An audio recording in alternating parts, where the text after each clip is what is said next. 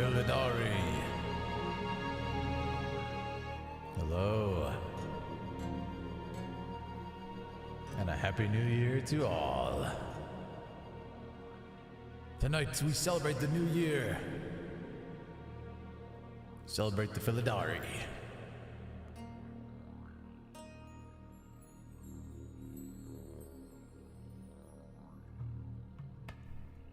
Welcome everybody to the stream. How are we doing today? I know depending on everyone's time zone, it's already New Year. It's already 2024. So I just want to say Happy New Year to everybody. If your countdown is still going, very, very excited for everybody to celebrate. And I know some of you may be busy, some of you may not. So I wanted to do a special show tonight. We're going to be celebrating the new year together. We're going to be celebrating the community and everything that we've done. We're going to look back at some of our favorite things, and we're going to be doing a cinematic tier list for World of Warcraft. That's right. All of the cinematics that we've watched so far, we're going to be ranking for the main expansions. And we'll start there. Maybe we'll go a little bit deeper into the ranking and we'll talk about characters and stuff. But I think that's where we're going to start. So I'm really, really excited to do that. And then we're going to talk, as always, we're going to celebrate the new year, and we're going to go into some more viewer choices from the amazing spreadsheet that was made. We're going to be going over our Dragoon tier members' choices that they chose for me to react to. So very, very exciting. Very, very exciting. Yeah. But welcome, everybody. It's a pleasure to have you. Let me say hi to everyone in chat. Hello, Campfire Goth, Crystal Morales, Jonathan Hogan, Bounce, hello Bounce, Neat Fury, Cassius, Brutus, Archimedes, all these legends, Jerry, Borth, Maimora, Lis, Rook, Akariat, beautiful, beautiful, beautiful. Spoilers will be deleted from 2024, that's right. How you doing, Akariat? Shay, hello.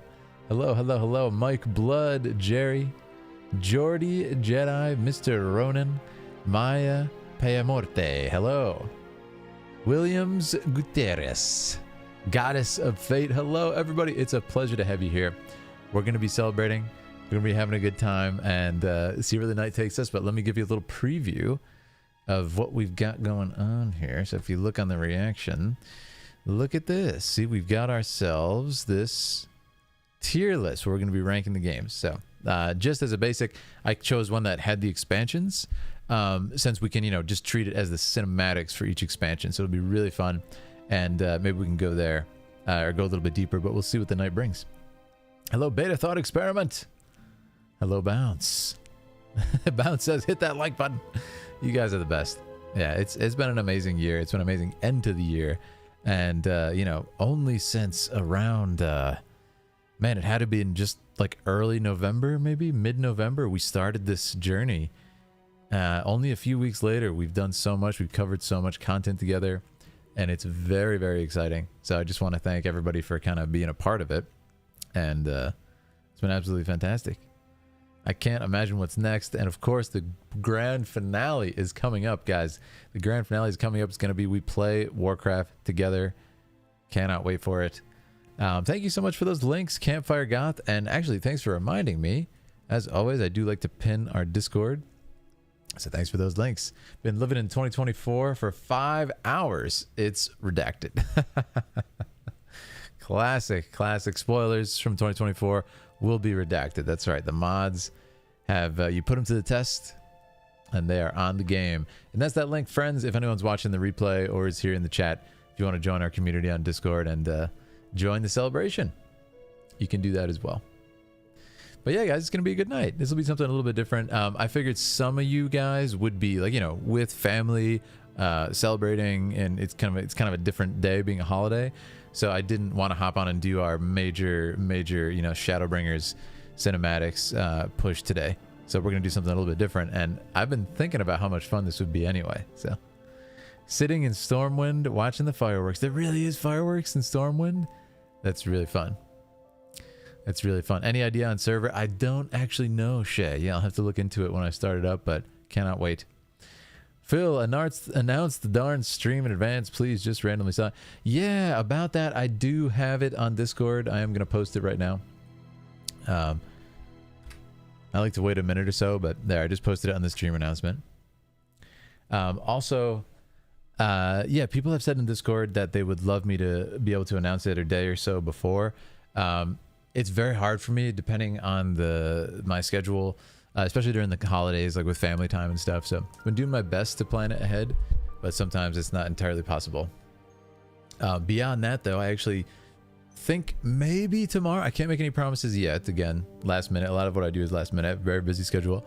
But I would love to do for our UK friends and our friends in other time zones that are usually asleep when I start the stream. I would really like to do just an earlier stream in general, so I could give you guys a chance to catch the whole thing and not, you know, not be like staying up till 5 a.m. or something for you guys. Waiting for Chromie. Fireworks for everyone. My roommate and I had some Korean barbecue for dinner, and now I'm ready to chill. That's amazing, guys. I would love to hear about your plans for the night, how you're celebrating the holiday. Yes. And yeah, LD, I did actually announce the stream in advance in a couple different places. On YouTube, I scheduled it. I think it was over 3 hours ago, and I also did post about it in Discord, in the general chat, and in the members chat. To get it a day ahead of time is a little bit tough for me. I will definitely do that sometime, but during the holidays, it's been pretty crazy. Phil has to play on Illidan. You think so? Yeah, we'll see. We will see. Would appreciate that, yeah. But I'd love to hear about your plans, guys. If anybody has fun, exciting holiday plans or anything going on tonight.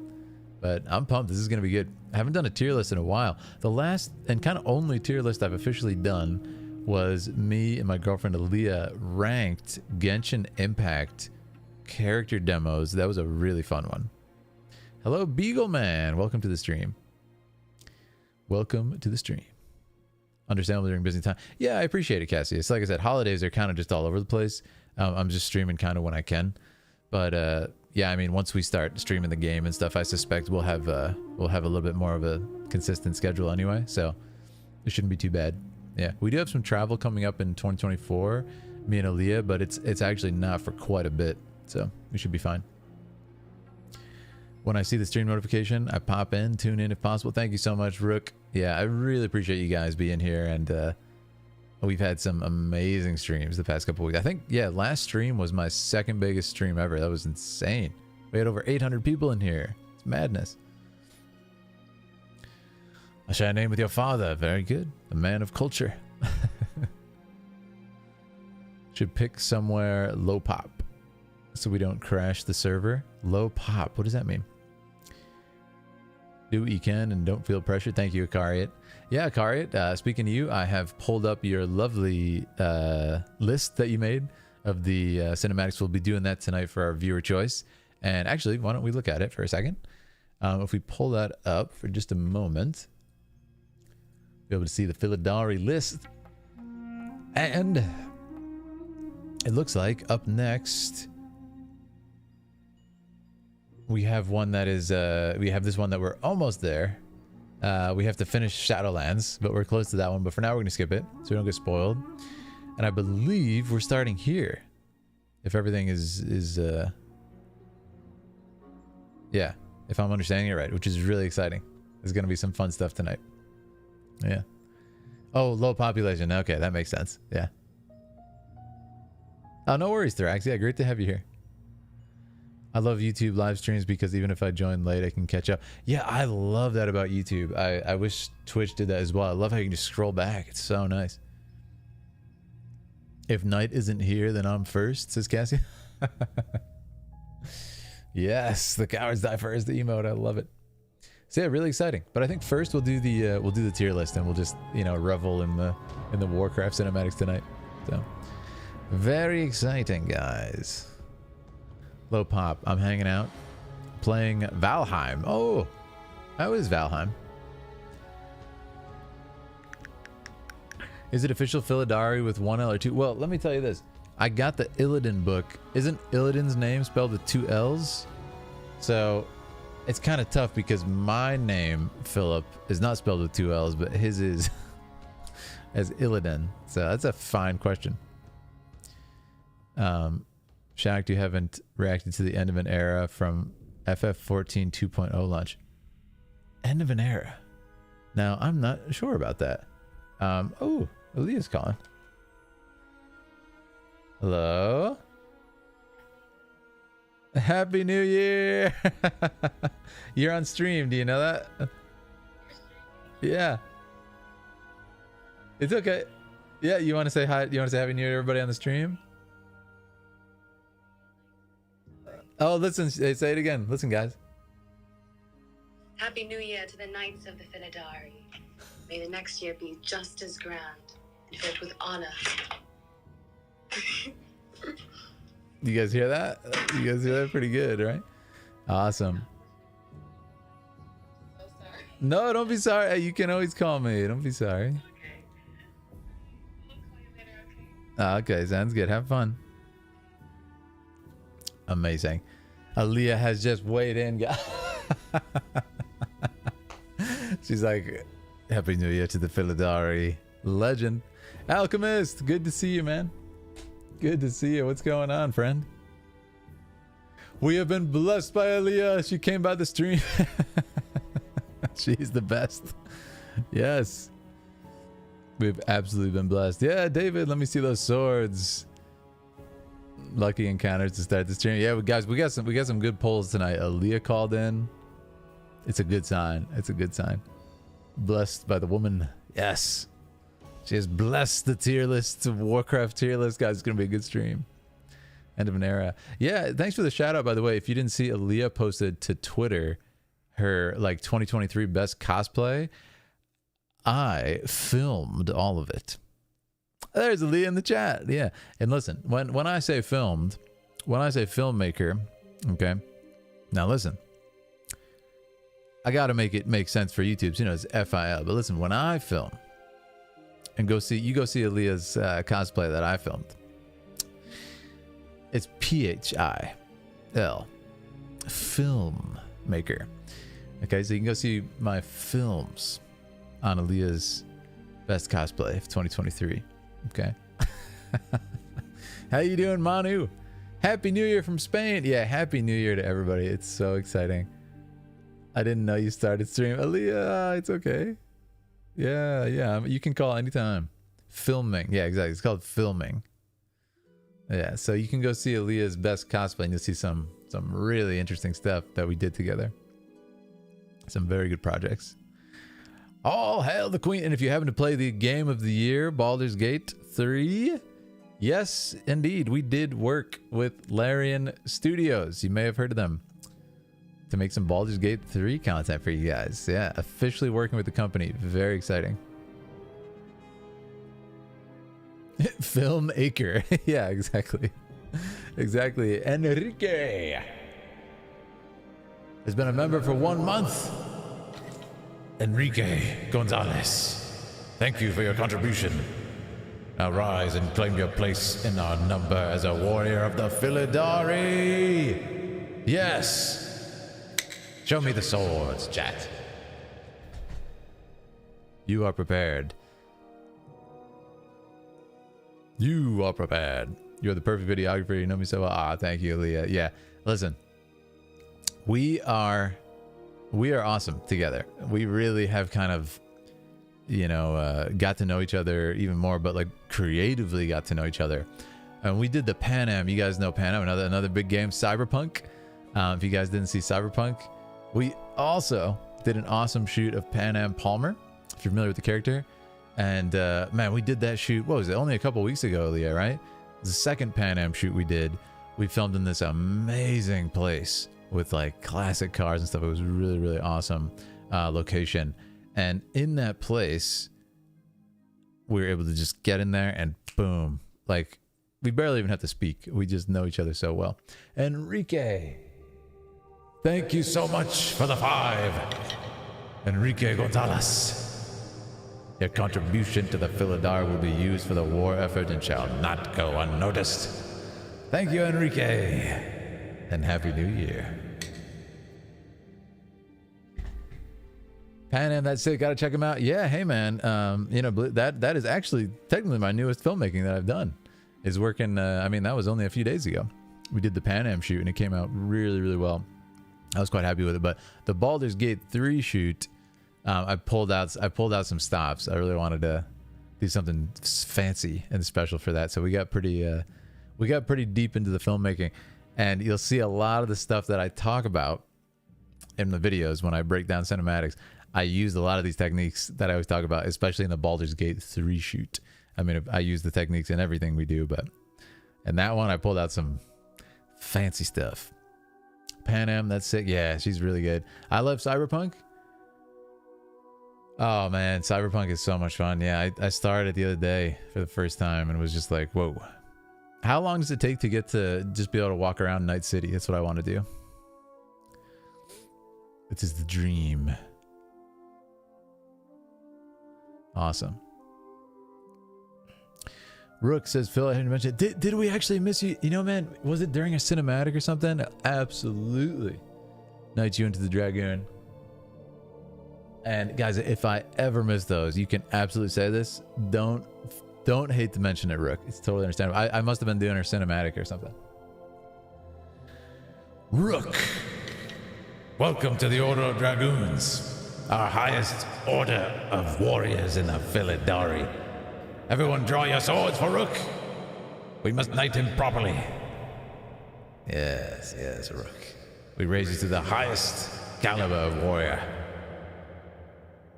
Rise and claim your place among us. You are prepared, Rook. A new Dragoon. Yeah, I swear I remember seeing you do it. It must have been during a cinematic. Please, you can always let me know. And yeah, look at all those swords for Rook. Yes. That's what I'm talking about. Have you watched and reacted to 15 years worth of Warcraft? I haven't. I think that was actually on the list, but I don't know if we're caught up so we don't get spoiled. I would love to do that. The Dragoons grow.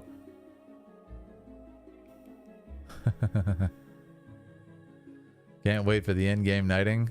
Hey, listen, if there's a way to do in-game knighting, we will do that. That would be so much fun. But yeah, like I said, hey, doing the stuff live and managing everything on my own, it must have just slipped under the radar, Rook. So absolutely no worries for mentioning that. We got to knight everybody. Just a couple of streams ago, it was worth the wait, though. Hey, thank you so much, Rook. Thank you so much. Got to give you that knighting for 2024, man. You got to be ready. Yeah, thanks so much for understanding, too. We don't want to miss anybody. In-game knighting would be so much fun. But yeah, look at that show of support, man. This is why I love the community here. You guys don't play around. Thank you for your genuine percent. Hey, thank you, Thrax. I appreciate every single one of you guys. Every single one of you guys. You look especially handsome today. Why, thank you, Aaliyah. Thank you so much. WoW's been out 20 years, so I think you've seen 15 years of it. That's incredible. Ogre! We have an official ogre, one of the most powerful warriors in our army, both a member and a literal ogre as a powerful ally to have among us, guys. You can do anything with in-game emo. Oh, we are going to be knighting. We're going to be knighting you guys in-game if that's the case. Also, I want to shout out a couple of our members. So you may notice, for example, Ogre, for example, Bounce. I see a few of you guys. Look at the badge next to their names, guys. They have been a member for over a month now, and they've re-become a member, and they have upgraded their sword. Look at their badge next to their name. And how cool is that? Me and Aaliyah designed these badges so the sword grows in power the longer you are a member. And I think it's the coolest thing because the people who got in first, the most loyal and epic Philidari, yeah, Archimedes, look at your name, right? You'll see their sword start to look different, and then it's going to look really different as you level up. So yeah, the silver swords, exactly, yeah. So they're going to start to look like, ooh, it's silver, that's cool. And then they're going to really level up. And you can see how they're going to level up on when you click memberships. Yeah, Bounce as well. Look at that. Bounce has upgraded their sword. What sword? Oh, here we go. Here we go. Campfire Goth as well. Look at that sword, man. YOLO Alchemist. Look at that sword. Oh, man. You guys are cooking. Yeah. Swords reforged with steel and honor and wind and truth. So excited, man. So yeah, it's really fun, and it just shows, you know, it's just a sign of honor too amongst the Philidari to be able to show that off and be like, hey, I've been supporting, man. I've been supporting, so it's really cool to see. And as they get further into it, the swords are going to get even crazier and glow and stuff, just to give you a little idea. So it's really exciting. Those swords need to become Buster Swords later. That's a great idea, Alchemist. Yeah, it's a great idea. Maybe one of the tiers. Yeah, speaking of Buster Swords, guys, Final Fantasy VII Rebirth is coming out in almost exactly 2 months, I think it is, right? Almost exactly 2 months. We're going to be playing that whole game on stream. Between this and Twitch, maybe both at the same time, but we're going to be playing it here for sure. Cannot wait. We've advanced from the Bronze Age to the Iron Age. Exactly, man. That's what we had in mind. We're like, okay, we'll start out, you know, bronze, wooden, like a training sword. Okay. And then we'll go iron, steel, and then we'll go from there. So it's pretty exciting. And then, okay, let's think Warcraft. Let's think Final Fantasy. Let's think Genshin. What's some of the games we cover here? Maybe like magic swords and everything. So we get pretty creative with them. Yeah. And we also haven't added all of them yet because, you know, when I launched memberships, obviously no one's going to have the later ones yet. So I was like, okay, we'll just reveal them as people are signed up for a month. I need my ATM. Ooh. What is that? Yeah. Inflatable blessed blades of the Windseeker. You guys are the best. Oh, also we got to put fire wood on the fire soon. Prepare yourselves for that, guys. Prepare yourselves. What is today's stream about? Hello, Thrax. Today's stream is going to be, I'll actually give you a preview. We are doing some really fun stuff. We're going to start with a World of Warcraft tier list. Now, you may see all the expansions here. So, we are going to be ranking the cinematics for each expansion. And this is going to be my thoughts. But it's going to give a really good opportunity for all you guys to share your thoughts as well. And I'm going to be telling you kind of which ones I think are the best. And you all already know that I don't dislike any of them. So, you know, a lower rank on the list does not mean they're bad. It means that I just think the other ones are that good, if that makes any sense. So, also, these are kind of interesting because, you know, we're in a weird situation with these. For example, the original World of Warcraft cinematic is so old. The first two are so old. By the time we get to even Lich King, the graphics have upgraded so much. And then like Mr. Pandaria changes art style again in Battle for Azeroth. It changes a lot. So, you know, this is going to be a pretty difficult tier list to make with that in mind. When we did the Genshin Impact tier list, the art style has been the same since the beginning, right? So it's a little bit different, but it's going to just make for some really fun conversation. And because of that, there's going to be a lot of kind of philosophical considerations in this tier list. And don't worry, I'll move it so you can see everything better when it's time. Happy New Year to the Philidari. Thank you, Jay Johnson. Yeah. Reacting and breaking down Lord of the Rings. Reactions, that would be a dream. I would love to talk about the Lord of the Rings all day. It's one of my favorite films ever, Fellowship of the Ring. Copyright will literally not let me. Could do it on Patreon though, so maybe it's something we can consider. Yeah. Shadowlands is absolutely incredible. Oh yeah, Shadowlands is awesome as a cinematic. Disconnected from a player or someone who knows so much is better though. Yeah, thank you, Thrax. We have a lot of fun with it. We have a lot of fun just hopping in blind, and you know, I try to show you guys, and I hope it comes through. I hope that you can see that I genuinely invest myself in this. I genuinely listen to what you guys say and listen to the lore. I genuinely try to learn and kind of engage with it and stuff. So I hope you guys can see that as I kind of grow in my understanding of Warcraft and everything that I play. Have you seen the remastered Wrath? Remastered Wrath. I think that's actually what we watched. Maybe. I'm not sure. Philosophical, says David. Yes, that's right, David. David got that silver sword, too. Beautiful to see. So does Unka Noah. Favorites to least favorites. Yeah, exactly. So, I just want to preface it by saying they're all absolutely amazing. Like, you know, and it's going to be more what I prefer in filmmaking. And I'm going to explain it. It's not just going to be like arbitrary. Yeah, this one's nice. I'm going to explain to you why I think certain ones are higher up for me. Happy New Year, Honey Bun Empress. How you doing? Maybe split it into 3 types. Cinematics, realistic, pre-rendered, in-game cutscenes, and stylized. That's not a bad idea. Valine. Clearly quite obvious, says Cassius. Thank you. Difference, a pure cinematic versus gameplay. Yeah, exactly. And if we start including gameplay cinematics, that's just going to be a whole other can of worms. I think we'd really have to rank those separate. I think we'd honestly have to rank those separate, to be completely honest. It's too like confusing at that point, you know? Because if you start ranking like visual fidelity and filmmaking tools, the in-game ones don't even have half of the stuff that they use as tools in the pre-rendered. I can't dislike someone who likes power scaling as much as I do. I love power scaling. I love power scaling so much. I do. Yeah. When you recognize Bolvar in the Shadowlands setting, I was so proud. Thank you, Unkanoa. Yeah, I am very pleased and proud of myself when I've called out a couple things like that. I'm like, wow. Like, yeah, Ner'zhul and something like, wow, I'm actually remembering stuff. Okay. I was thinking gaming it, yeah. Good morning, Sarah Delaney, and Happy New Year. Ah, thank you so much. Thank you for answering. Says reactions, maybe not full movie as copyright. To this day from a filmmaker. Oh yeah, they really are some of the best films ever made, and sadly, kind of the last of its kind. Lord of the Rings. I could talk about it all day, and I watch it constantly. I love it so much. BJ Honeycutt, how you doing? Slept through your alarm. Hey, welcome. You're here. Filmmaking techniques. I cannot wait for you to react to Dragonflight. Oh, I can't wait too. Yeah, listen. Obviously, Dragonflight is the only one not on here that we're not going to be able to place, but it's completely fine. We'll come back and place it after we catch up.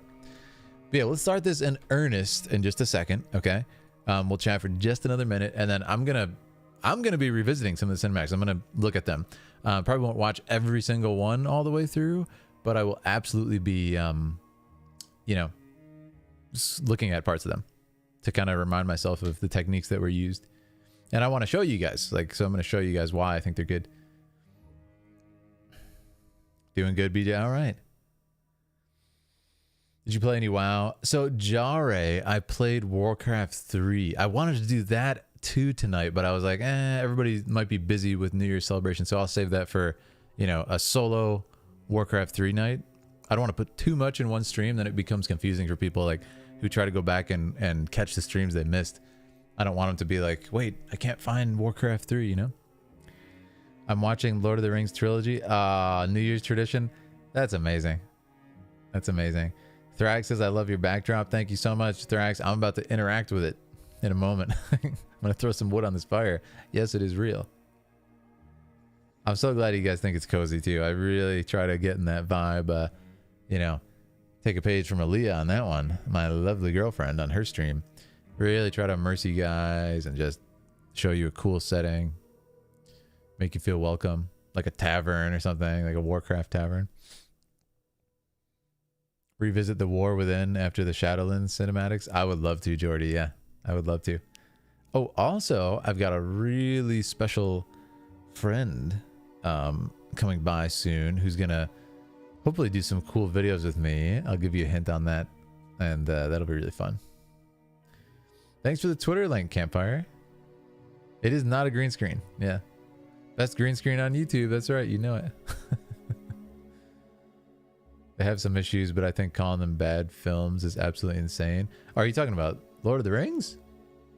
Oh, The Hobbit. Oh, yeah. The Hobbit is really good. Like, there's a couple things. Like, the Lord of the Rings is just so crystal clean and perfect that people freak out a little bit at The Hobbit. But, I mean, me and Aaliyah rewatched the Hobbit trilogy. I think it was this previous year. And we were like, so I thought this was bad. Didn't we not like this when it came out? And then we're like, this is amazing. Like, this is so good. Like, there's a few scenes where you're like, this does not need to be here. This was added because they need to make 3 movies. But beyond that, it's amazing. Yeah, there's just like extra scenes that are kind of like, why is this here? Huh. Anyway, let's just watch the next scene. That's amazing. Peter Jackson, Lord of the Rings. Like, it's incredible. And also, what's his name? Martin, who plays Bilbo, is like absolutely amazing. Yeah, and as someone who's into Lord of the Rings as I am, and reading Lord of the Rings and the Silmarillion and everything, it's a dream come true. It's just more Tolkien. You know, there's not a lot of Tolkien stuff out there that's incredibly good. Golshire Tavern, yes. Did you see Rings of Power? I did see Rings of Power, yeah.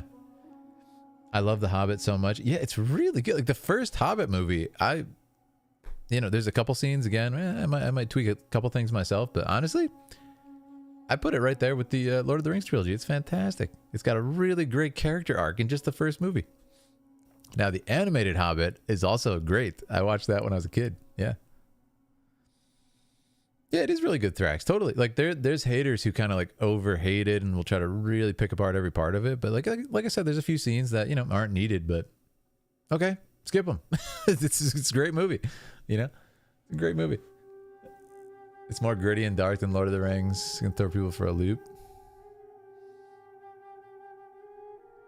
Ooh, what's this, Cassius? The Hobbit was my favorite book when I was younger. When I joined the army, my mom gave me a dog tag that said, "Little by little, we all travel far." Wow, that's amazing. It's really meaningful. We have a new warrior.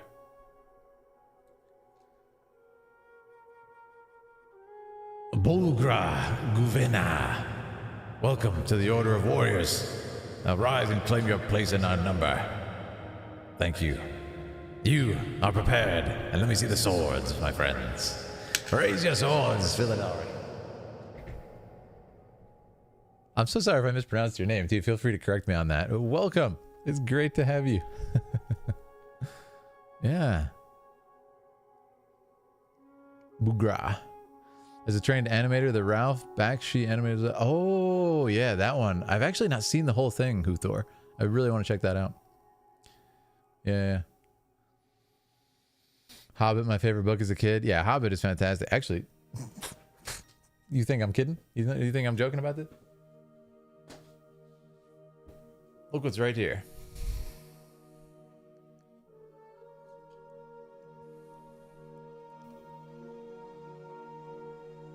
Look what's on my desk right now. Unplanned conversation. Not a fake fan, all right? How cool is this? You see the dwarven runes on the side? I mean, come on, guys. Tell me that is not the coolest thing you've ever laid your eyes on as a Tolkien fan. Feanor did nothing wrong.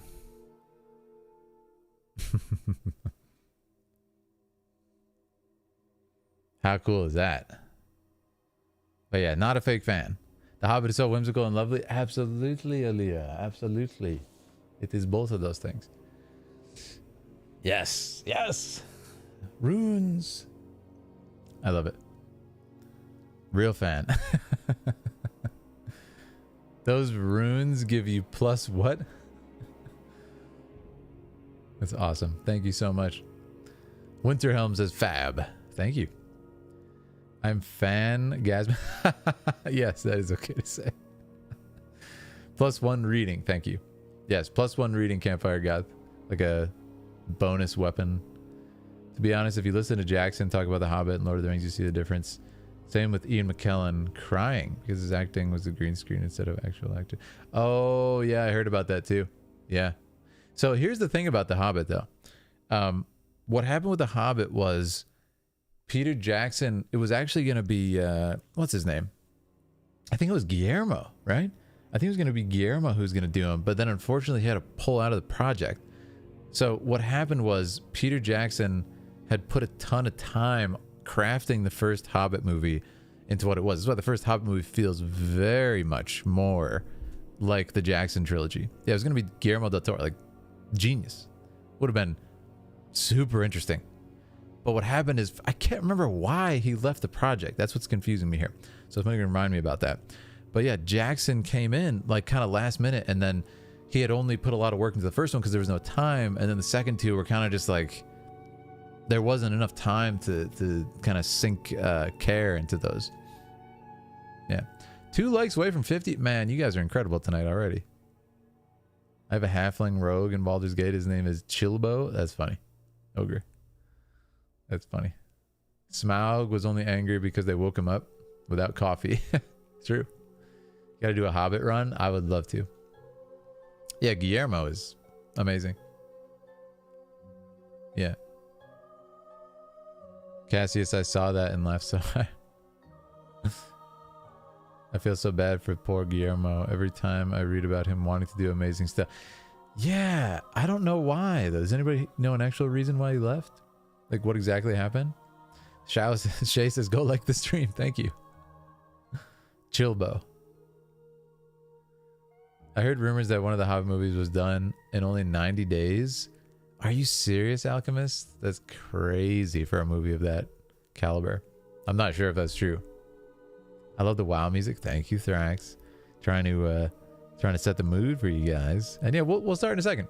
I just love chatting with you guys, and it's, you know, it's a celebratory night. So 50th like, David. Congratulations. Thank you. Expanded on Thranduil. Yeah, exactly. So the thing is about The Hobbit, you know, a lot of people will be like, yeah, there's extra scenes that aren't so good and stuff. Look at the stuff with Thranduil and tell me that's not great. Legolas's father. Incredible stuff in there. Really, really, really good stuff in there. So I'm all for that. It's amazing. You know, like I said, there's a couple scenes you don't like. Fast forward or something. I love start of stream bans. Yeah, this is really fun. I love talking to you guys. Like I said, you know, this is why I stream, for the community. So I feel I would be remiss to just like launch into content and ignore you guys. I think that's crazy. Obviously some streamers barely can read their chat. It's so fast, so I get it. But I love talking to you guys. I only found out recently that Guillermo did Pan's Labyrinth. Oh yeah, he is a master. You plan to do more Overwatch? Yes, actually, it's on the list. I think Overwatch is the first one we're doing for the viewer choice tonight. So stay tuned for that. Yeah, let me show you the spreadsheet. So, the spreadsheet made by Akariat. We have our Dragoon requests here. I believe the first one we're doing tonight is this one from Nightwalker. I'm pretty sure. So that's really exciting. Calling. Overwatch 2 animated short. Yeah. The first two are Overwatch, in fact. Yeah, it's really exciting. Very, very good. So yeah, in just a moment we'll get to the tier list. We'll do that and then we'll start those. It'll be a great night. The car it. Del Toro left due to union dispute. Ah, come on. Kept delaying the project and he couldn't wait any longer. Oh, that's so sad. So he wanted to work on other stuff and had schedule. So disappointing. But hey, like I said, there's still great parts in The Hobbit. The cast absolutely killed it. They did so good. I do remember that clip though of Ian McKellen crying. I swear I've seen that. Yeah. Just came back from the pub, ready to chill with snacks. All right, Chimera Kate, back from the pub. Welcome back and Happy New Year, guys. Honor and Glory makes me very emotional. Well, perfect. Perfect. We're in for a treat then. Cannot wait. I can't stop myself. You heard fireworks? Crazy. PJ was doing 16-hour days. Stop. He was getting sets ready the day before. Had to fix a lot in post. That's why there's a lot more CGI. That is so sad. So they didn't have time, man, for The Hobbit. After the success of The Lord of the Rings, it's just unbelievable that they would do that. Like, what is wrong with studios, man? Hobbit had been one movie instead of three, it would have been fine. I mean, yeah, I think the first movie's great though. Honestly, I don't see any downs to it. I can't imagine what he thought of the Cats CGI. Whew. Oh my goodness gracious. We have a new Dragoon. Pineapple Studios. Welcome to the Order of Dragoons. We knight you this day and raise you to the highest caliber of warrior in the Philidari. You walk among legends, my friend. Now rise and claim your place in our number. And collect your equipment in the chat. Show me the helmets and swords, Philidari. A new Dragoon. That's insane. So welcome, welcome, welcome. You get to choose a video for me to react to as well. So make sure to connect the Discord, connect your YouTube account, and let us know what we're watching. Very excited. A new Dragoon, guys. This is a big moment. Yeah. I would hate to be stuck in a green screen room. Oh, yeah, totally. And think about this. You know, you have a Shakespearean legend like McKellen, Ian McKellen, Sir Ian McKellen. Stuck in a green screen room for like months, apparently. Ooh, that'd be rough. I mean, this is a guy who's worked in like, you know, amazing environments, and it's gotta be terrible. Ian was crying because of the decline in standards. The difference between Lord of the Rings and Hobbit. Lord of the Rings acting with real actors. Hobbit was all green screen. Man, that's so sad. Also, unfortunately, what happened, I think, is that like he probably would have been alone for so much of it, guys. Because think about it. He's with the dwarves and Bilbo. He's the only human-sized person. So, like, he's probably in green screen alone. Standing in a room alone, doing all his lines. Like, that is sad. For a legend like Ian McKellen, it's gotta be awful, man. Chip the cups and crack the plates. That's what Bilbo Baggins hates. Be rough to go from stage to green screen. Yeah. Dream Tolkien Project is an animated depiction of Anundale in the vein of Disney's Fantasia. That would be awesome. It'd be rough to go from stage to screen. Must feel so draining. Yeah, it's got to drive you insane. Yeah. Yeah, Christopher Lee met Tolkien, which is so crazy. And he read Lord of the Rings every year. Rest in peace, man. What a legend. I love Christopher Lee. He's a big inspiration. Like, his voice is absolutely iconic. Yeah, imagine it's so isolating. Literally alone. Like 24/7. But it's not even just like boring and stuff. It's got to be so uninspiring. And that's the thing about acting. Like you know, you respond to the actors. It's got to be awful just standing there like alone. And you know, think about these amazing admit it, your background is a green screen. I'm going to show you in a second it's not. Or I'm going to give you evidence that it's very good CG at least. Had to be shot that way for The Hobbit because it was a 3D movie. They couldn't do the same thing. Man, it's so insane that they shot it 3D. Like, nobody cares a couple of years later about 3D. Like, nobody's watching 3D movies in their house, you know? And it's just such a shame that for that reason they did that. When, again, like, nobody cares. Like, nobody watches Lord of the Rings. Like, Lord of the Rings isn't in 3D, man. I ain't watching it. Like, it's insane. Yes, I know Christopher Lee. I've heard some of his singing in like metal bands.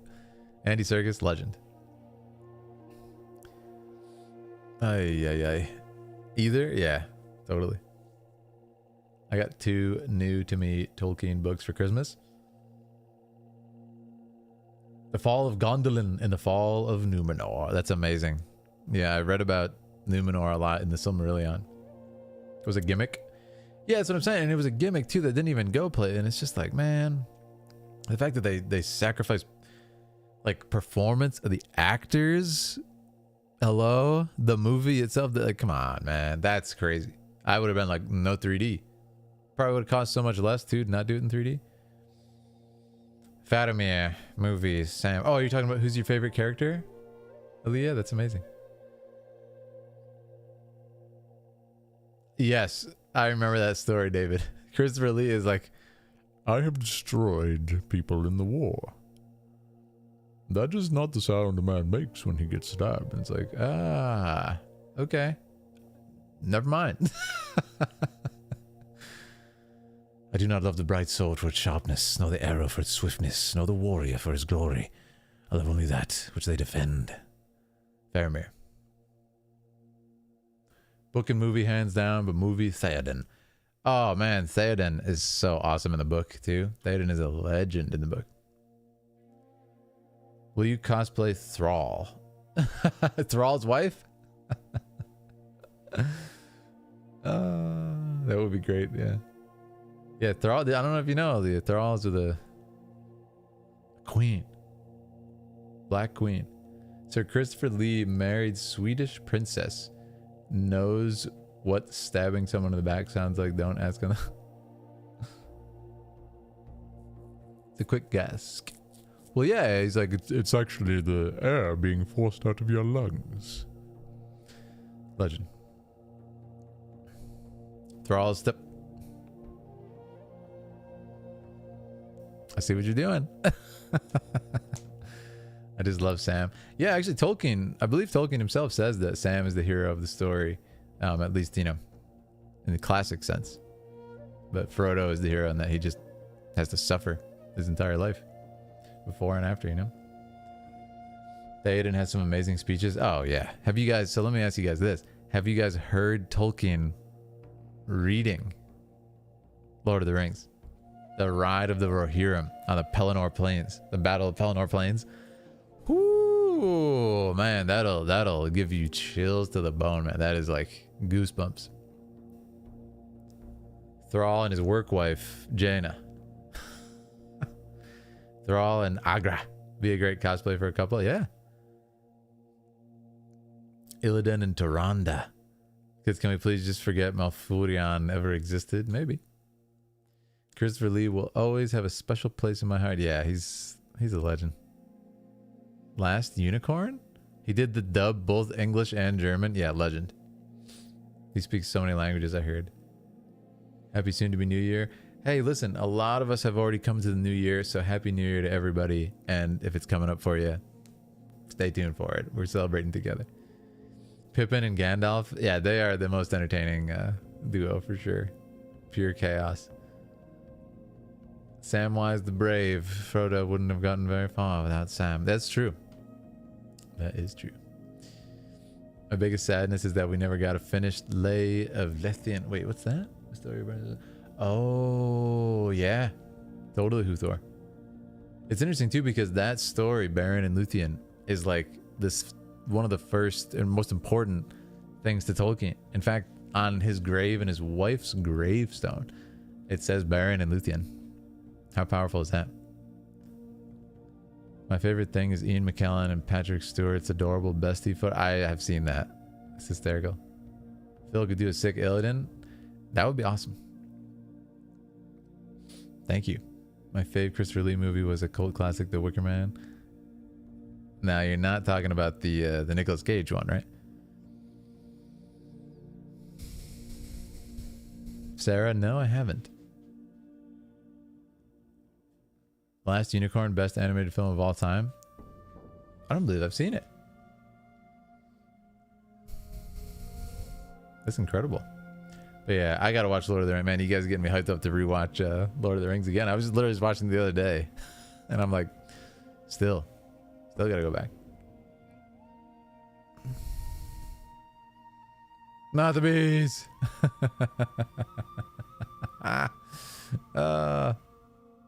I love Nicolas Cage. He is a legend. He's another legend. It is very good. Awesome. I gotta see it. All right, guys. What do you say? I'm having so much fun talking to you guys. But do you want to start the tier list? Yeah. Spartan. Beren and Luthien book, which outlines all different versions of the story based on his notes. That's awesome. You watched it last night? Moon Dream? Oh, it's so cool. Nicolas Cage, man. There's nobody like him. There's nobody like him. He's awesome. Children of Húrin. Narrated by Christopher Lee. Ooh. One of the last things you worked on? I did not know that. Huthor? That's so cool. I might have to pick that up. That's so cool. What do you think of Rings of Power? I enjoyed Rings of Power. Yeah. It was an interesting show because... I mean, just as a Tolkien fan, I feel like a lot of people take it, they take this stuff too serious. Because I'm a Tolkien fan. I'm a fan of this. Tolkien's work. Okay? This is Tolkien's work. Tolkien's not around anymore. So a show is, you know, it's somebody else's interpretation. Like, it's not that serious. And a lot of people take it so... personally and serious and get very upset about if it's not like exactly what they envision. So I mean, yeah, I enjoyed the good parts of Rings of Power. Like, the interesting thing about that show was the scenes with Elrond and Durin are just incredible. Like, they are absolutely feels like Tolkienian and is so wonderful and kind of has the spirit of Tolkien, even though it's not from any text. Absolutely loved it. And there's other scenes where it's like, it doesn't quite feel like the spirit. There's also just some weird writing stuff. Like, I saw Brandon Sanderson, he's my favorite writer, talking about it, and one scene he pointed out, and I was like, that's a really good point, was there was a scene with the hobbits, or like the not hobbits, you know, the like proto hobbits, and they were like, they sing a song. It's like a very emotional scene. They sing this beautiful song about like no one's ever gonna get left behind. We're a pack, whatever they say. We're a tribe. We're a pack. No one's ever gonna get left behind. And then literally like the same episode, or the next scene, they're like, we're leaving you behind. Like, you hurt your leg. Well, tough luck. You are now left behind, and you're dead. So die now. We'll leave you to that. And it's like, what? So it's just like, the writing is so like, why would they do that? You know, Ogre has gifted 5 boons of power to the Philidari. Lys, J. Wild, Miss Ladybomb, PSI Storm, and Victoria was gifted members by the Ogre himself. This is a great boon. Please thank the Ogre for his sacrifice. Yes. Thank you so much for the 5 gifted memberships. That's incredible. Hey, if you guys got one of those, please send a thanks over to Ogre. What a glorious New Year's celebration. The extended movie. Now, which one is that, Dragon? I think I missed part. Lindsay Ellis has some pretty good critiques in The Hobbit and Rings of Power. Lindsay Ellis. I love that song scene. Yeah, that's what I'm saying. The song was like, ooh, this feels good. And then they're like immediately, anyways, you're left behind. So yeah, stuff like that. It's just, you know, needs a little tidying on the writing. You can still do that plot line, but yeah, it's just like the timing was quite strange, right? The dwarven women didn't have beards. They actually did give her beards. Yeah, they did give her beards. But you know, stuff like that, again, Spartan, I wouldn't take it serious. Like, I wouldn't take it that level of serious. Like, you know, that's not a thing that like our women have at all, and it's gonna automatically be very unapproachable for non-Tolkien super fans who know that. So the percentage of people that actually know that dwarven women have beards is so incredibly small. So like, there's certain sacrifices that are okay. I get it. Like, would have been cool to see that, and they did give her like, you know, some nice hair on her face. But you know, I get it. It wasn't like a dwarf beard. So yeah, best community. But I'd much rather they focus on, you know, the writing of the scenes and the characters and the story arcs for each character than you know, beards. Not all who wander are lost line from the original poem. That was nice. Yeah. Tolkien himself didn't give them beards. He flip-flopped back and forth on it, but eventually settled on it. No. So if we're going to the purest angle. Oh, okay, so they didn't have beards, says Huthor. If that's true, I didn't know he had settled on it.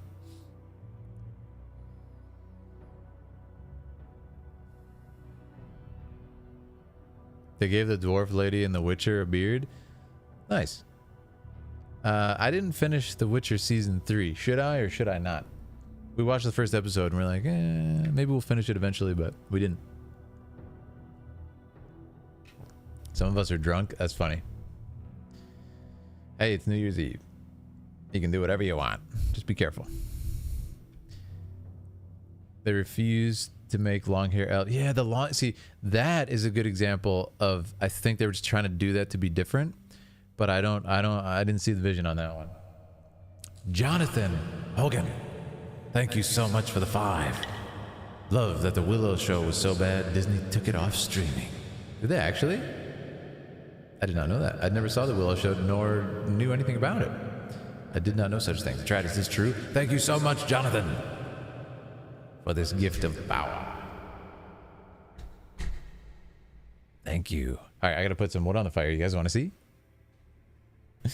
You guys want to watch? All right, here we go.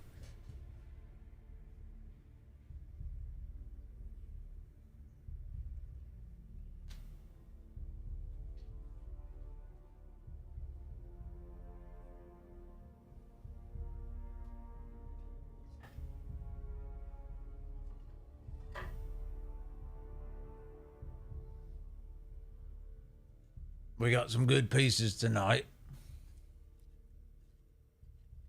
Some fine wood there.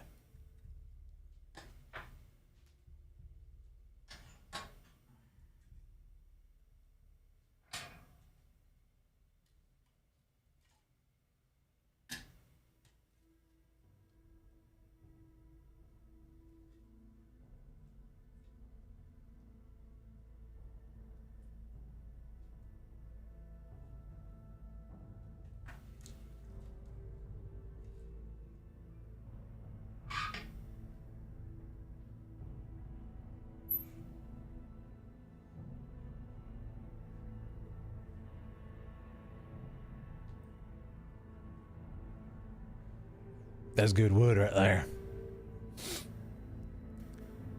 Green screen wood. Yeah, that is not real. Nothing's real in the background.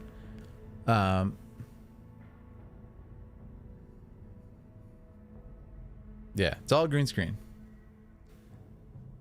It's all green screen. Yeah, it's 3D green screen, artificial reality. It's not actually real. Nothing's real here, including me. The first two pieces look like the last one. Definitely not. Those leopard print pants. Yeah, it's all green screen. Nothing to see here. And you can see the fire lights up. I actually programmed it to light up on time, very realistically, as real firewood. Yeah, you got to keep nails in it. Insane skills. Thank you, man. Thank you so much.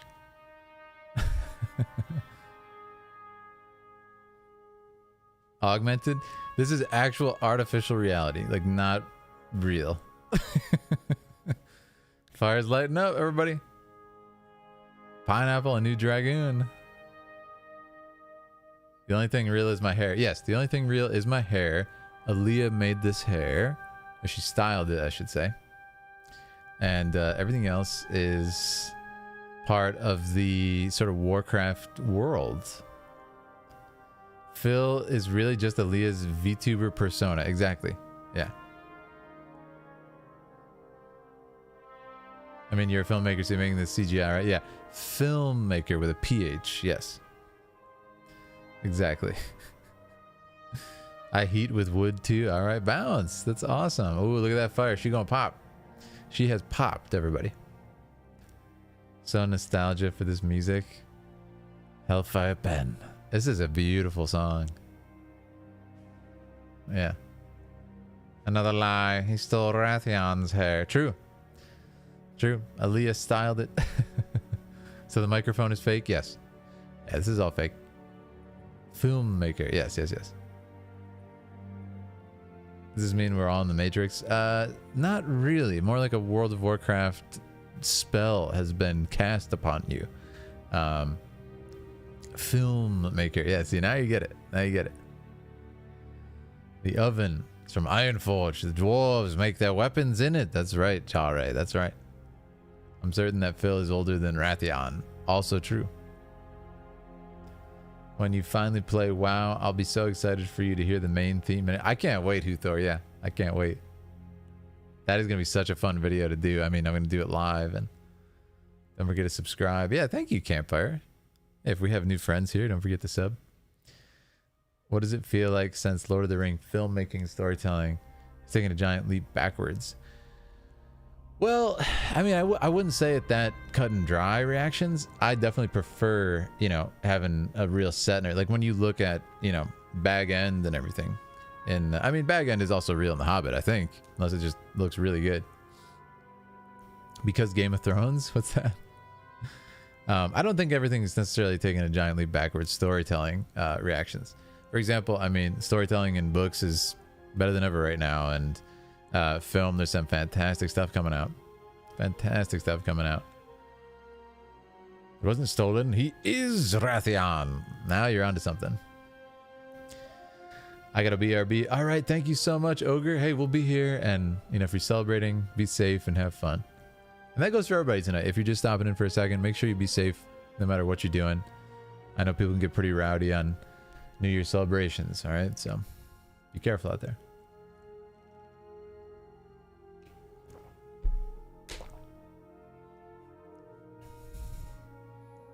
Dwarf music, Spartan, awesome. Phil walking into Stormwind, hearing the music, I can't wait. That's gonna be so fun. WoW has such good music, especially pre-layoffs. Really? They use the same sets in The Hobbit as they did in Lord of the... I was gonna say, I know like the Shire and Bag End are in the same place, right? But I think they actually filmed The Hobbit in London for the studios, like non-location stuff, right? Mainstream fantasy movies. The first Dune wasn't bad. Oh, that was fantastic. Yeah, Dune is masterfully done. Knowing the books too, I'm excited for the second one, for sure. And if he does do the second book, oof, That's gonna be rough. The second Dune book is just depressing. Watching as I iron my outfit says edgy. Great, it's exciting. Night of Sarcasm sneaks in. 3 young man, 1 Switch, and thankfully I have a rig. Wait, what? I would love to see Stormlight adapted, not into film, but into an arcane style series, says Nimlith. Yeah, it's really tough, Nimlith. I'm gonna be honest, I would love to see it live action. I would love to see it kind of like definitive live action, but I think an arcane storytelling with maybe the slightest adjustment to the art style to make it more realistic, just not fully realistic, just a little bit more realistic, might serve it well. But I'm gonna be honest, I love the Stormlight miniatures. Did you guys get those? Are you a super fan like me? The Stormlight miniatures have official character designs, and I love them. They have this kind of like, I don't know, almost like Disney World of Warcraft type art style. I really like it. The second and third book in Dune are weird as heck. I have not read the third one yet. I stopped at the second one. It was so depressing. I literally put it down. I'm like, I'm done. I'll probably finish the rest another time. It must be me. I feel like filmmaking has gone backwards. Feels a bit soulless. Well, it's not that it's gone backwards, reactions, but it's always has been this, and it will continue to be, you know, moneymaker for studios. And with the advent of streaming now pumping out a ton of video, like there's so many more films nowadays that you kind of feel desensitized to it, and they can pump them out so quickly now, and so many of them, that no doubt the filmmakers themselves feel, you know, less inspired and kind of less special when they're making a film. Like, you know, there's just so few made that you pretty much knew every movie that came out every year, you know. That's not the case anymore. There's like hundreds upon hundreds of movies that release every year now, and good luck keeping up with them or seeing them all.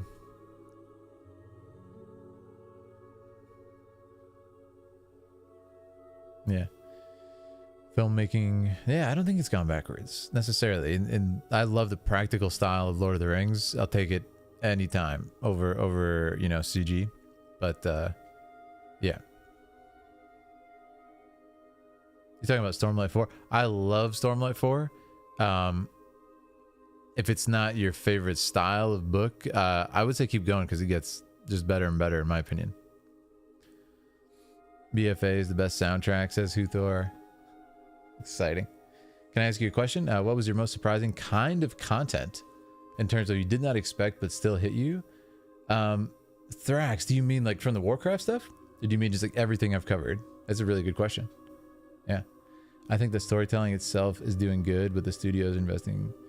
Yeah, the problem too is the formula. It's like they're trying to be moneymakers, and it's unfortunate. No matter what your opinions are on Marvel, Marvel has contributed very much to this. Again, it's not really have anything to do with the content of the Marvel films. It's more the fact that they just showed that franchises make so much money, and you can make a lot of similar movies once you kind of establish a franchise like that and make just print money. So a lot of other studios then tried to make franchises, as we saw with, you know, the DC thing and everything, which is now extinct and has ended and was a failed attempt. And I think they lost money on most of their films, the DC stuff, right? But yeah, I really hope that, you know, for the good of the future of cinema, that they do stop trying to do franchises of everything. Absolutely. But there's definitely hope for cinema. For example, Oppenheimer is a film that's 3 hours long, completely talking. There's pretty much no action in the entire film, just talking scenes. Half of it's in black and white, and it made $1 billion. There's definitely hope for cinema with that sort of thing happening. Anything I've covered so far? Oof. I would say, honestly, World of Warcraft in general has just surprised me so much. It surprised me so much, guys. Like, I didn't know anything about World of Warcraft besides, like, I don't know, like Leroy Jenkins, you know? And to be able to go and just kind of get so surprised by everything. War Within was like the most shocking thing to get into. And then, you know, coming in and meeting you guys and everything, it's been so great. Yeah. Boy and the Heron. I got to see Boy and the Heron. Yeah, I haven't seen it yet. Words of Radiance, one of my favorite books ever. I love Words of Radiance, but Oathbringer is also one of the best ever written. Yeah. As we saw with Warcraft movie 2, they wanted to make a Warcraft movie franchise. Yeah, exactly. Right. They wanted to do that. And that was just a poor choice for the first film. Really not a way to grip people, in my opinion.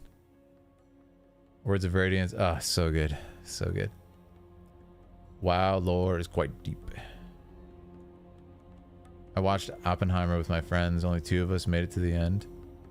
I loved it. The rest of us thought it was boring. Well, that's what I'm saying. Like, most people thought it was boring because they're conditioned now by sort of like the franchise Marvel stuff. Again, doesn't really say anything about the content of the films. Like, if you enjoy those films, amazing. It's more about just that's like conditioning people to be the only thing you see in movies now. Yeah. Infinite money in China. Oh, with the Marvel stuff. Yeah. Marvel Oppenheimer has shown that people want good movies to see. Yeah, exactly. And a lot of the Marvel films have done poorly now too, which shows that there is a limit to how much you can milk the same characters, right? If it's not good content with them. Warcraft movie bombed and they made a bunch of money in China. That's what I heard. Yeah, you guys told me that. Yeah, listen, we watched the WoW movie night over on Twitch. That was so much fun. Barbie I've not seen yet. Yeah. Oh, I thought Oppenheimer was masterful. Yeah. What an ending too. My goodness.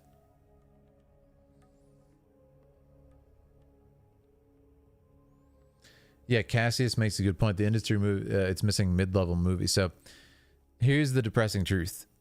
Who knows The Princess Bride? This will sum up everything right here that you're talking about. Does anybody know The Princess Bride? One of my favorite films ever. I could watch it right now. I could watch it tomorrow. I could watch it the day after. I'll watch it anytime. It's one of my favorite movies. Okay. Who knows The Princess Bride?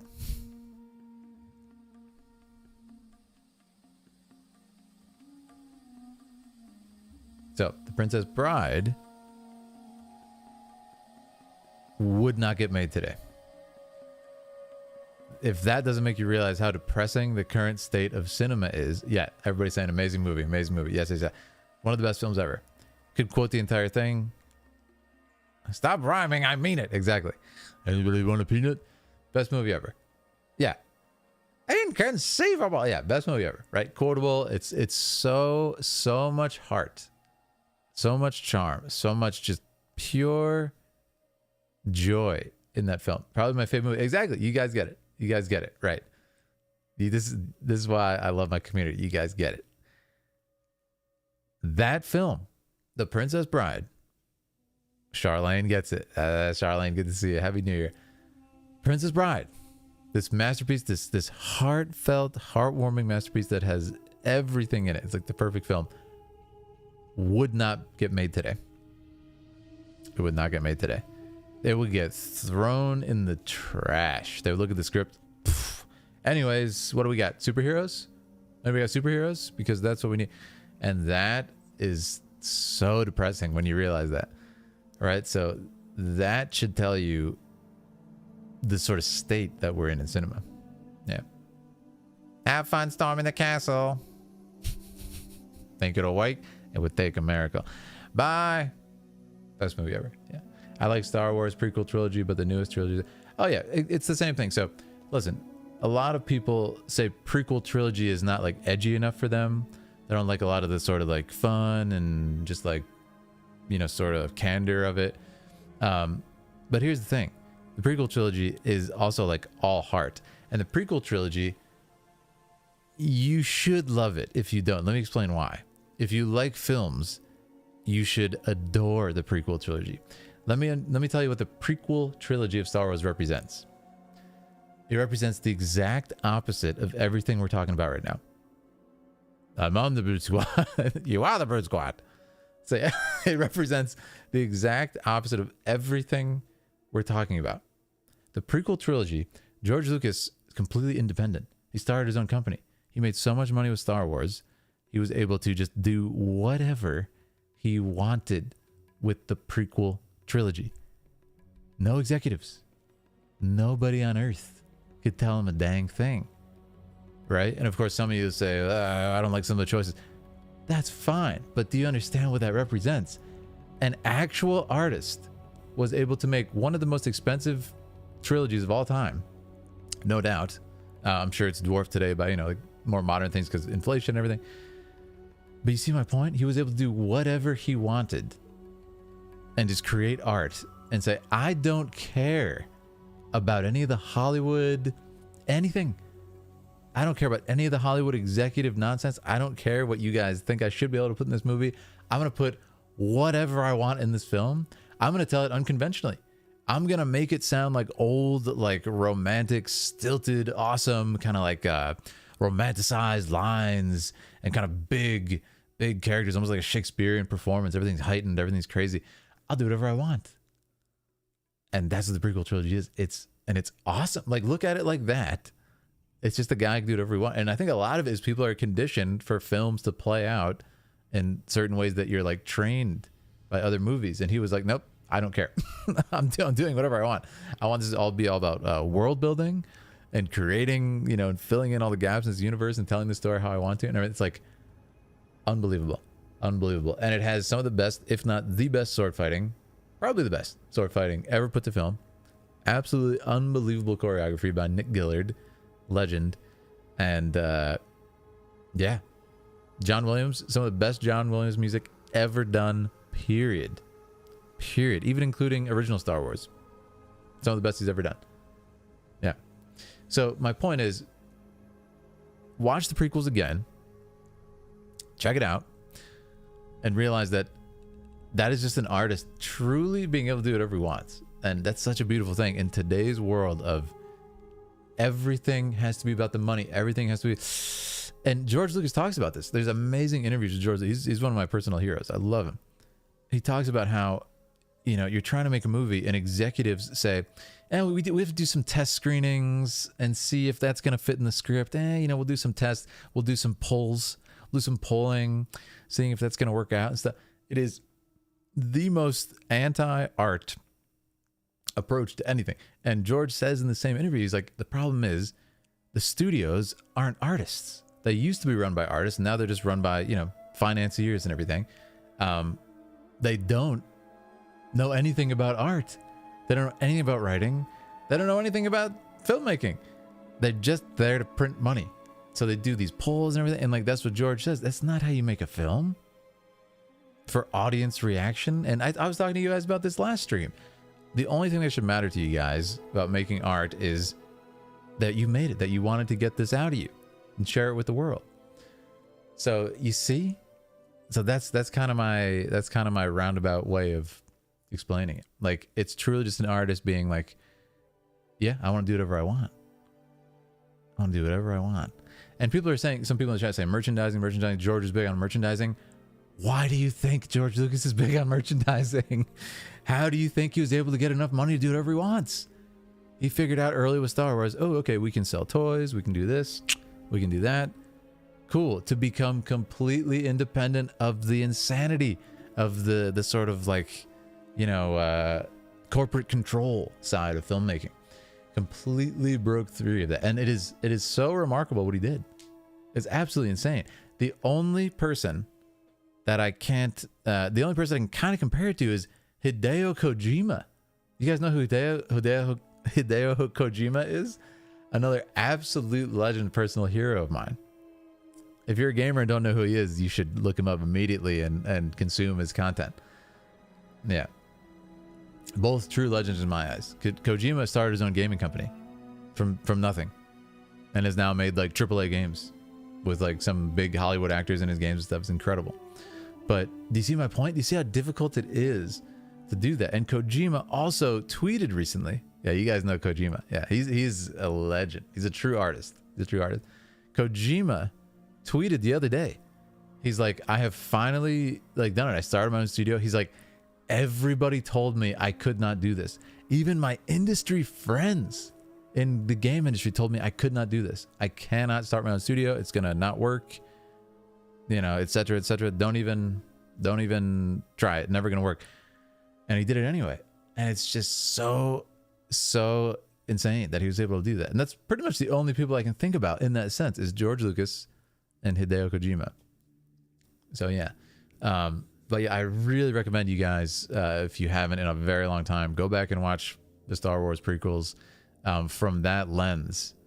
Just realizing that this is an artist truly being able to create art without executive sort of like money centric thought, and it should be celebrated for that reason.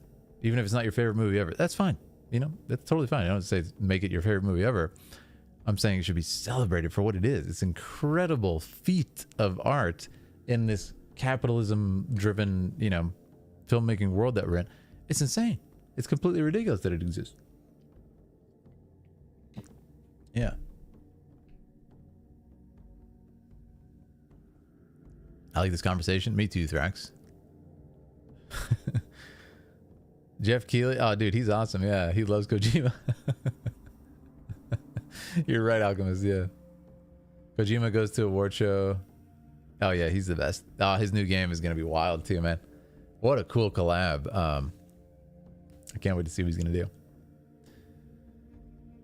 Film had an accessible platform like video games do in Steam to aid in distribution. Yeah, it's tough. It's tough. Uther streaming has helped a little bit, but like I said, now everything's kind of awash with film on streaming platforms, and we have one thing called YouTube. That's the closest thing. Early access for BG3. Larian has so much heart. Yes, absolutely. Larian's great. New Star Wars trilogy, but they're having problem because the actor. Yeah, the new Star Wars trilogy. Who knows? Gotta respect an artist who has finally managed to gain a place where they can do that. That's what I'm saying. Yeah, like, so it's actually crazy. Watch some of these interviews with George Lucas. They're incredible. The way he describes it, it's like, oh yeah, he's got a really good point. Makes me happy that George handpicked successor. Yeah, Dave Filoni is actually finally in charge too, which is so good to see, because I've really enjoyed Filoni's work in the past, especially the Clone Wars. Whew, some great stuff there. Jeff and Kojima have a bromance. That's one way to put it. Yeah. The Game Awards focus more on the devs and the celebs. Well, hey, Dakota, why do they have to do that? It's the same conversation, because they are run by money and ads. That's literally how they exist. The only reason they exist. So that's the thing. Like, it just always comes back to the conversation about money. George Lucas was able to just say, I don't care. Not participating. Yeah, anyways, gonna make my art. Insane. Do you see my point? How rare it is. Like, Jeff can't do whatever he wants in the award ceremony. He has to have celebrities on and everything, and sponsorships and everything to make it work. Filoni is our only hope. I like Dave Filoni's work, yeah. There's other things that aren't him that I've enjoyed parts of for sure, though. You know, it's not all bad without Filoni. But I'm very happy he's ahead. Just because he's like George's protege, you know? And he really, really respects George's work first, which is important to me.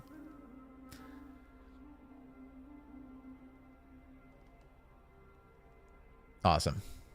Game Awards. Cynical ad night. I enjoy the Game Awards. We had a great stream over on Twitch watching them. The Rock went to the Game Awards to shill Black Adam. He couldn't resist also shilling for his tequila brand. There you go. I mean, it's probably all part of the deal. Yeah. My brother refuses to watch Clone Wars because it's animated. Well, that's a whole other great conversation, Eternal. Animation, you know, another thing Guillermo del Toro is, you know, championing this idea that animation is art. Animation is filmmaking. Animation is film, period. Animation is cinema. Look what we're doing tonight. I know we're deep into this conversation, going down a rabbit hole, and I'm loving it, by the way. We'll start the tier list in a second. But, you know, animation is film, man. Animation is cinema. Look at what we're talking about tonight. World of Warcraft cinematics. Hello, you know, it's all the amazing cinematic tools that I always talk about right on the screen, you know. The Rock is also like the epitome of corporate brand sales at this point. Well, yeah, The Rock is sort of he's a different spectrum from Lucas, that's for sure. He's found a way to get to the top of the corporate ladder in film and, you know, sort of have all of his eggs in the correct baskets and, you know, to then make the stuff he wants to make and make a lot of money. But you see the difference between that and George Lucas. This is why I respect George Lucas immensely. What he's done is legendary. It's so ridiculous. So, and again, it's a conversation that I've really not heard anyone talk about. So I hope just me telling you that perspective gives you a new look at it. What happened with the Star Wars prequels? Thank you guys. Yeah, I'm glad you guys are enjoying the conversation. I just love talking to you all. So this is really fun. Yeah, animation is great. Again, if you don't think animation is film or cinema, go watch, obviously Miyazaki films. Go watch Akira. Go watch Ghost in the Shell. Go watch Arcane. And I can name 20 other things. Go watch Attack on Titan. Go watch, there's a bunch of amazing anime. Death Note, a million things. And, Cowboy Bebop. Animated. It's incredible. An episode of Rebels is one of my favorite Star Wars. I've actually not seen Rebels, yeah. It was at the advent of the Disney stuff, and it kind of slipped under my radar. The sequel trilogy, I was like, it's not really jiving with the classic Lucas lore for me as much, so I didn't watch Rebels. Arcane, Alchemist, yeah. Honestly, if you don't play or like a game, there's always a chance. That's a good point, Alchemist, yeah. I gotta watch Last Unicorn, yeah. Spirited Away. So good. Princess Mononoke, though. That's my favorite, yeah.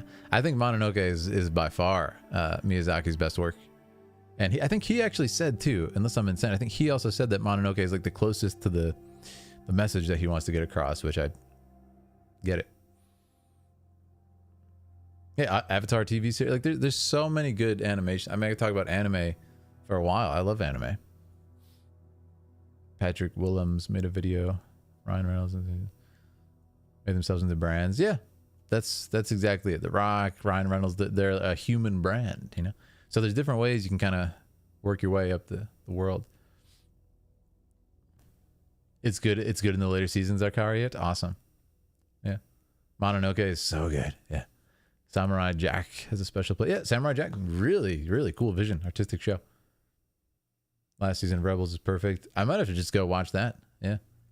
I kind of retroactively learned a lot from watching Ahsoka about Rebels. Making an animated Lord of the Rings movie. Yeah, I heard about that. I think it's a series or a movie. That could be good. I love that your stream can be calm and have fun conversations about reading. Thank you, Goddess of Fate. Yeah, I always try to hold to that. I never want to be... yeah, it's very easy to criticize stuff and just be mean for no reason. I don't see any benefit to it. I don't like to encourage it in other people either. So thank you. And like I said, I want this to be a relaxing place for you. I want you guys to, again, taking a page from my girlfriend's work on her stream too. I want you guys to be able to get off work, whatever. If you get the downtime minute on New Year's Eve, whenever it is, stop by and be like, man, for a few minutes, I'm going to forget about all, the world's problems and all the stress and everything, and just chill out a little bit. And think about Warcraft for a little bit. Think about whatever we're talking about right now. Just have fun. So that's the dream. Thank you, guys. I get the vibe. Rebels is still on my list. Yeah, I've not seen it, but it seems cool. Yeah, The Boy and the Heron looks amazing, Jare. I can't wait to see it. It's got a crazy cast, too. I hear it's quite a personal message, too. Anime Phil, have you seen A Garden of Words? I don't think I have. No. I was thinking of another, what is that? Like Violet Evergarden?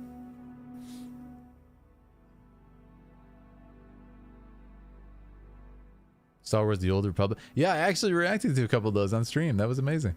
Yeah. Remember when this stream was going to include a tier list? It still is. It still is. Don't worry. We're just having an amazing conversation. I'm sucked into it. Yeah. We'll do it in a second, though. We will transition in a second to the tier list, which I can't wait. The Boy and the Heron. Ah, so good. Chat all love and peace signs until someone brings up the desexualization of WoW female characters and other... I don't know what you're talking about, but... yeah. Happy New Year, Thrax. Oh, that's awesome. Happy New Year. Yeah, listen, for a lot of us, it's already passed. We're already in the new year. No spoilers from 2024, though. Or the mods are going to get you, all right? Violet was beautiful. Yeah, I've seen actually part of the Violet film and then part of the Violet series. I think there's two. Yeah. Garden of Words was kind of good. Nice, Alchemist. Star Wars. I can tell you from the future, 24 is like, I'm watching Phil in 2024. Awesome. Just no spoilers about what I'm doing in 2024, okay? Thank you.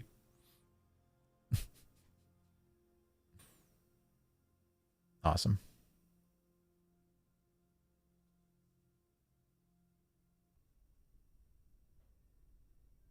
Garrosh. Garrosh is legend. But yeah, I love the conversation, guys. What do you think? Shall we start our tier list finally? This has been so much fun.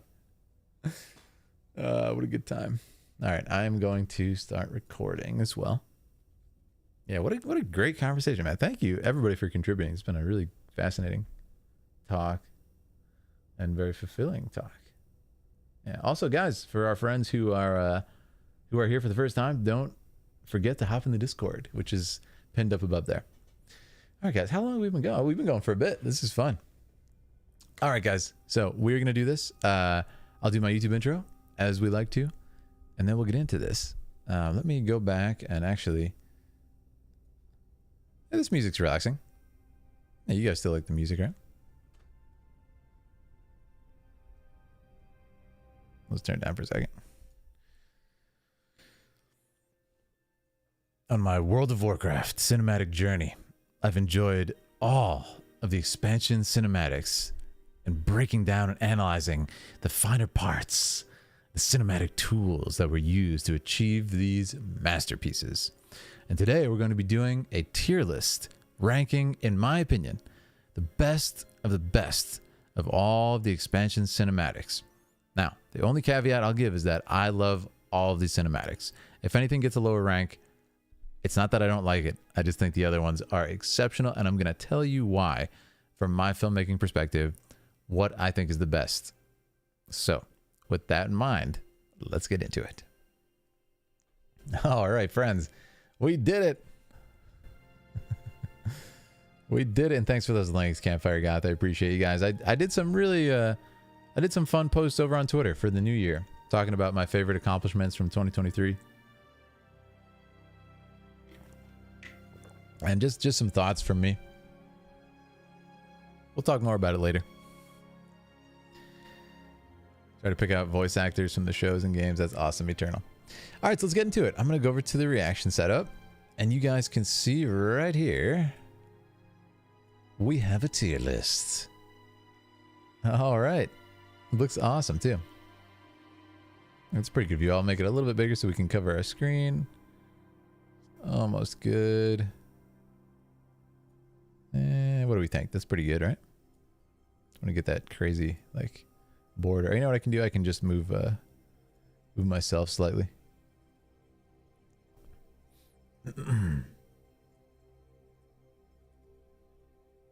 This will be good. Yeah. All right, guys, look at that. So I think this is everything, right? I think we're all sort of accounted for here. Phil has not watched Dragonflight. Yes, I've not watched Dragonflight. That's the one thing you got to remember. And we'll come back and update this when we watch Dragonflight. Is War Within not here? Oh, we might have to get a new tier list. Yeah, I didn't realize that. War Within's not here. Maybe you guys can help me. I tried to... Yeah, I didn't notice that. Maybe we can find a tier list that has it, but it's probably going to be hard since, you know, it's not out yet. I don't know how people are going to be able to review it for a tier list. So we'll have to figure that out, because I do want to put War Within on this for sure. So yeah, let me know if anyone can help me brainstorm a solution there, and then we'll get into it. Yeah, this is the expansions I've reacted to, which is just excluding Dragonflight. Yeah, we're just a couple of videos away from Dragonflight, so... Yeah, we're on Shadowlands, deep into it, actually, and having a great time. Cutscenes and Legion of Dragonflight are tearjerkers. Oh, I can't wait. War Within, no. Okay, so we might just have to have like a, you know, a spiritual place for War Within on this list, and not have a graphic for it. Or you know what we can do? I was just gonna say that. Yeah, Jerry said it. Oh, we can just use Dragonflight as War Within. I think that's the best thing we'll do. Yeah. That's the best thing we can do. Yeah, a couple of videos, more like, you know, 30 or something, but it's just the in-game Shadowlands. Yeah. Awesome. Okay, so that's what we'll do. We'll just use Dragonflight, which I think is... Which one is Dragonflight, actually? That's Cataclysm right there. Is Dragonflight this one?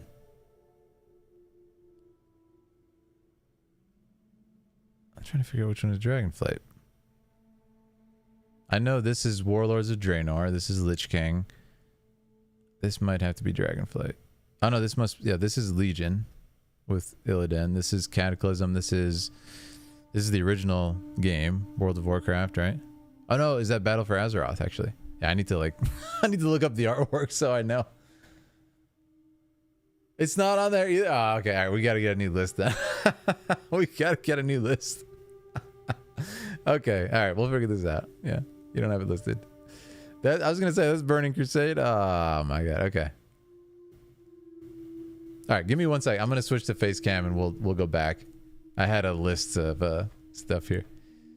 Go back a little bit. This was maybe before Shadowlands. It didn't even have Shadowlands. Oh my goodness. WoW expansions with Dragonflight. Oh wait, I might have it here. I might have it here. Yeah, I think we got it. I think we got it, guys. Yeah, I think we got it. Okay. This, I think, has what we need. That's so funny. It's so funny. Extremely bad. Oh man, I don't like the tiers though. Can I like edit these? I'm gonna have to edit these. Okay, I take it. Like, what are these tiers, dude? Oh, you linked a new one? Okay, Campfire. Yeah, I'm gonna look at that one. I don't like these names. They're kind of like mean. Extremely bad Omega lol. Who made this? Who made this? All right, give me 1 second. Let me go to Discord. Oh, it's so funny. All right, I'm going to the Dragoon chat here. Shout out to our Dragoons. This might be the same one I have. Yeah, this is the same one I've got. Okay, let me see if we can maybe edit these. It seems like you can edit them. Okay. Yeah, I'm gonna edit it. It seems very like condescending and mean for no reason. I don't like stuff like that. It's the same one. No, that's perfect. That's perfect. Let me just edit them because I don't like stuff, man. I don't want it to sound mean. We'll just say, oops. Just say S. Let's just do a classic, right? S-A. We could do like triple S, double S. Nah. Let's do S-A-B. These are just mean sounding. I don't like that.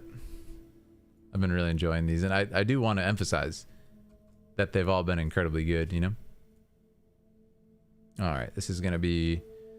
Oops, we screwed that up. This is going to be C, D. I swear I know the alphabet. Trust me. Trust me, guys. And E. I mean, yeah. All right. Now we got ourselves a tier list. Check the general chat. Did you find something else too? Ah.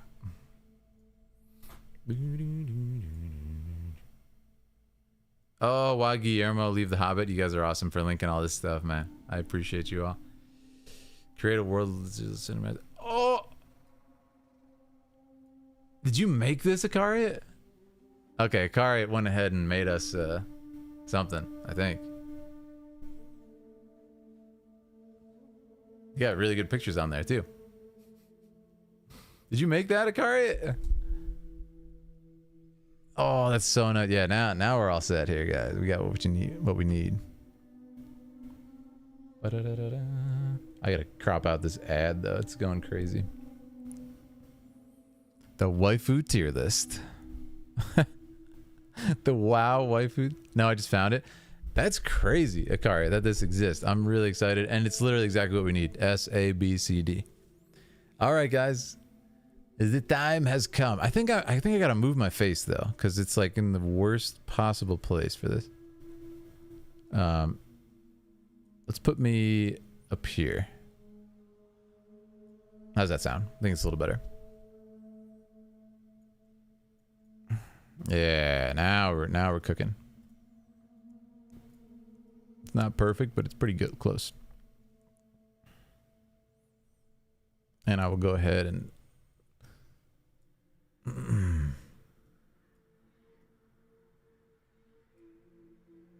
I know you guys like the fire, so maybe we can include it. Okay. Did not make. That's awesome, Akar. Hey, thanks for finding it either way. Don't forget the stepwife or what sword ranks. That's wild. Yes, people want to know. What's that?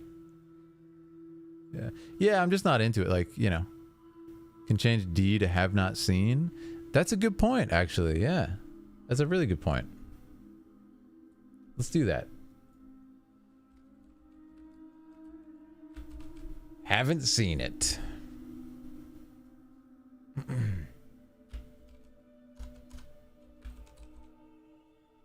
Man, you guys just have the best ideas. Camera placement sounds great. Okay. You guys got the best ideas. Thank you, Rumir. How do you do a sword in chat? So, Goddess of Fate, you have to get the emotes by becoming a member. You can get the emotes at the Warriors tier on the members. Click that join button and you can become a warrior, a knight, or a dragoon. As you go up in the memberships in the Philidari army, you gain new boons and you gain new stuff. It's really, really fun. And you also have the sword next to your name, which develops and gets stronger and levels up over time. And if you go to the Dragoon level, you literally pick videos for me to make for the channel, which is really, really fun. We're going to be doing some of those videos later tonight. Yeah. The puppy wanted out. You got to respect the puppy.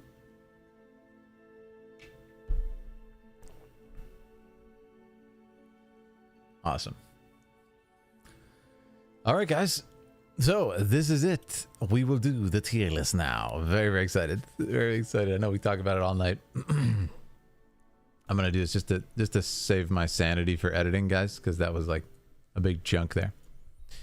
On my World of Warcraft cinematic journey, I've enjoyed analyzing every detail of each expansion's cinematic.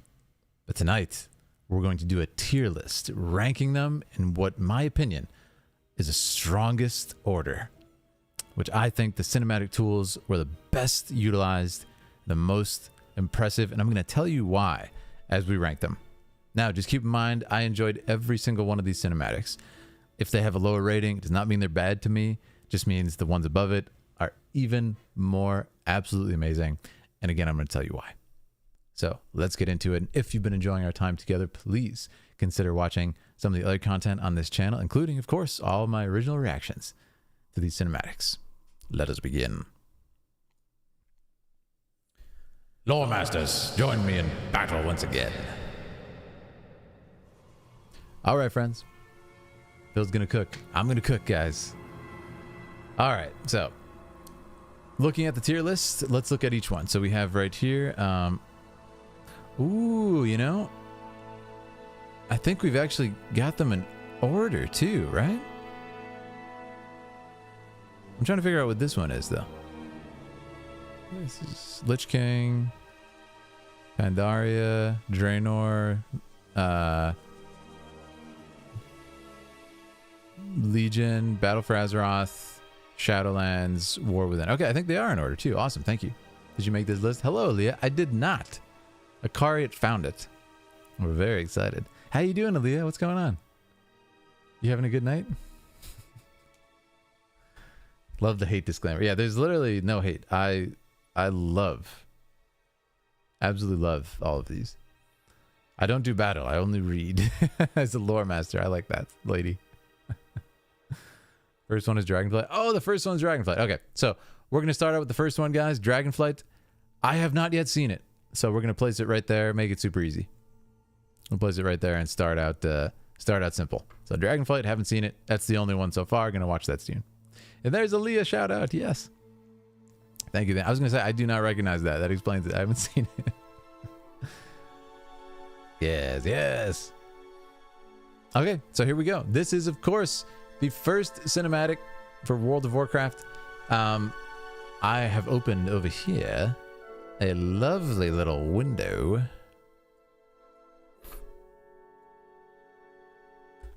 going to pause our music just for a second because I actually have here a little something something for the kids. Now, of course, we're going to be having to move our reaction setup around a little bit here. And why aren't you letting me move? Okay, there we go. And of course, it's cropped. Yay. What is going on here, guys? What is going on? This is the original.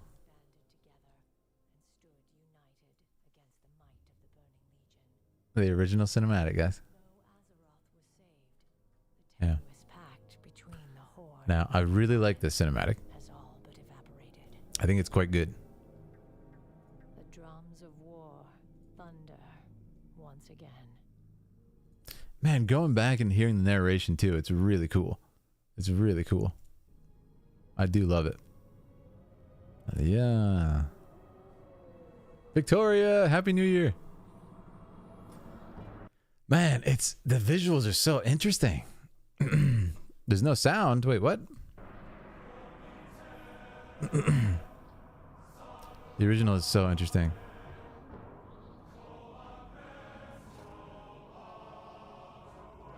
I like it because it has that. Is it really quiet right now? My goodness gracious. Is that better? There we go. Okay, I've raised it. It should be better, right, guys? Yeah. So what I like about this is it has the original sort of visual style that it has the visual style that is still prevalent in Warcraft, that kind of like blocky, very geometric form of the characters. And for that reason, it's been so awesome to kind of see it full circle like this. So I do like it, and especially for the time. I mean, there's some really awesome cinematic ideas that they kind of get across in this video. I very much like. Yeah, like this tracking shot of her. I remember this well. She's going to transform. She moves to the right side of the frame just in time to allow the composition to get nice and boom right across the screen. Yeah, I remember this well. This transition. Oh, awesome transition with the water coming down the screen. Classic, man.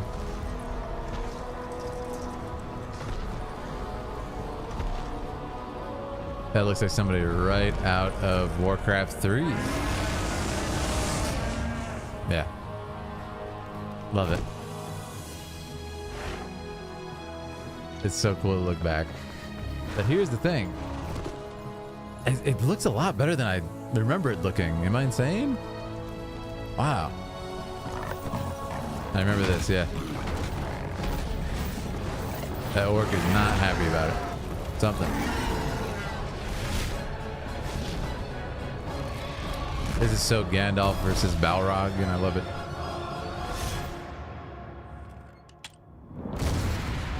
Now everybody does their attacks. I remember this, yeah.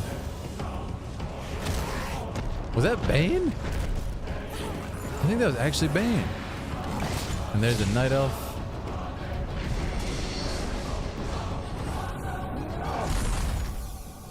Yeah. It's so weird watching it now, and I like know Bane. Crazy. You're in Square Enix's end of the year wrap up video. I am? Wait, what? I'm in Square Enix's end of the year wrap up video. Is it on Twitter, Aaliyah? That's incredible. Can you drop the link in Discord? That's so cool. I'm honored. I'm so curious what what it is. The first tune I made is a druid. That's awesome. But yeah, I love this. Looking back, guys, it's difficult to rank, of course, because it's so dated. Not in a bad way. It's just a little bit behind where we are in the kind of modern War Within era. So it's a little bit hard to rank it. It's the clip of you with Yoshi P wearing the Fran helm. That's awesome. That's amazing. That's so much fun. That's so much fun. Oh, Lee actually went as far as to link it. Oh, it's so cool. Here, let me click this link, guys. Wait, what? I think I'm on YouTube. What's going on here? Go to this site.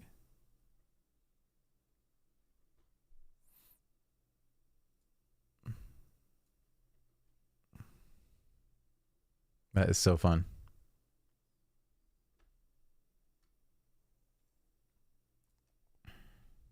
So apparently I'm in this. According to the legend herself. Aaliyah. Let's take a look, huh? I dare say our destination will soon be in Whoa. sight.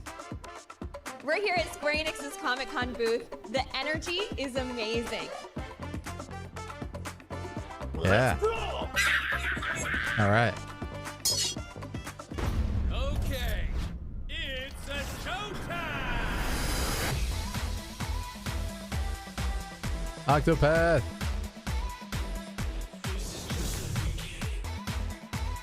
This is a good year for Square Enix, yeah. Power Wash Simulator. I made it into this video, guys, so we gotta watch it. This is exciting. Whoa. Yes, Theater Rhythm. Love that game. Octopath is so charming, too. You're going to have to become a monster wrangler. A monster wrangler.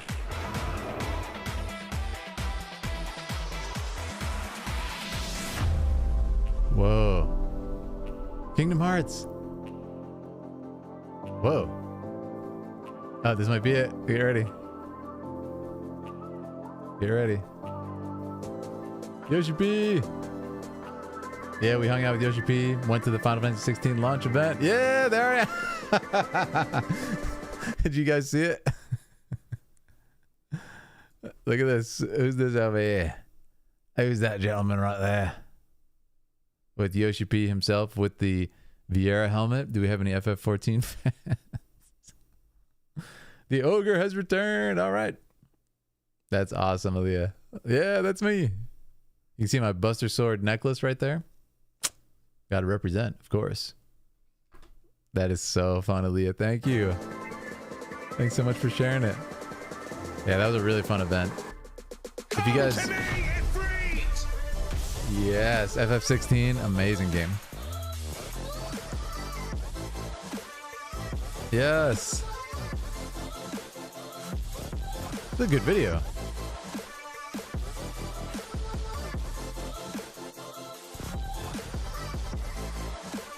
Awesome.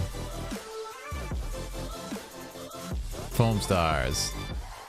Ready for the Foam Star Party? Yes, Rebirth. Here we go. The reunion.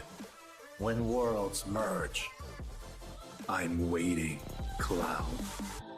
Woo! And that reunion, that Rebirth tease at the end. Ooh, it's excited. Phil detected. Anyways, okay. Back to the tier list. Thank you so much, Aaliyah. That's so fun. All right, I'm gonna move myself back up here and let's get back to the tier list. So yeah, looking at the first cinematic, man. Oof, it's not bad at all. It's actually quite good in it. It really captures the charm of Warcraft, but for me, it's obviously not on the sort of, doesn't have the cinematic tools available that we have in the future expansions. So you're not really able to achieve the sort of cinematic grandeur of it. Also, something that I like more about the more recent ones is they do focus on character. The original cinematic here was focused on the characters that you could make, which is completely understandable. And it's really a good choice for an MMO like this. But in this case, I really do love, just as someone who loves writing stories and sort of the tools you can use, the later ones having focus on character.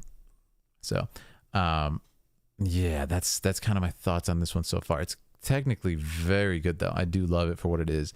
But for me, I love kind of narrative-driven storytelling. So I think for those reasons, I'm probably going to put it in the mid-range right now. Now, keep in mind, I may move these around as we get into it. So the final score may be quite different here. But for the first one, I'm going to put it in the mid-range for now. As we kind of see the other ones, the perspective is going to shift, I'm sure. But that's what I feel about it right now. Incredible work for its time. The limitations are insane. when they made this, and it's still really, really good. Somebody said they're going to give it an S, and that's the thing. Again, reiterating, these are all S in my book. I'm just ranking which I think are the best cinematically kind of told and the most appealing to my sensibilities. So they're all amazing. Yeah, but yeah, Thrax says B too. Yeah, I think B is a fair for now setting for it. So we'll continue on and go from there. Now, of course, next we have Burning Crusade, which is very exciting. Let me look that up. Yeah, Burning Crusade. This one was very, very good, and I did enjoy it quite immensely. It was pre-YouTube, so it was on the game. That's crazy. Pre-YouTube? But yeah, this one was sick. Really loved how we sort of shifted a lot in this one. Still not quite character focused, but 10,000 years. now this is Liam O'Brien. You are not prepared. Yeah, iconic line. Ooh, this one's great. From my own homeland. Ooh.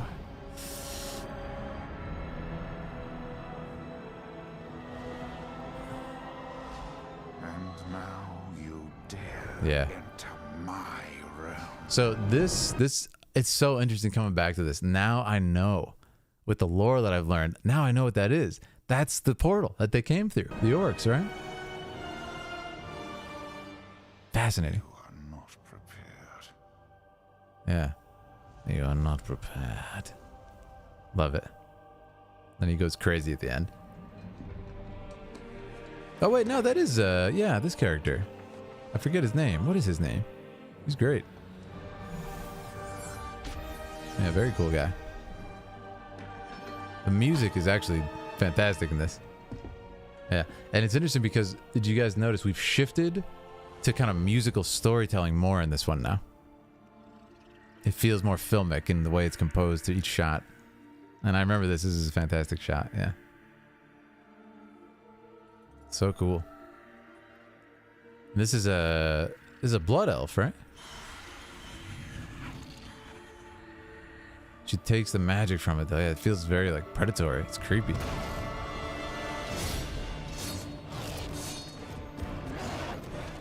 So cool. That's Murad? Yeah, that is Murad. I remember him. He had a tragic ending. Oof. Oh, that's rough, dude. I remember this shot has a little bit of comedy. Yep. The comedic timing of that one was great.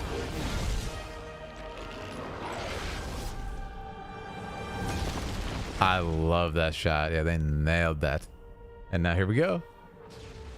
Is that Gul'dan's skull?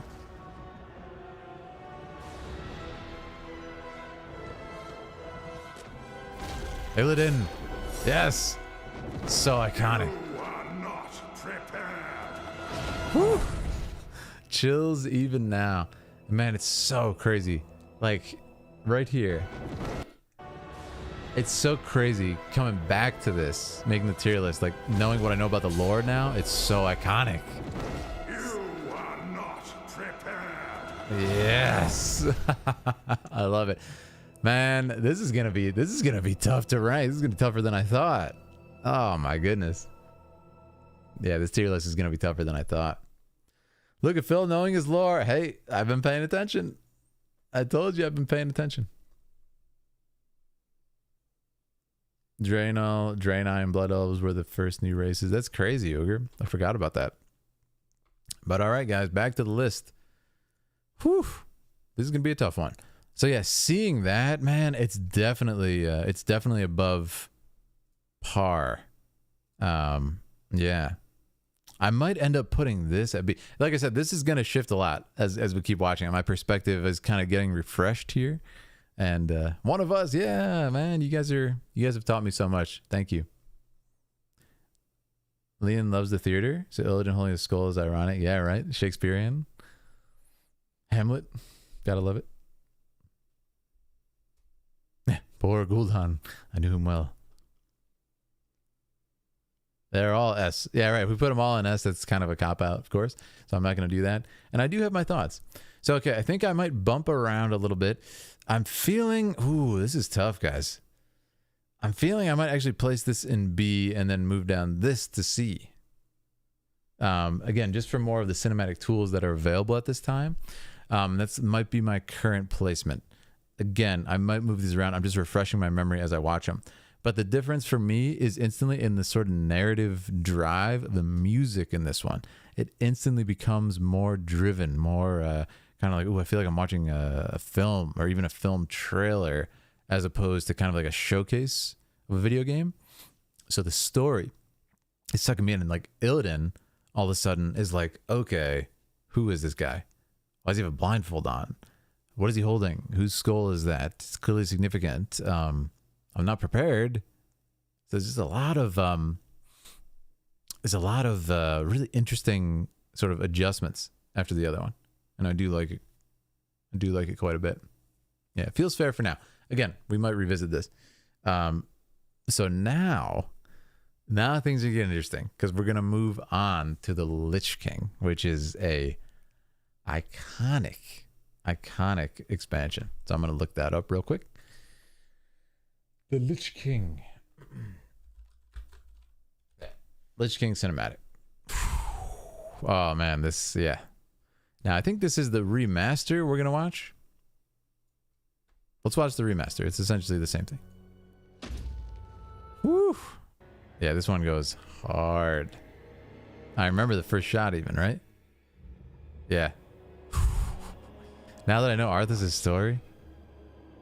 The day you were born, the very forests of Lordaeron whispered the name Lordaeron. Arthas. And now I know what Lordaeron is. Man, now I know what Lordaeron is, like the layers to this, you know?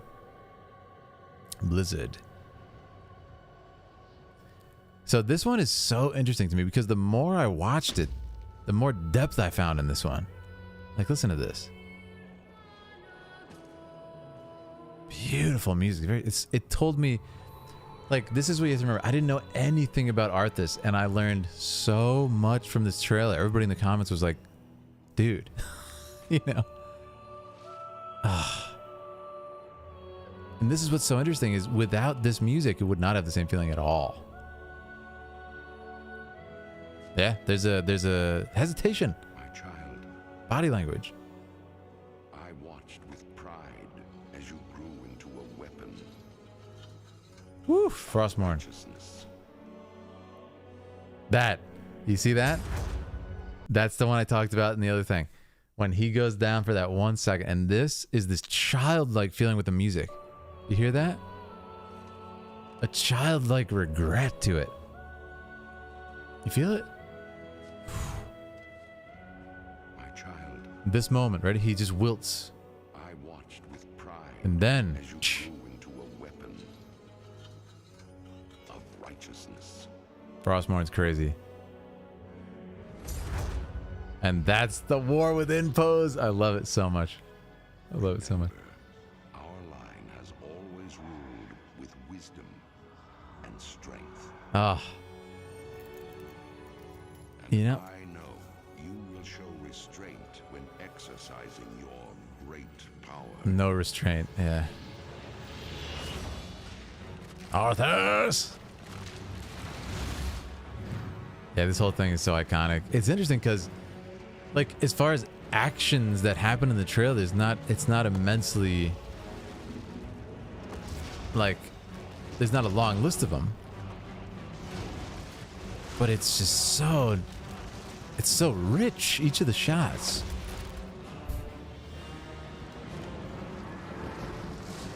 Oh, that shot is so iconic too. I love it. So awesome.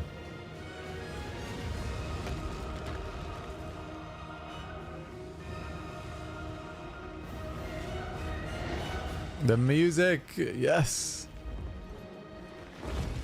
I love the Lich King theme. Victory, my son, is stirring the hearts of your people. Yep. Here it comes. I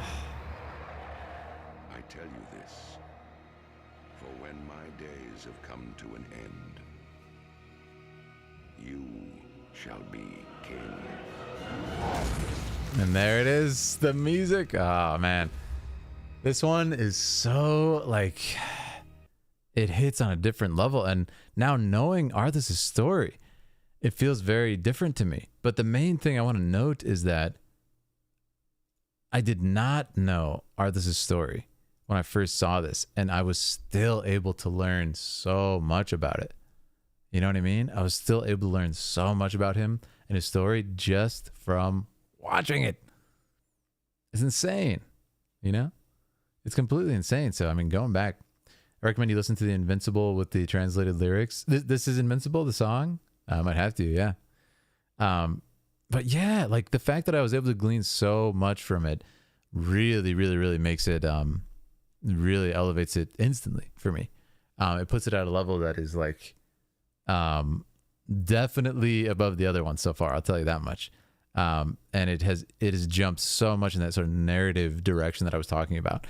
But the tools being showcased here are very subtle, but so effective. Like the composition of the music works with every single shot, and it works with the choreography and the blocking of the scene and the shot selection. Like when he goes down and there's this tender feeling.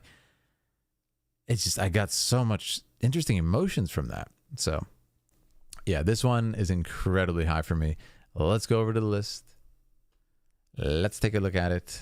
And, you know, where we stand right now, let me tell you, yeah, this one's going on S. This is absolutely amazing. If we look at the jump from Burning Crusade up to Lich King, it's a remarkable jump in quality. Actually, remarkable jump in quality. Yeah, very, very good. And we'll see what happens here. Maybe we'll end up adding an S plus, depending on what's going on. But I'm loving it.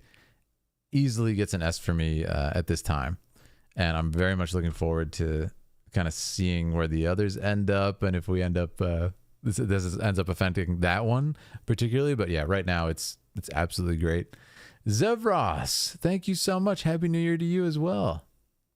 Yeah, but yeah, this one S, no question about it. We'll see if it gets knocked down, but I don't know, guys. This is so incredible. Yeah, just absolutely great. Yep, says BJ Honeycutt. The song is sung by a little boy, the high pitch. That's the cool thing, Thrax, is like that little boy singing it instantly told me all the context that I needed, and I was like, oh, this was a different man once. I didn't know anything. I didn't know anything about this character, Arthas. I was like, oh, this is someone who fell from grace for sure. And the way his dad is talking about, it's so beautifully done. Yeah.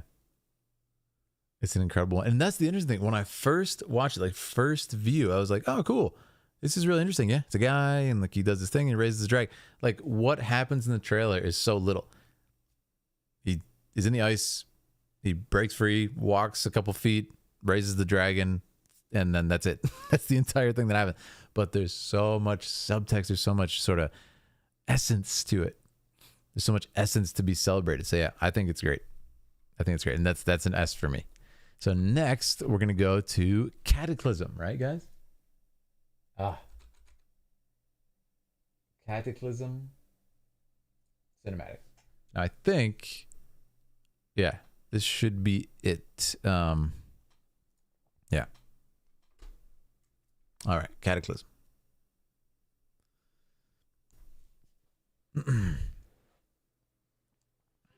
They rented out a church to record the song? That's so cool.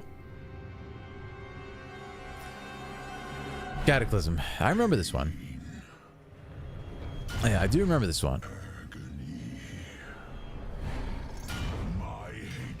Yeah, I remember enjoying this a lot. Yeah. Great.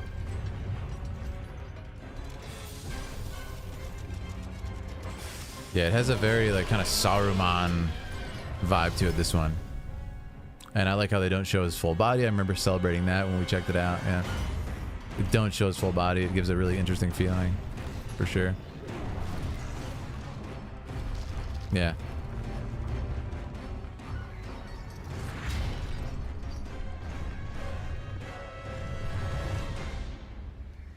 Oh my goodness, yeah. That's insane. That's insane. Yeah. I remember that. That was cool. Yeah.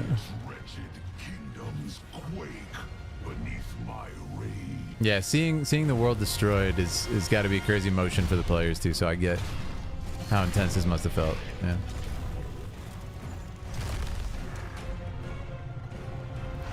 One of your favorites, Nightwalker? Awesome. Yeah, it's very well done. This has a little bit less character. I love that shot. I remember loving that shot. And his wings burn. Yeah, that's such a cool twist. I love that his wings are on fire. Yeah. Just wherever he goes gets destroyed. That's such a cool concept, yeah. And all will burn beneath the shadow of my wing. Yeah, he's enormous. What a unique design too for a dragon. I remember talking about that. Yeah. Awesome.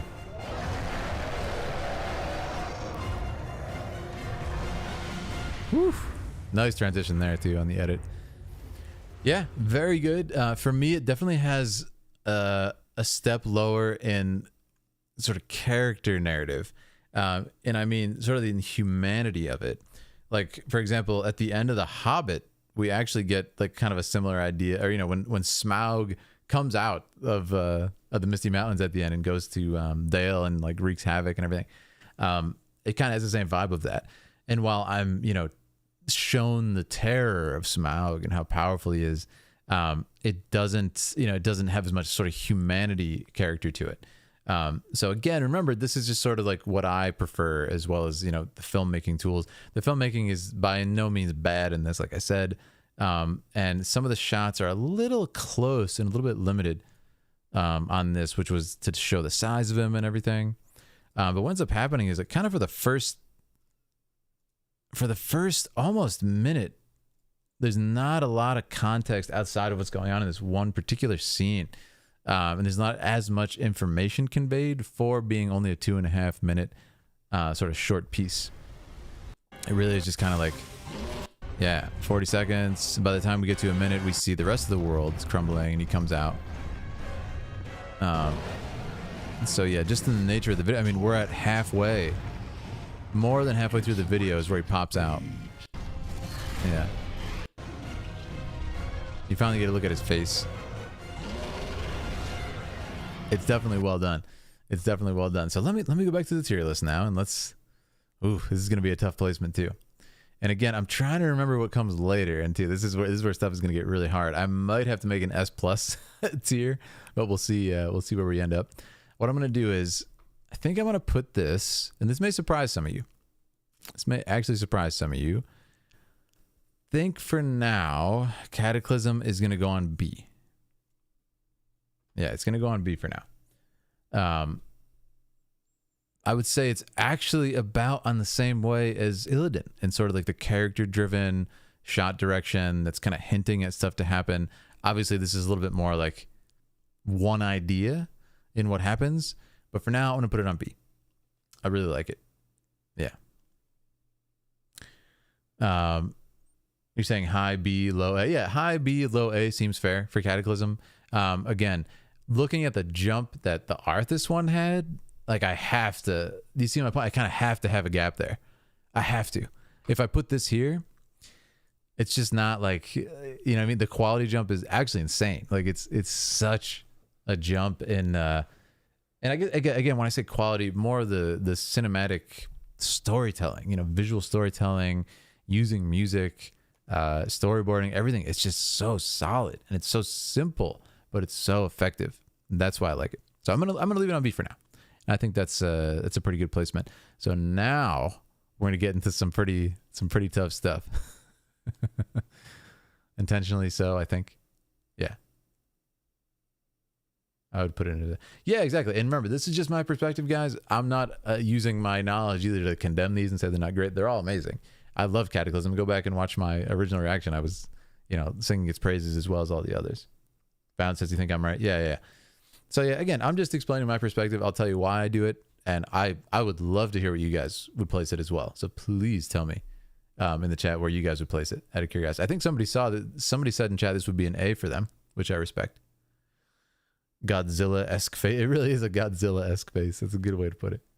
Blizz grew and stretched their wings in storytelling. Oh yeah. No, that's why I'm like, man, these are going to be hard to place, the later ones, because they're all like exceptionally well done. Yeah. Pandaria. Stupid again, love them all. Outrider says Pandaria is your favorite? Yeah? Awesome. The characters are supposed to be the elements themselves. I like that, Jare. Yeah. Cassia says Pandaria is an A. C for me. I agree with you. It's a B. Yeah, I'm gonna put it at B for now. Like I said, it's gonna be, this list is gonna get kind of hard. I might need another letter on here. I'm gonna be quite honest. I might need to add either a D or an S plus, because I might need more space to rank these. You know, it's not even really about the letter at all. I just need to to explain what I'm saying. I might need another letter somewhere. So maybe I'll add S plus because I don't want to give the impression that any of these are bad. So I think that might be fair. How do we do this?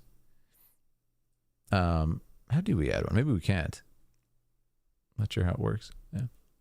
Oh, maybe you guys can help me. We'll figure it out. But for now, let's go on to Pandaria and let's figure it out. I'm really enjoying this, guys. Thank you everybody who's with us. This is a blast, man. It's really fun to kind of just like look at them. Like this too. Here we are, Mr. Pandaria Cinematic Trailer. All right, move my face back down over here just to make it a little easier for you. Yeah, just rank them all up. 1, Pandaria is a C, add S plus. Yeah, how do I add on there? It's on the right side. Oh, okay. Let me take a look. I assumed it was this, but it's not actually doing anything when I click this. There's a little arrow that you can't see on the screen. Yeah. Huh. Can I hit the... Oh, okay, perfect. Add row above. Yes. Add row above. Thank you, guys. You are the best. And this is S... Did we say S plus? S plus or double S or something? Double S. How's that sound, huh?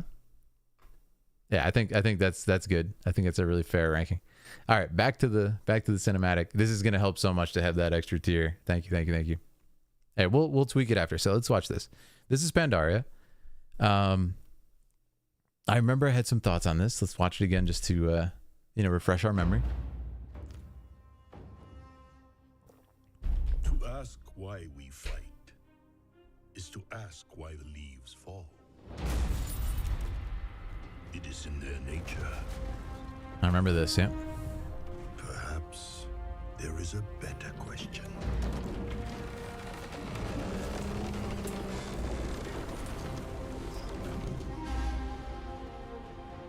Really cool musically. It has this like adventurous nature to it. Kind of like Pirates of the Caribbean feel. I like that. Yeah. Oh, by the way, somebody in chat just said, where do you get the chart? This was linked in Discord. I have such a good idea. I think it'd be really fun. I would love to look at these, by the way, and I'll look at them on stream.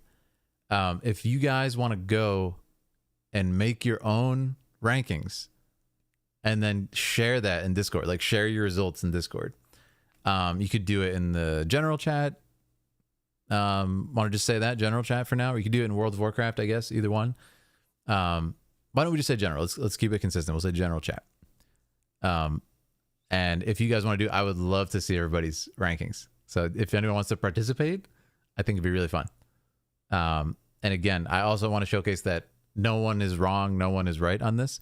We're all just sharing our preference. I'm telling you why I think these are here. But anyways, let's check it out. If anyone wants to participate. Yeah, this one has a very... This, actually, I'm not going to lie. When I first saw this, the art style shift was almost jarring to me. I was like, whoa, this is so different now. And it's not the actual sort of visual art style only. It's the tone is very different in this. And we actually get, for the first time, a lot more humor. And we did get just a little bit of humor in this first cinematic, but this actually escalates quite a bit. Yeah, and we have that kind of early 2000 or 2009, 10, 11 like grayness.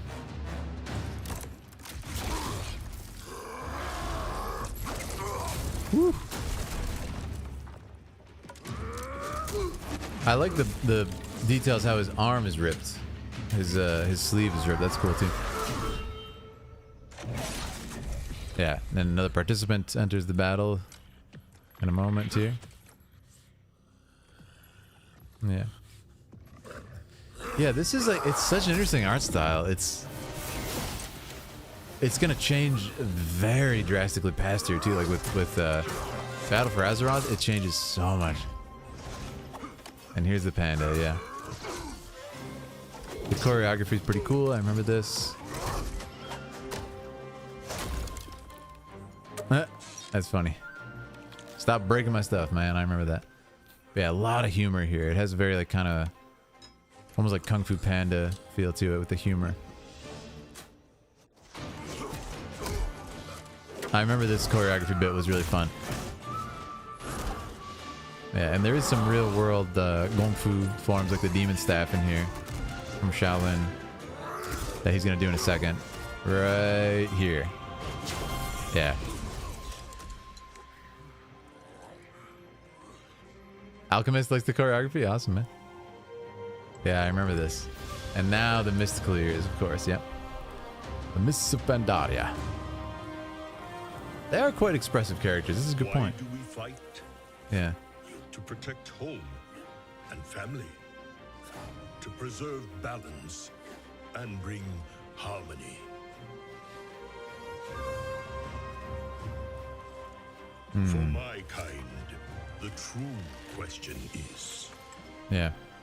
What is worth fighting for? I like how he has the one tooth.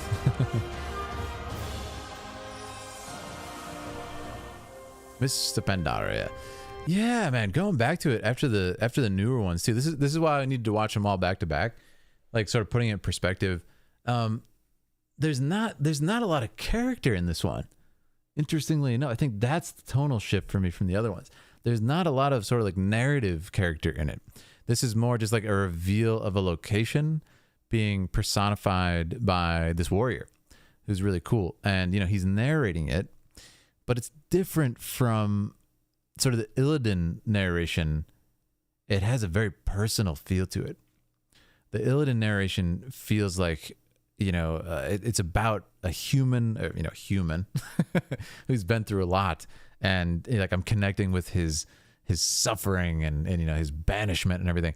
This one, he's talking about his culture. He's talking about his people. So it has a little bit less sort of character driven feel to it and a lot more adventure feel and kind of like, oh, this is a location that has a character in itself, which is kind of a cool distinction if you think about it. Somebody said Pandaria is an S because pandas are cute. That's a fair point. But all right, let's go over to the tier list with our newly adjusted tier list here. We have a little bit more space to express ourselves. All right, let's see what we can do. So Pandaria, I might make some adjustments too now. Like I said, Lich King might be an SS. I don't know, man. Like I said, we'll move stuff around as we get the full perspective for me. I got to see it all in my mind's eye at once here. But okay, so what I'll do is Pandaria. Ooh, Pandaria. I think it's gonna be a B. I think it's gonna be a B or a C for me right now. May adjust it later, but it has interesting. Yeah, it's hard because I kind of have to. I'm trying to avoid choosing the art style that I think looks better as a choice here, because of course I can't do that. Because the art style changes so much and the technology wasn't there back in the day. So if we did it like that, by that logic, it would just go in the order of release, right? Oh, the graphics got better every time, right? So I'm trying to avoid doing that, though I will explain when I think sort of like visual clarity is important for the storytelling. But for now, it's going to be a B or a C, Pandaria. I do like a little bit more of the sort of character-driven madness that comes with these other ones. And in fact, with that in mind, I might move Cataclysm down as well to C. But like I said, let's continue to rank and we'll move stuff around. The real final score is going to be at the end, as I said. So wasn't all comedy. I don't feel there was some nice philosophy. Yeah, there was cool stuff for sure. Yeah, but for now we'll leave it at B or C and we'll move on. Yeah.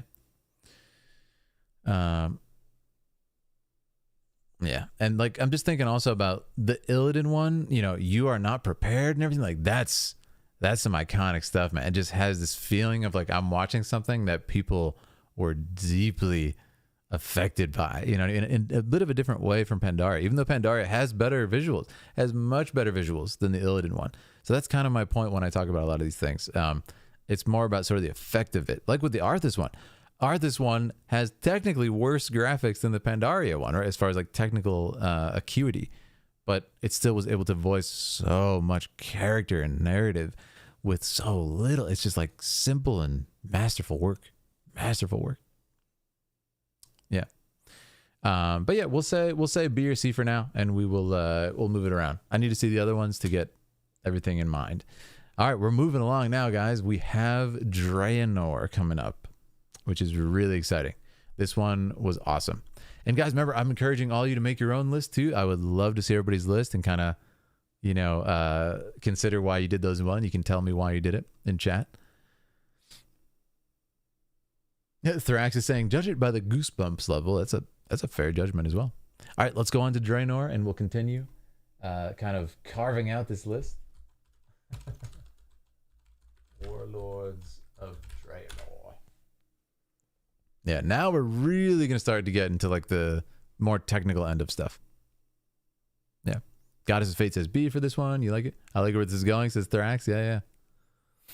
Again, if people are just joining, nothing is bad on this list. I love them all for different reasons.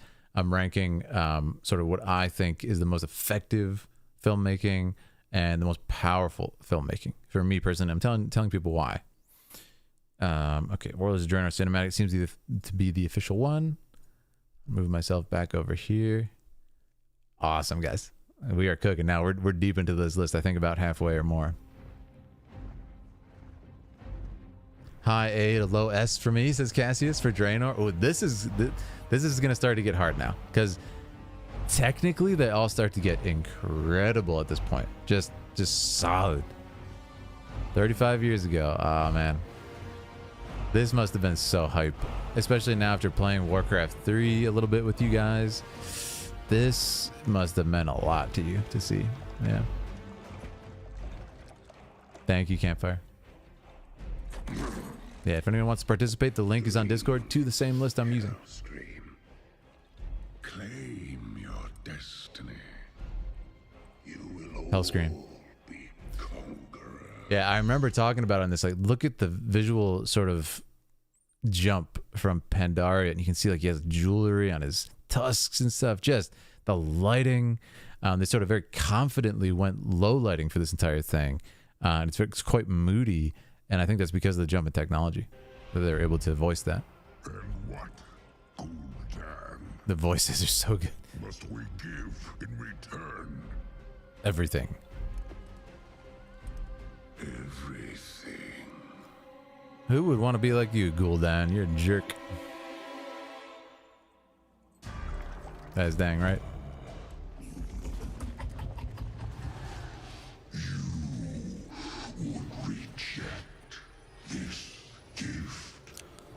Whoa. Okay, I just had a revelation. Rejection of the gift? Whoa, that's crazy.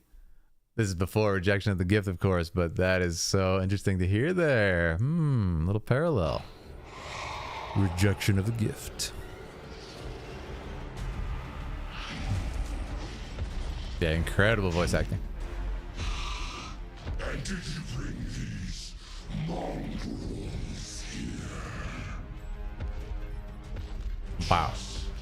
To watch you die. He's terrifying.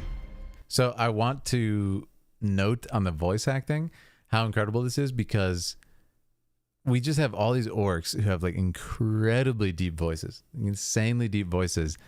And then this big bad monster shows up and has a much deeper, much more menacing voice. Like, it's just incredible work and very hard to do.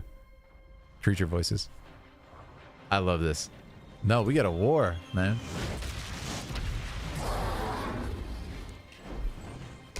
I love this part. It's like, dude, we're orcs. We fight. Mongrels, yeah. This is so epic. Man, it's actually remarkable how fast they destroy this guy if you think about it. Because he's so strong. This part is so hype. I remember this. Yes, go, go, Hellscream, go. Yes. I love this part. Come on, go. You start rooting for him. It's such a powerful story happening right here. And here he comes. Here he comes. Yeah. Classic. Classic. Yeah, man. It's just so fun. So much energy. And then the bait and switch twist there. The unexpected twist is what makes this. Because you're like, what? Who saved him? And then the revelation that this is Garrosh, right? Gul'dan, you weirdo. Get destroyed. This was not our destiny. You should have taken him out right there. Times change. Woo! Such a cool reveal. Yeah. Like I said, knowing more of the lore now, this hits actually more. Quite a bit more. So fun. Take the axe. Happy New Year, Lich King. We will never be slaves. What a beast. Yeah, it was a beautiful moment. Yeah. But we will be conquerors. And there it is. And listen, that's what we saw in the Illidan one. So it's just like the layers to everything are really cool to see. Yeah. Come on. Come on, guys. Come on. Warlords. Warlords. Draenor. So much fun. Yeah, totally Thrax. If you played all of Warcraft 3, you know the truth too. Yeah, it's very deeply sort of layered, all the lore at this point. And that's what makes these really fun for me, has been learning the lore, but also coming at them blind, then going back and learning everything has been amazing. Yeah. All right, guys. Whew, I knew this was gonna get tough. So Draenor for me. Whoo, baby, that's gonna have to go in an A. That's gonna have to go an A for me. Yeah, Draenor, absolutely ridiculous.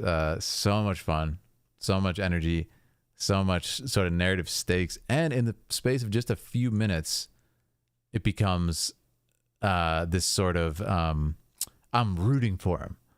And keep in mind, when I saw this, I did not know as much about it. You guys had already filled me in a little bit, but I wasn't as lore invested as I am now for certain. And I remember still being like, this is awesome. This is so fun. Like, I want this guy to win. What is going on? It's a kind of hype. Yeah, it's so hype. It's so much fun. I want to put it in A for now. And let's keep going. Very, very good. Yeah, it might be S too. It might be S. But like I said, Lich King might get moved up to SS and Draenor might get moved up to S. But like I said, there's a gap here for a reason. Lich King is still more narratively powerful for me. This one has like an amazing twist and it's awesome. And it's kind of like, whoa, what's going on with time travel here? How is he there? Oh my God.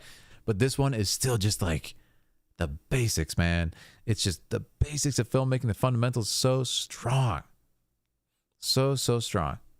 Oh yeah, absolutely not less than an A though. Yeah. I gave it an S. Actually, that's a good one, Cassius. Yeah. Remember, guys, if you're working on the list, if you're doing your own along with me, which I encourage you all, it's super fun, I think. Remember that I added SS or S plus on top. Okay. That wasn't there originally. So keep that in mind. Otherwise you'll be like, what is going on? And mine looks different. Okay.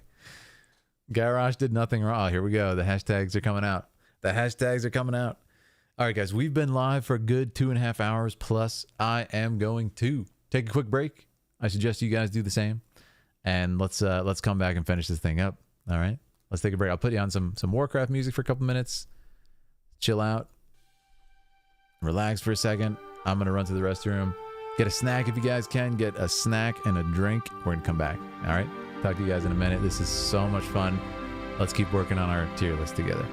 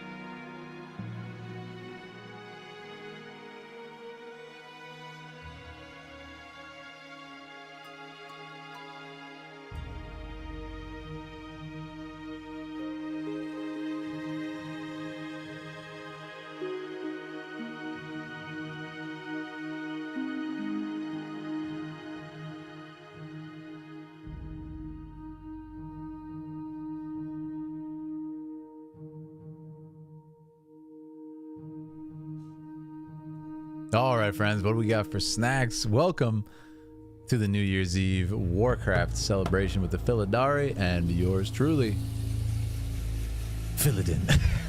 Welcome, everybody. What's happening? Vieira hype, yes. What's going on here? What did I miss? There's Aaliyah as well. Yeah, Leah, let me know if you want to call in a few minutes too. Let's say hi. At Rockstar and Ben and Jerry's. Okay. Mixed berry vodka and juice with some pizza and chips for the evening. Now that's some good choices, Zebras. Yeah. Yep.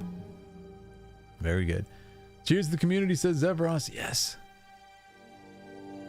Oh, we're doing great. We are deep into the tier list now. We only have 4 left in the tier list, so we're doing amazing. Yeah. Please feel free to subscribe, says Campfire. Thank you, man. Yeah. Let the dogs go potty, says God. It's perfect time. Guys, let me know your snacks. We're going to continue on with the tier list. Very, very excited. And also, if a lot of people are already in 2024, Happy New Year. I don't know what to eat, says Aaliyah. Ooh. Ooh. Oh, that's tough. Yeah. Get some water and a nice bag of pretzels, says Cassius. Yes. I got a rock, says Ogre. I got a rock. Perfect. That's what an ogre would be eating. I love it. Red wine and some non-chips. Basic ginger ale for the bubbles for 12. I love it. I love it. Panda Express ginger ale whiskey. drink some Maker's Mark. I will drink some Maker's Mark if Battle for Azeroth is your favorite. Stay tuned. We're about there. We're about there. Yeah. Happy New Year, says Cassius. Came to hang out. Would be much more lonely without you tonight. Hey, listen, that absolutely makes my day. I'm having so much fun. Again, I hope everybody's joining in the activity. I hope everybody's got their tier list. You can still join at any time. Don't feel like it's too late and you don't want to do it. You can hop in Discord at any time, guys. It's in the general chat, I believe, still. The link to get this, and at the end, everybody's going to share their personal tier list for this. It'll be so much fun. And maybe we can do this more in the future. I'm really loving it. After this, watch StarCraft 2. Stir fry, pineapple bubble tea. Love it. Chips or no chips, it's hard to decide. Yeah. I love it, guys. All right. Hey, let's continue the tier list as we continue to chill. It's been a great time, guys. All right. We're moving on to, I believe, Legion. Warcraft Legion cinematic. Oh my goodness, we have a new warrior. ASDF GG. Welcome to the Order of Warriors. Our most reliable foot soldiers for the Philidari. Please rise and claim your place in our number and join the Philidari in battle. Yes, the swords. Let me see the swords in chat. Thank you so much, man. Welcome to the Warriors. Hop in Discord if you want to connect and get in that exclusive chat for the members. All right, guys, here it is. Legion. Woo. Let's pause our lovely nostalgic music and come over to Legion. Here we go. Happy New Year, GG. Yeah, thank you so much. Happy New Year. All right, guys, here we go. Rewatching Legion here. Just so much fun. My son. Ah, Varian. A terrible darkness has returned to our world. Varian! Oh, no. As before, it seeks to annihilate everything that we hold dear. I go to face it. So good. Knowing I may not return. So good. Yeah, this one is incredible. I'm remembering now. The lighting, man. The lighting in this one, too. And the atmosphere. And here he is. Anduin. All my life I have lived by the sword.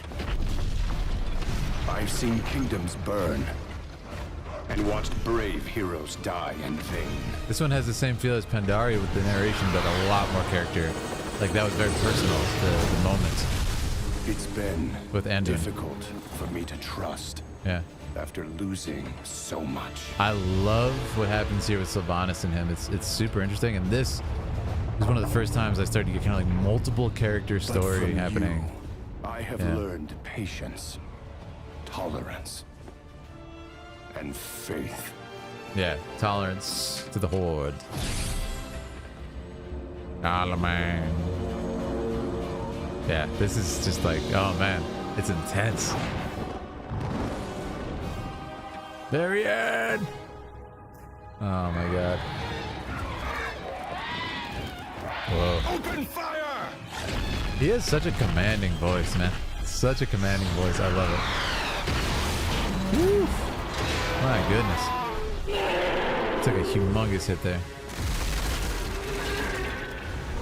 It's so clever how that is the ammunition too.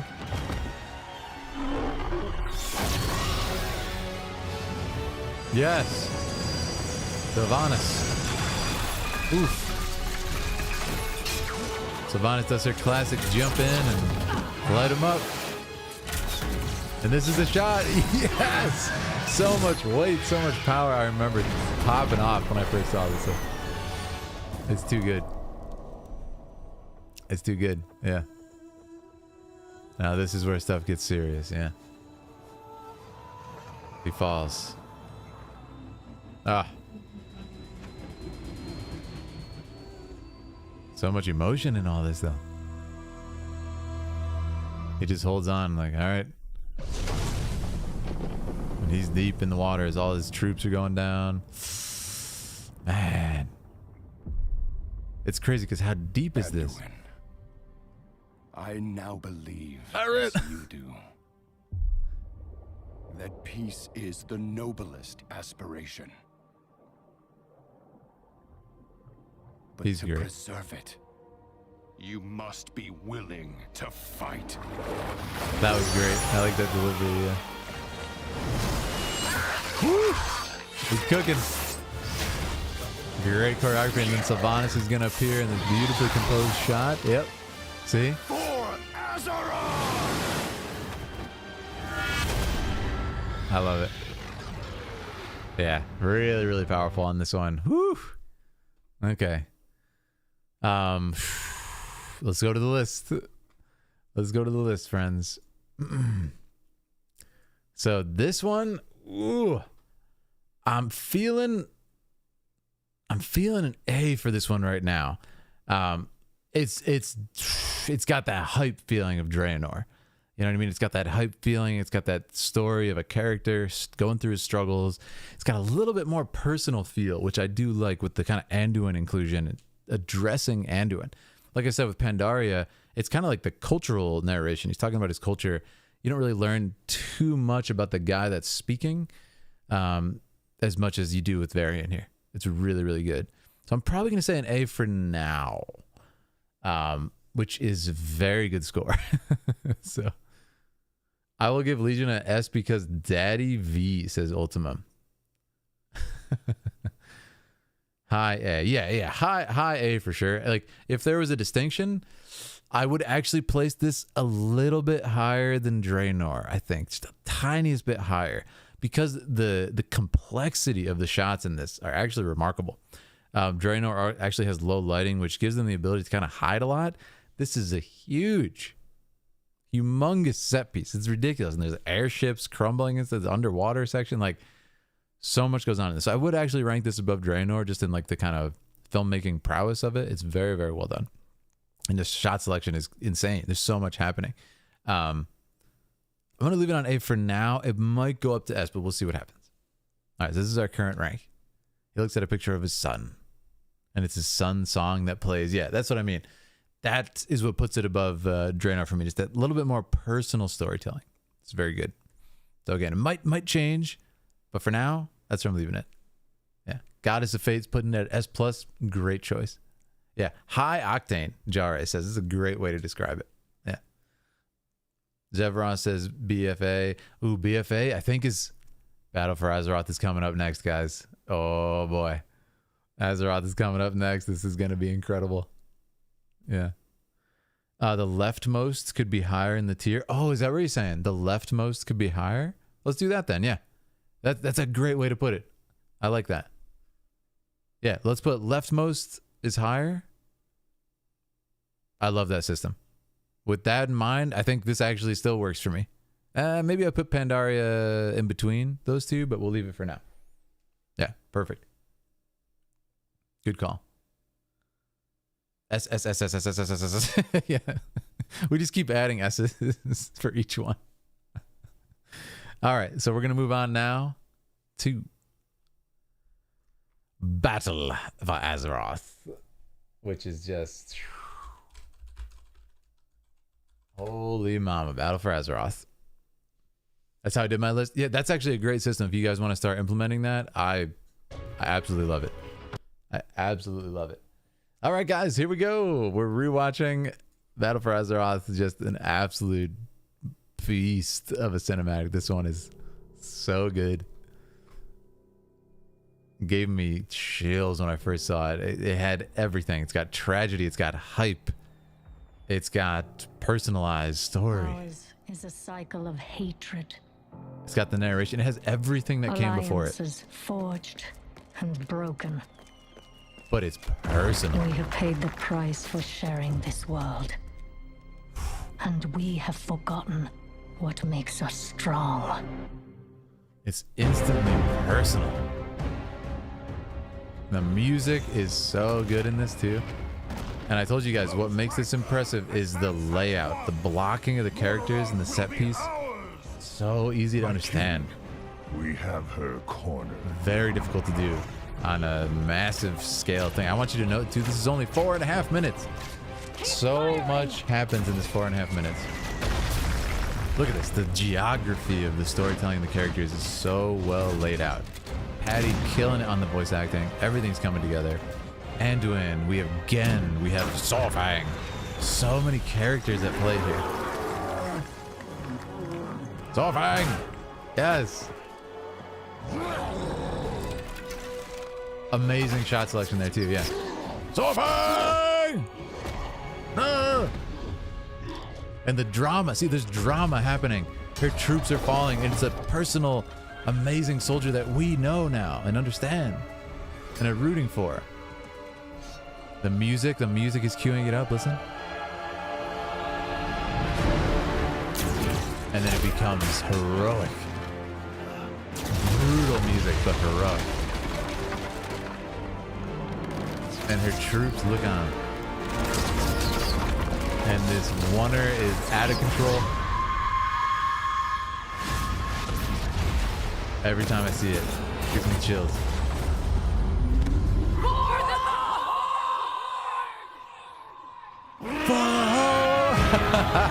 Yes! Yes! And there's Zappy Boy, right? Dude, it's got the most hype moment ever in Warcraft so far. Absolutely no question there. All the classes from the original cinematic too. And there's Anduin versus Solfang. Oh man, one shots him. So hype, guys. So hype. Gen is there. Gen's down. There's so much drama. It's only 4 minutes. Anduin rises to the occasion. Anduin unleashes rage. And as far as I've seen him, it's the first time Anduin's gone hard like that. Look at the emotion on his face. He's resisting becoming just a murderous king. And he's remembering who he is. This is so much storytelling, guys, in one scene. Layers upon layers. Oh my goodness. Yes. Beautiful visuals. And you see the reaction cutaway. The reaction cutaway shot there was so important, and they nailed it. Sylvanas is the other big viewpoint here. And it's unbelievable. It's emotional, his look on his face there. And Gen is healed. Oh my goodness. It's so cool. Stand as one for the Alliance! Let me see the Alliance in chat. And look, the nod of respect. It gives them a dynamic. And here we go. The callback to Warcraft 1. Come on, man. Come on. It's absolutely epic. From start to finish. Guys, 4 minutes. It's really 4 minutes flat. Because look, we have logos in the beginning. We've got logos up to 10 seconds. It's 4 minutes flat. In 4 minutes, so much is told, guys. So much is told. It's amazingly done. All right, we got to go to the tier list. I could talk about this one all day. It's absolutely incredible. Absolutely incredible. Yeah. Especially looking at it in the context, it literally had everything that the other trailers had and tons more. Tons more. Cinematic tools. An amazing first scene of a movie. It's got it all. It's got it all. And we're invested in Solfang from what happened before too cinematically. It's incredible. This, my friends, Battle for Azeroth is an easily highest score. Easily, it's the highest score. Yeah, no question. Incredible filmmaking, incredible visual storytelling, but most importantly, it's squeaky clean, man. Like the first watch, I knew everything that was there. I was able to follow along and not be confused. I was able to follow along and not be like, wait, okay, who's who? I didn't even know the characters. I didn't even know who Gen was when I first watched this. And I was still like, oh, wait, is that the guy? Okay, you guys told me maybe that's the guy from the other cinematic. Yeah. That's how good it is. Squeaky clean. Yeah, easy SS. That is the quickest placement. No question. Yeah. You wish you saw goblins and gnomes. They're just like the cameraman. Yeah, they're the cameraman. Yeah, it's absolutely incredible. So no question there. No question there. It's very, very good. So let me get a question in the chat. How many people are in 2023? How many people are in 2024? Right now. Where are we? How many people have gone to the new year so far?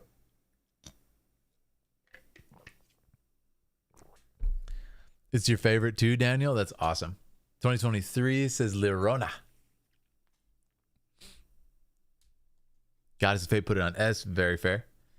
I agree with your ranking so far. All right, Victoria. Yeah, we're on the same page. Heck yeah.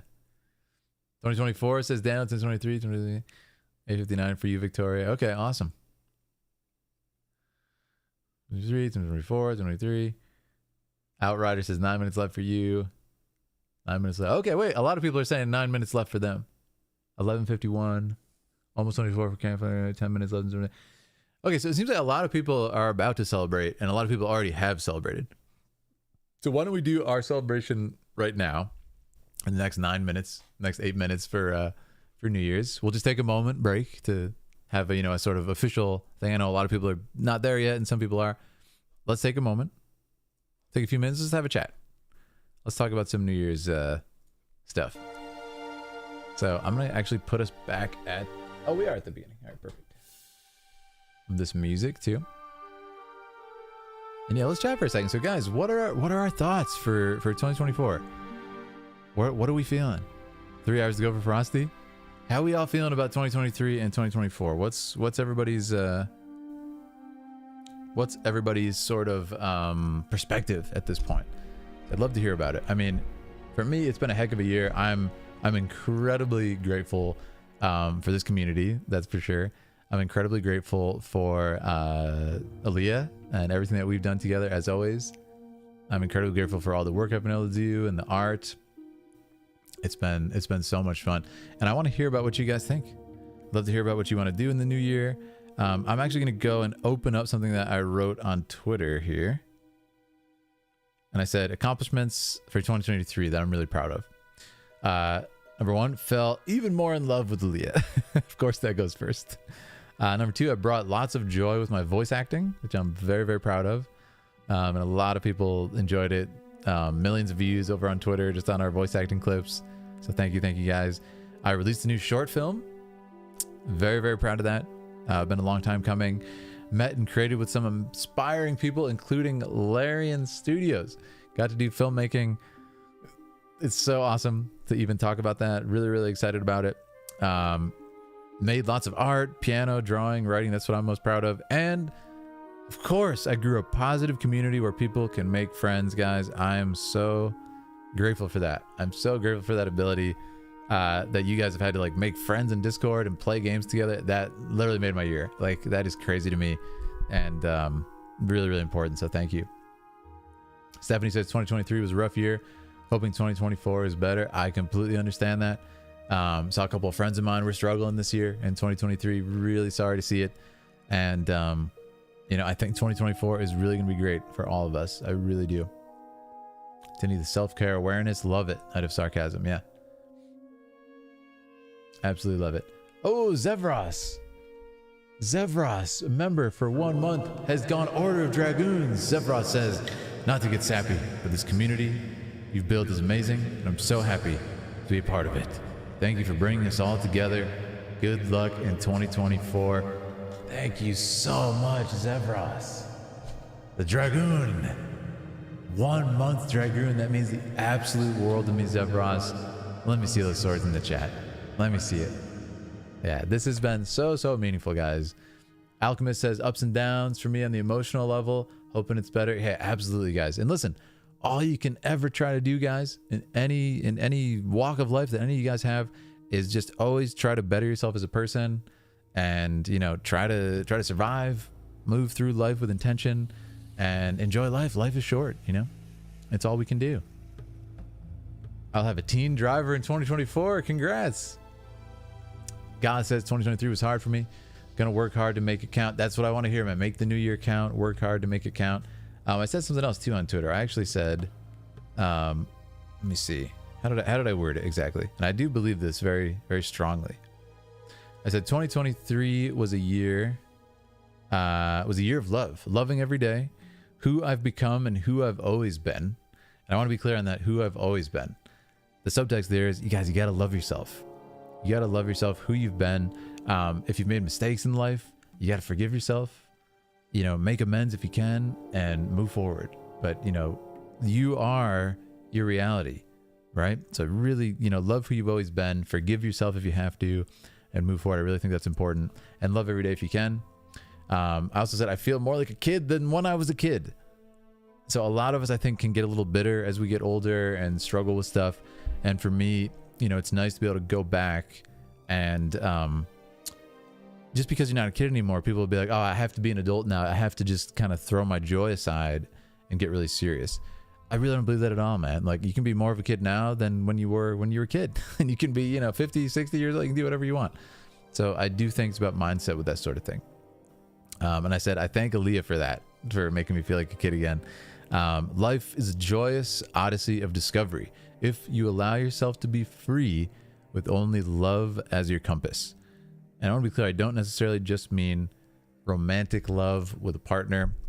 Like I said, very grateful for Aaliyah and all that, but you know, love as your compass, guys. Do what you love in life. Do what is important to you.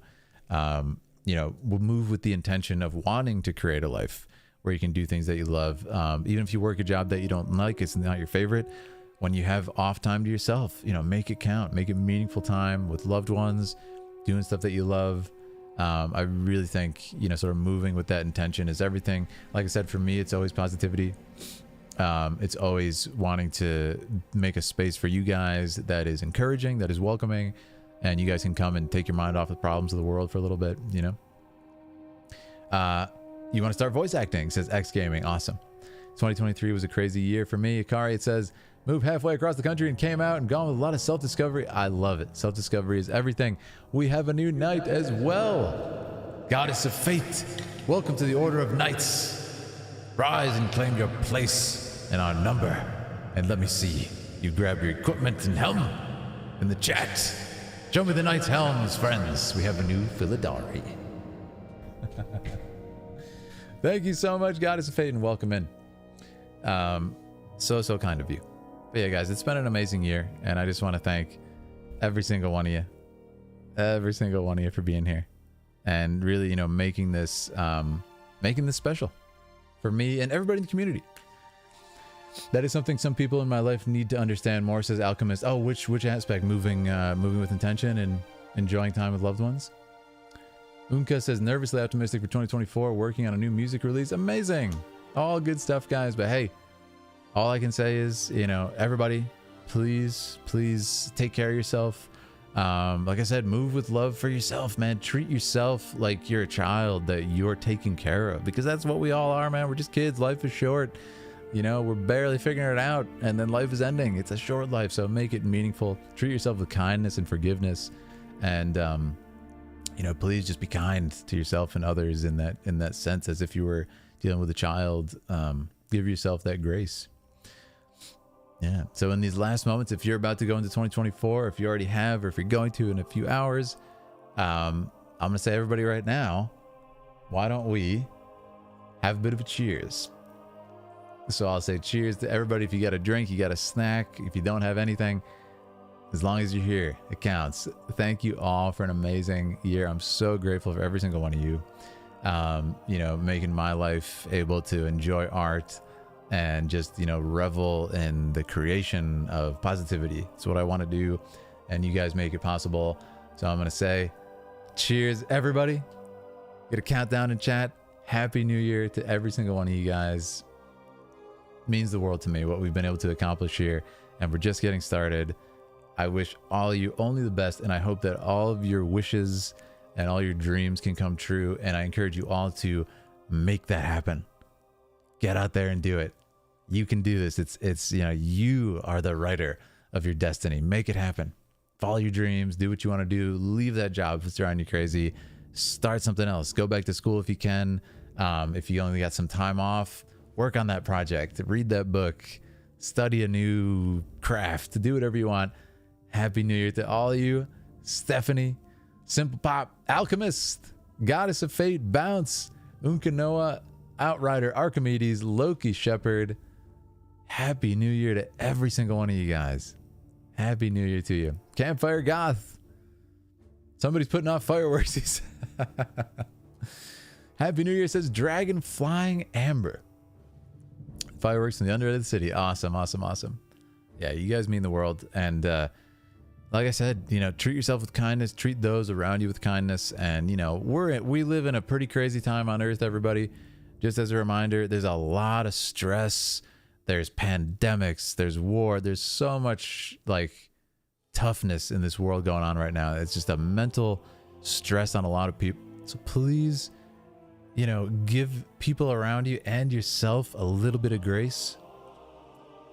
And, you know, move with love for yourself, your dreams, everything in 2024. All right. Cheers, everybody. Let's drink to 2024.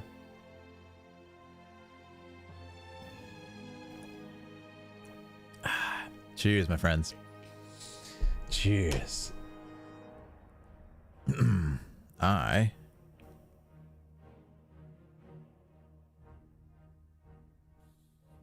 hours, says Alchemist. Awesome. Yeah, I know a lot of us are still not celebrated, but just want to say, Leah? Hey, I'm on stream still, just to let you know. But I just wanted to say Happy New Year. Happy New Year to you. Love you, and it's great to have you in my life, and everybody's so grateful for you too. I know. So let's see you in the chat, guys.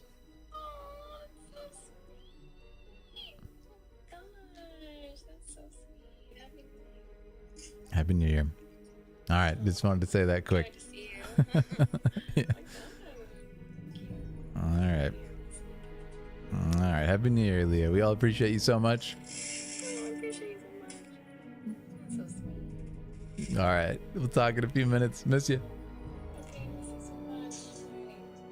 Pokemon tonight? Pokemon tonight? Sounds good. All right. Happy New Year, Leah. Miss you. All right. So that's Aaliyah too, guys. She's on a secret mission right now. Ooh, so stay tuned for that. Swords for Aaliyah. Oh, Canada, says Dragon. Yes. Awesome. All right, guys. So yeah, I hope everybody had a nice cheers. Like I said, grab a snack.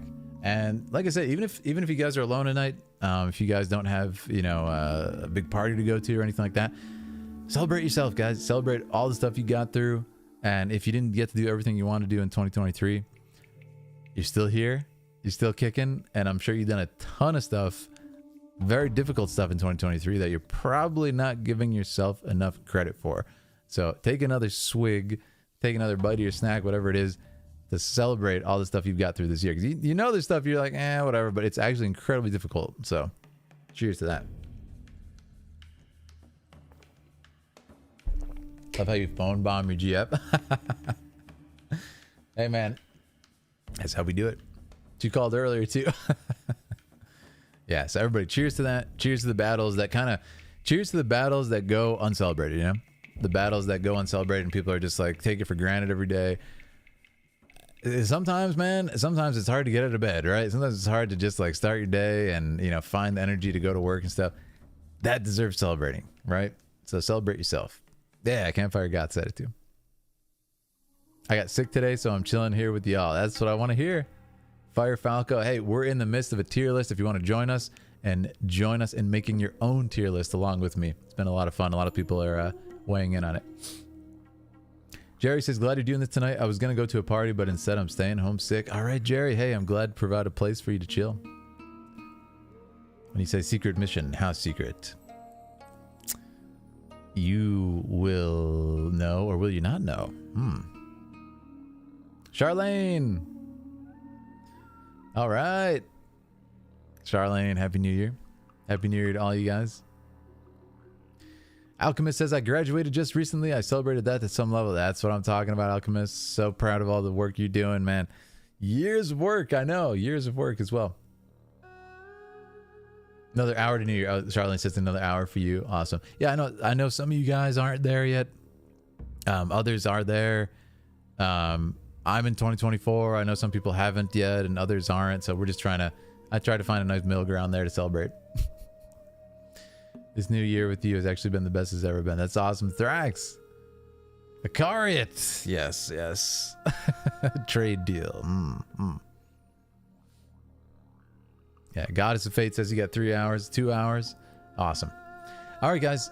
Let's get back to the tier list as we celebrate. And hey, I would love to hear if anybody wants to just share in it, intermittently as we talk.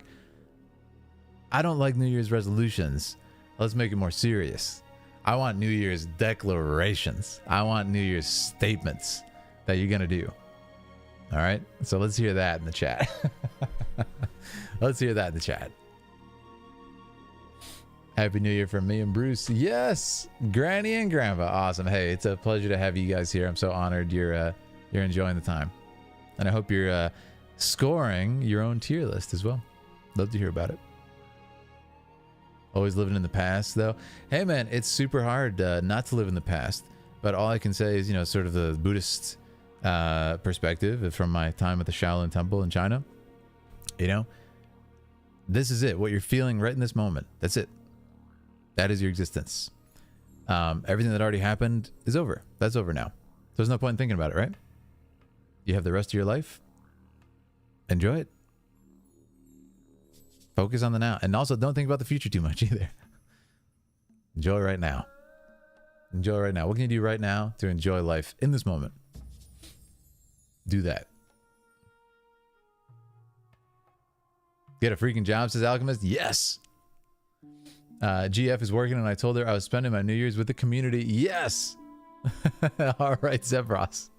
Hey, we're glad to have you. I hope she's okay and not overworking. Get book 6 finished and written. Awesome, Charlene. Finally caught alive. Hello, Shane. Glad to have you here and Happy New Year if you're celebrating. Otherwise, what are you just ignoring it? No New Year. 2024, I will officially start my new tabletop role playing. Nice. That's so fun. PDT, so I got a bit. All right. Yeah. PDT, yeah. That's a good time zone. I remember that one. Lotus flower cannot grow without mud. Love it. Finish mapping World of Warcraft. That's so fun. What a great project. The same thing I do every year, Philip. Continue fixing up my 1870 Victorian. Wow. That's awesome. Beautiful. Hello, Christine. Yeah, Happy New Year. Happy New Year to everybody who's already passed. I want to get a job and start my life. Awesome. It's a great declaration. I love it. All right, guys. Let's get back to the tier list as we continue our declarations. Battle for Azeroth has claimed the top spot. It has claimed the top spot easily, in my opinion. Absolutely mind-blowing work. Just absolutely high-level filmmaking in every single way. A D&D campaign? That's so fun, Jare. That's a great goal. D&D is such a cool, fun thing to do, and like an activity and bonding and friendship and stuff. It's great. I can't wait for that to happen for you. All right, guys. We have 2 more. Next, we're going to be watching Shadowlands. So let me pull that up.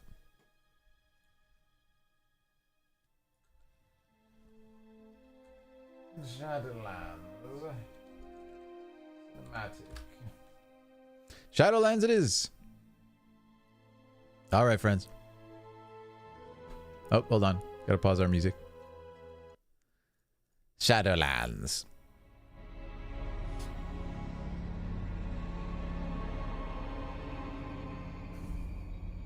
I haven't yet, Ben. Sounds good, though.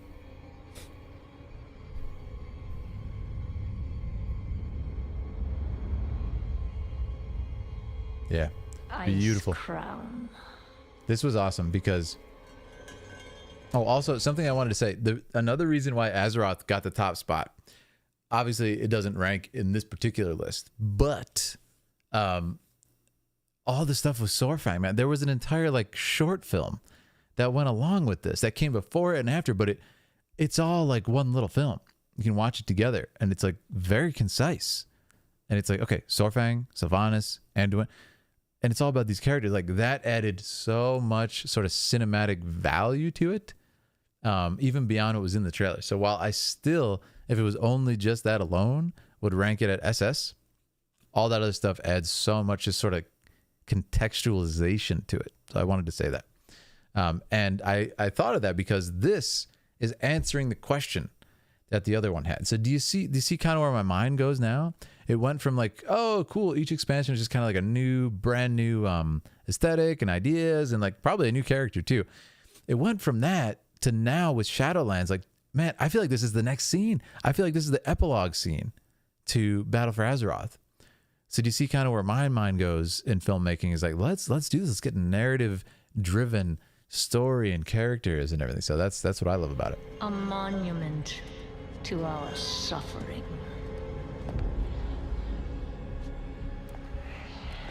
Yeah, and I love that you use the word liminal, Knit Fury. I use the same word in my reaction. This is a liminal space right here. And death. It's a liminal space, the path between light and death. She's clearly between life and death, but beyond that, a liminal space is something that is in between. And it could be, metaphorically speaking, like in between a decision. You know, I'm in a liminal space. I don't know what to do. I'm stuck in between. But it could be a staircase. It could be a hallway. And look at the shot. It's an endless staircase. She's nowhere. She's not at the bottom. She's not at the top. And there's a weird uneasiness that comes from being in a liminal space. Like, for example, like the pool rooms or the back rooms. If you guys have heard of these, they're sort of like liminal aesthetic experimentations where, like, what happens if you do like sort of a VR or even a game on a computer where you're just like lost in an endless hallway or an endless like pool room that just goes on and on and on, and it's both deeply uneasy and strangely relaxing. It's a cool phenomenon. So anyways, we have this in-between aesthetic. So we'll continue on. It's fascinating. Where a usurper sits. Her voice is so awesome too. Throne. Yeah, this shot is glorious. But New Year's Eve is a liminal space. Yeah, it is. Rules forever. Yeah, and this is, again, the callbacks. We get calls back to Arthas in the same throne, in the same position, right? So it's all kind of like combined into one story now. This is what makes this so cool. This is, of course, Bola. Yeah, Patty's incredible as a voice actor.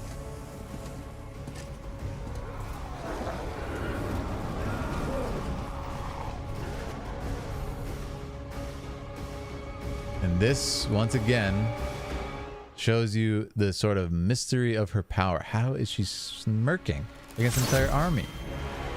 You don't even see it. She destroys them so casually. And he is just loaded with arrows, man.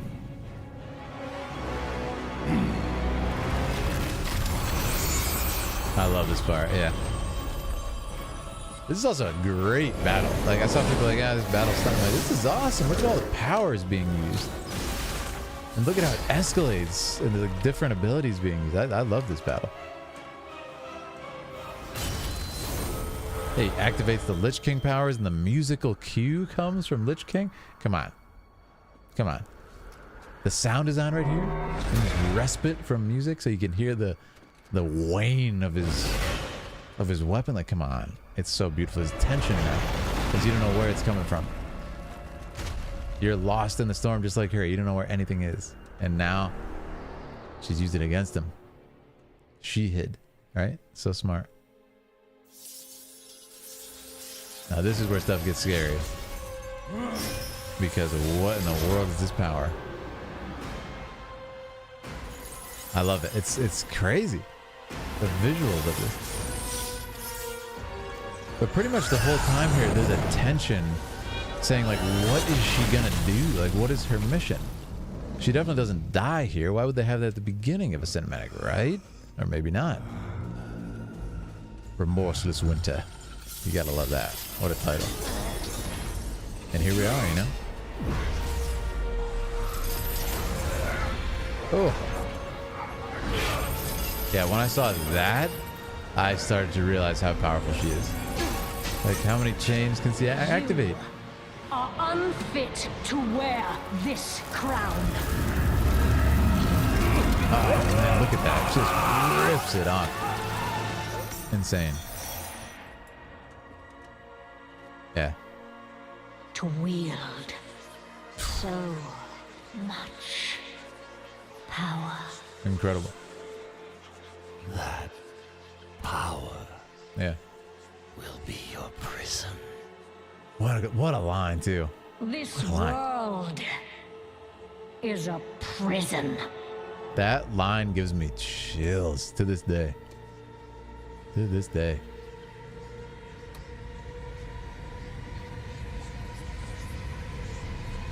Now this is where stuff gets crazy. Yeah, it looks like she's gonna put it on so cleverly. Yeah, they were so smart for this. I called it though.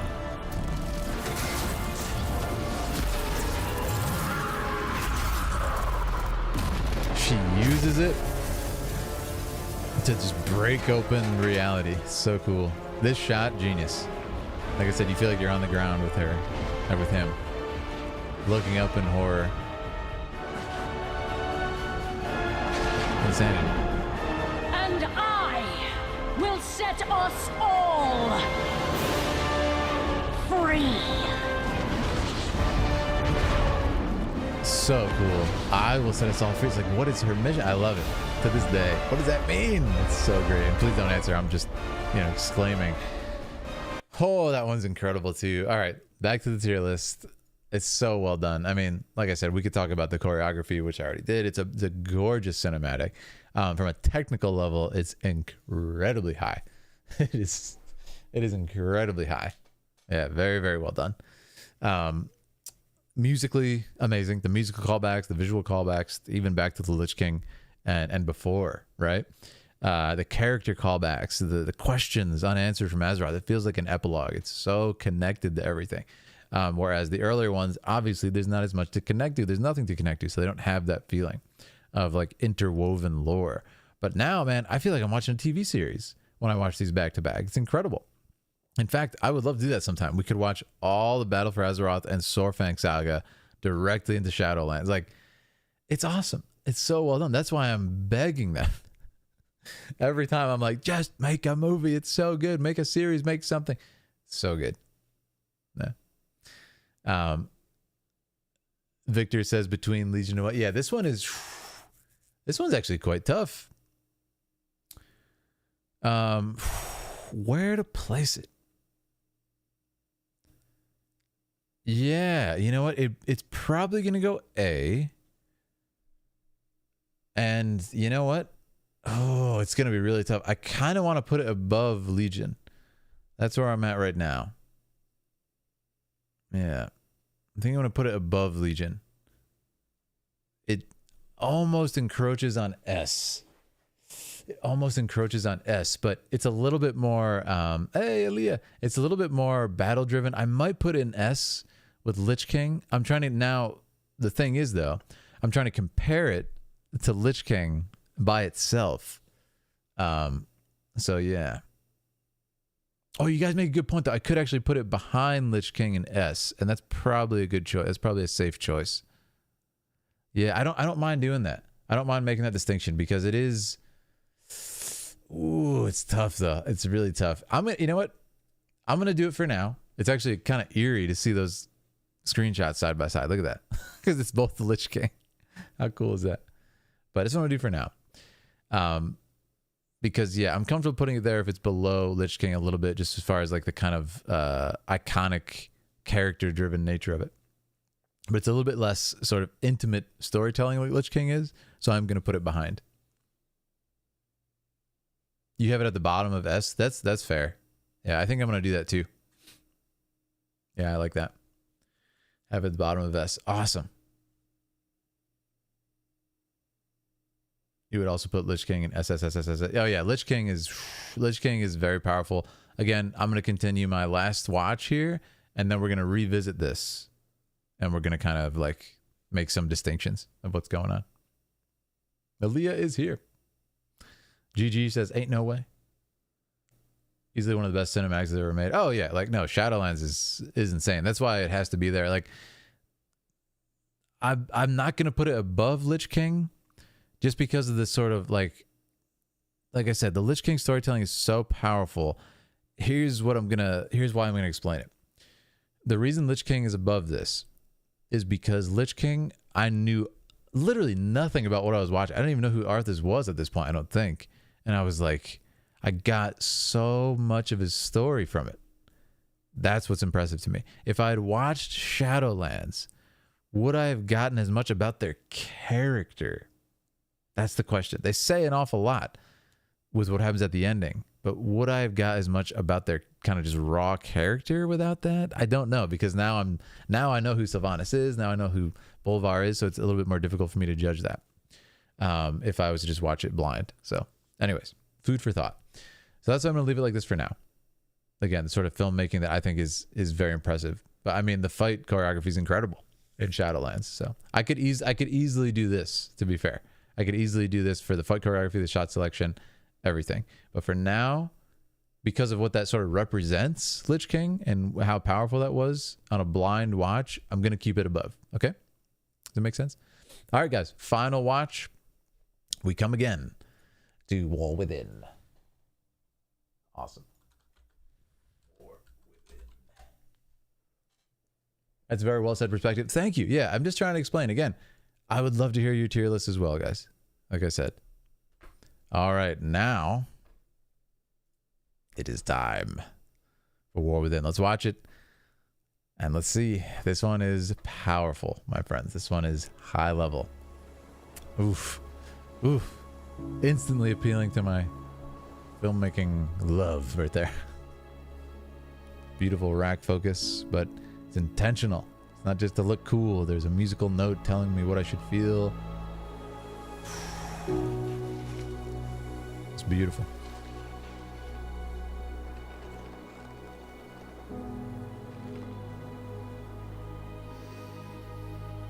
So much emotion, yeah. So much is voiced. So much is voiced, guys. Oof. Yeah, this is the thing, man, as far as raw filmmaking and just absolute artistic intention.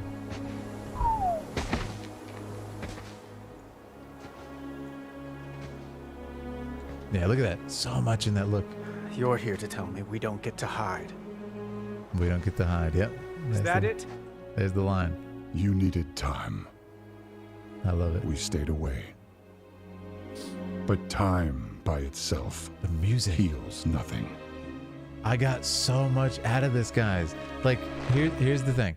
Now that I know the story, I'm like, of course, we don't get to hide. Like, I saw the we don't get to hide scene. And now I'm looking back and I'm remembering what I felt when I first saw this. And guys, it's incredible. Look at this. Music. You didn't just come here for me. It's the visions. You've seen them. In the visions, like Stormlight. I suspect many have. That was my first call out. And it's just, you can tell there's a history here without knowing anything. This part is insane, by the way. The sinister feeling that comes here with the music. Someone is calling out from the heart of the world. The music like a right there. From a dream. Chills. Chills. Something dark is coming, Anduin. So good. The world needs your light again. And watch, this is where it goes absolute bananas. My son. Oof. The acting, guys. Yeah, it's next level.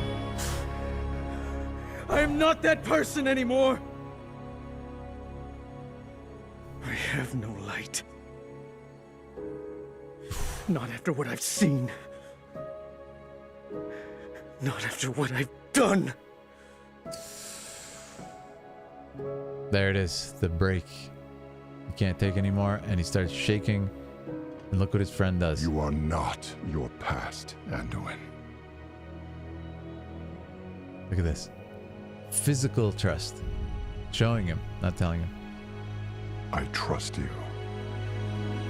I trust you. Literally not to kill me. I've steadied your sword with my heart, man. Like, what a powerful moment. And look what it does. It steadies him, you know? Just beautiful. Hear me. Beautiful. Like, that's filmmaking here. That is gloriously done. Worse. Yeah.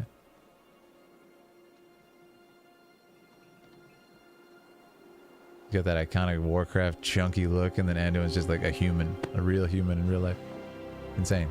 Look, whatever's coming, I'll stand with you. Of course I will.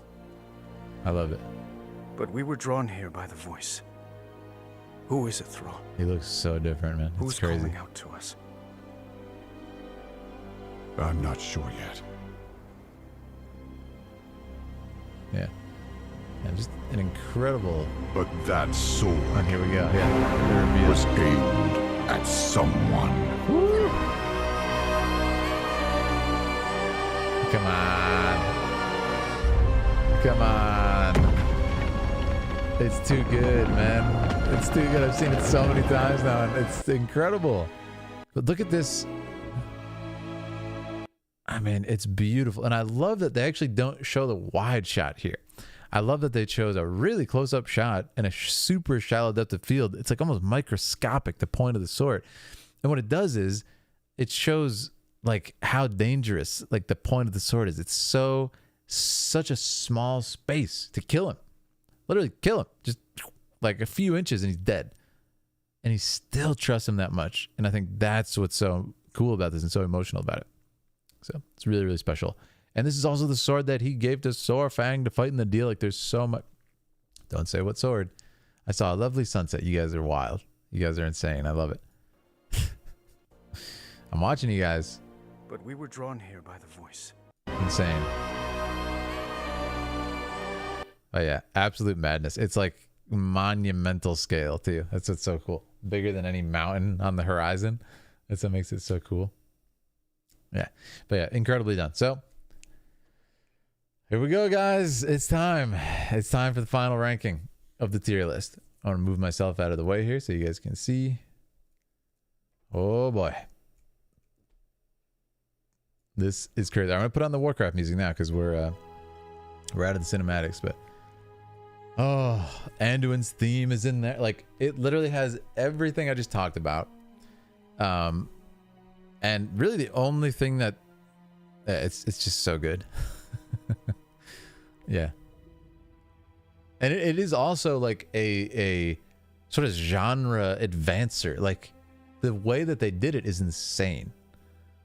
It's absolutely insane how they were able to not use motion capture for this and create something that is really, really on a different level, you know, on a different level of in-game, well, I guess not in-game at all, but you know, a different level of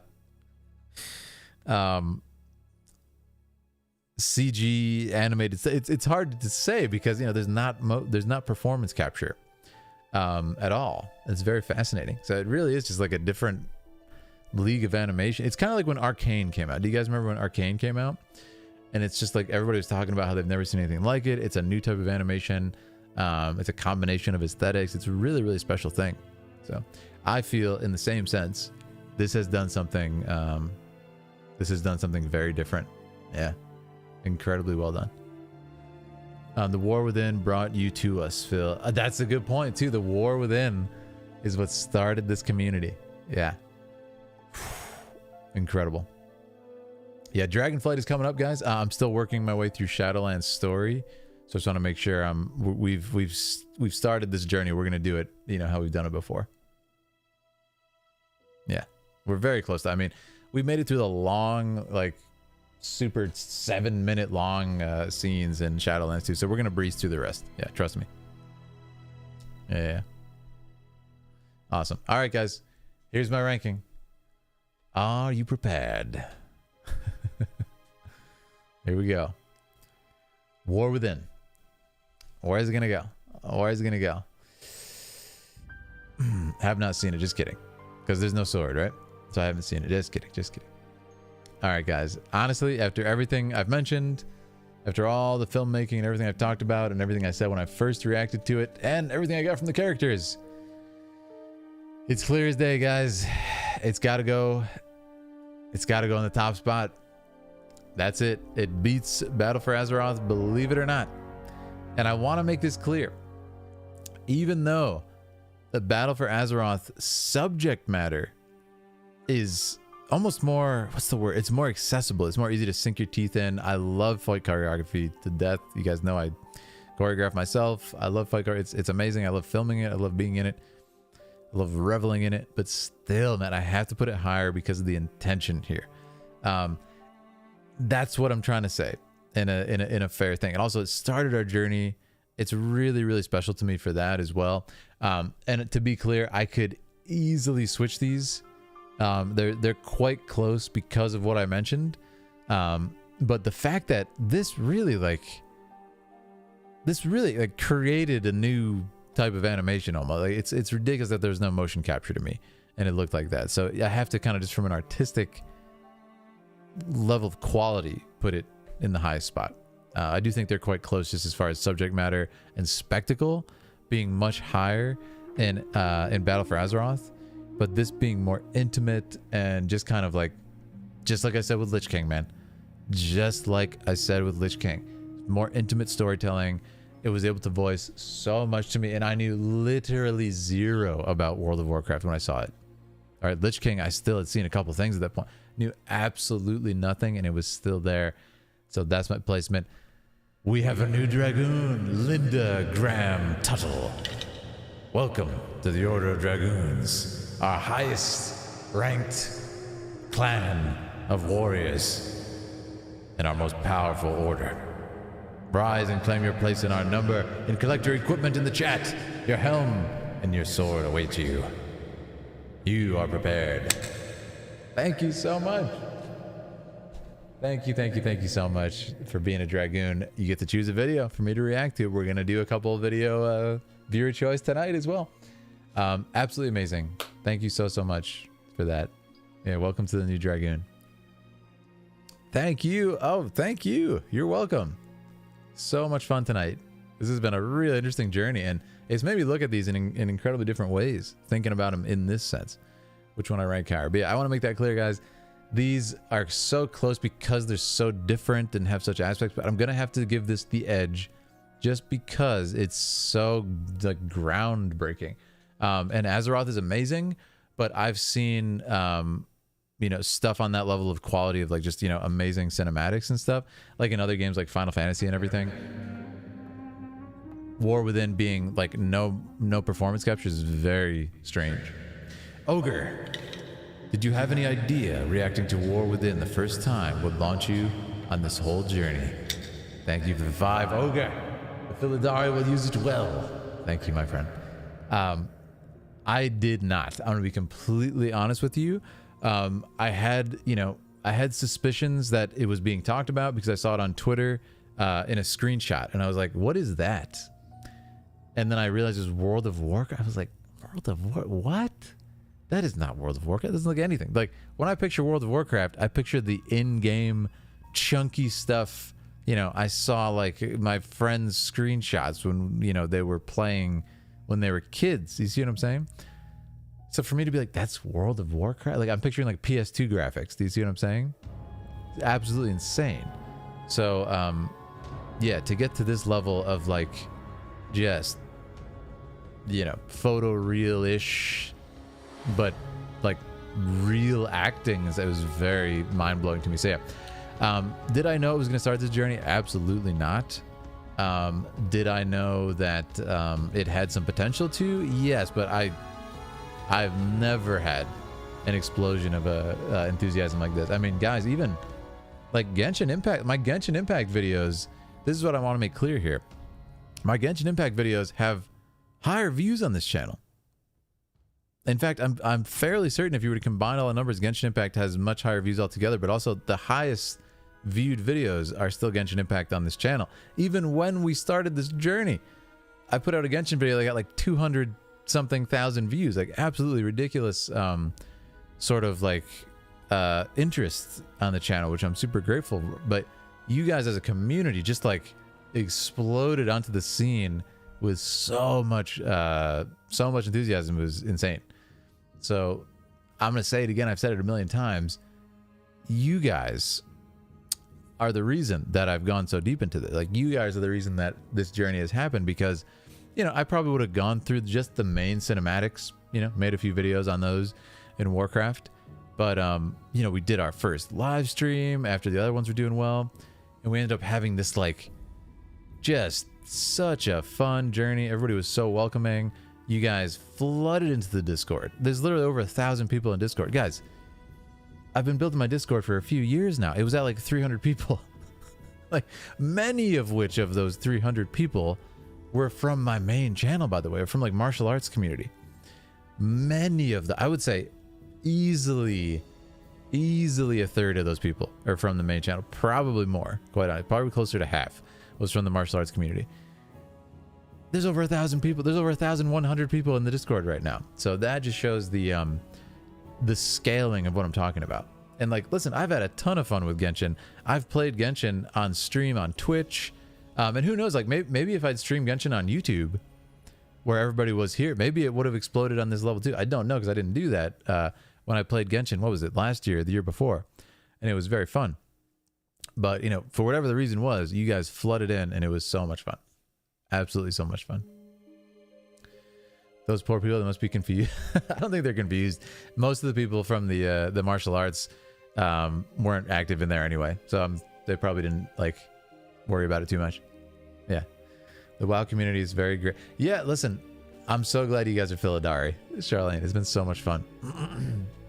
So much fun, the journey, and now we get to make cool tier lists.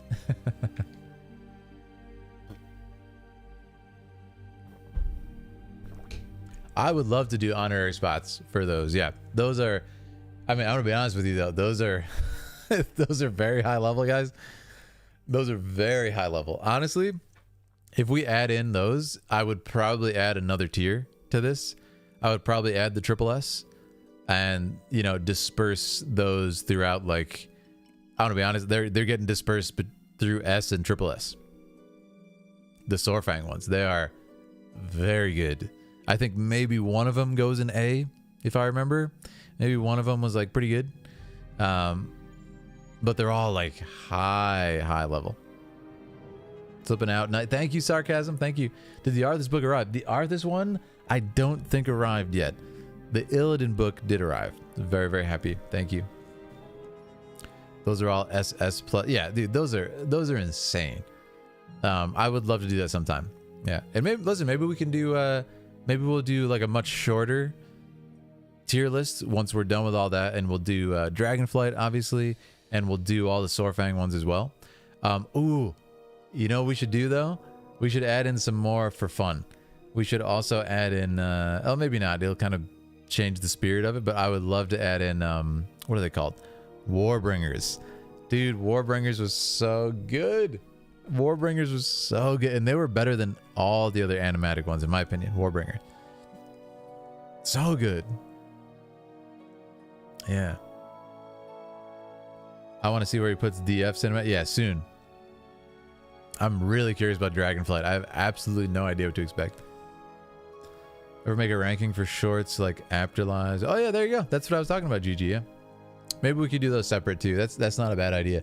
Afterlives, we could do a separate tier list, yeah. Other than BFA animation, the one where Anduin talks to Sorfang, the prison. Oh, that one, I like lost my mind. Do you guys remember that on live? I don't know if I've ever actually analyzed a video that deep. I guess I have on some other stuff that's popped off, but like, I was so deeply invested in that. It was actually ridiculous. Akari, it says check Discord. Okay, will do. But yeah, anyways, let me just, for the recorded version, maybe we'll say, hey, that's the tier list for now. These are my final rankings. Thank you, everybody.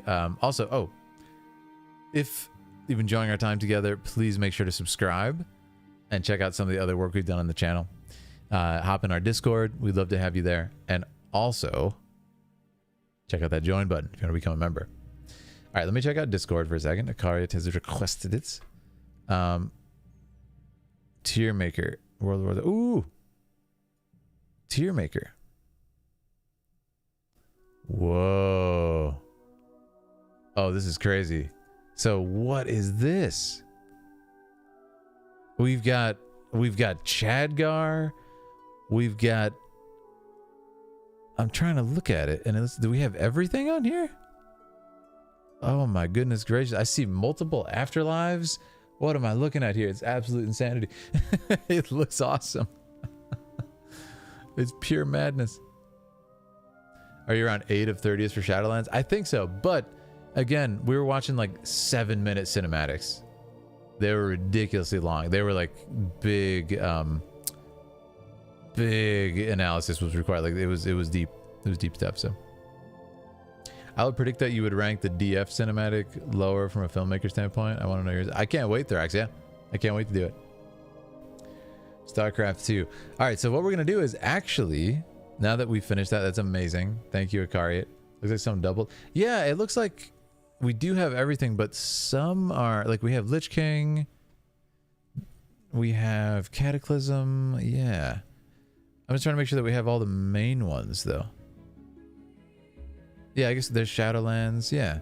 Some doubled, tripled, quadrupled, but we do have them all. Awesome. No, that's really fun. We will play around with that another time. Thank you, Akari.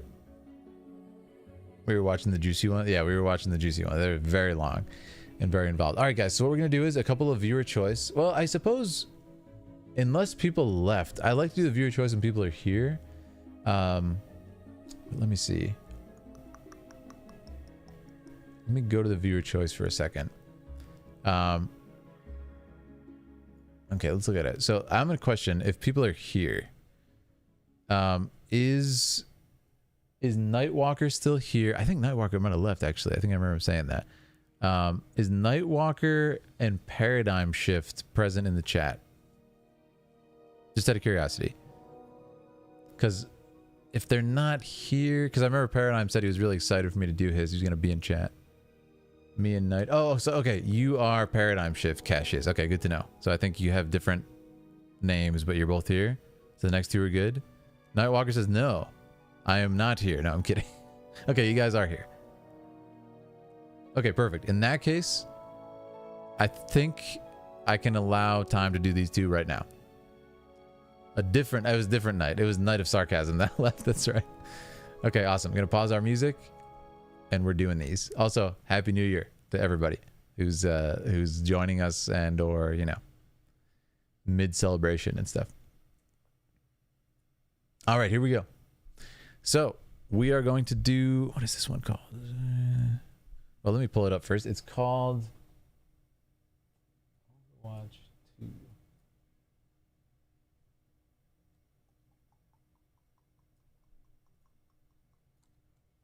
Perfect.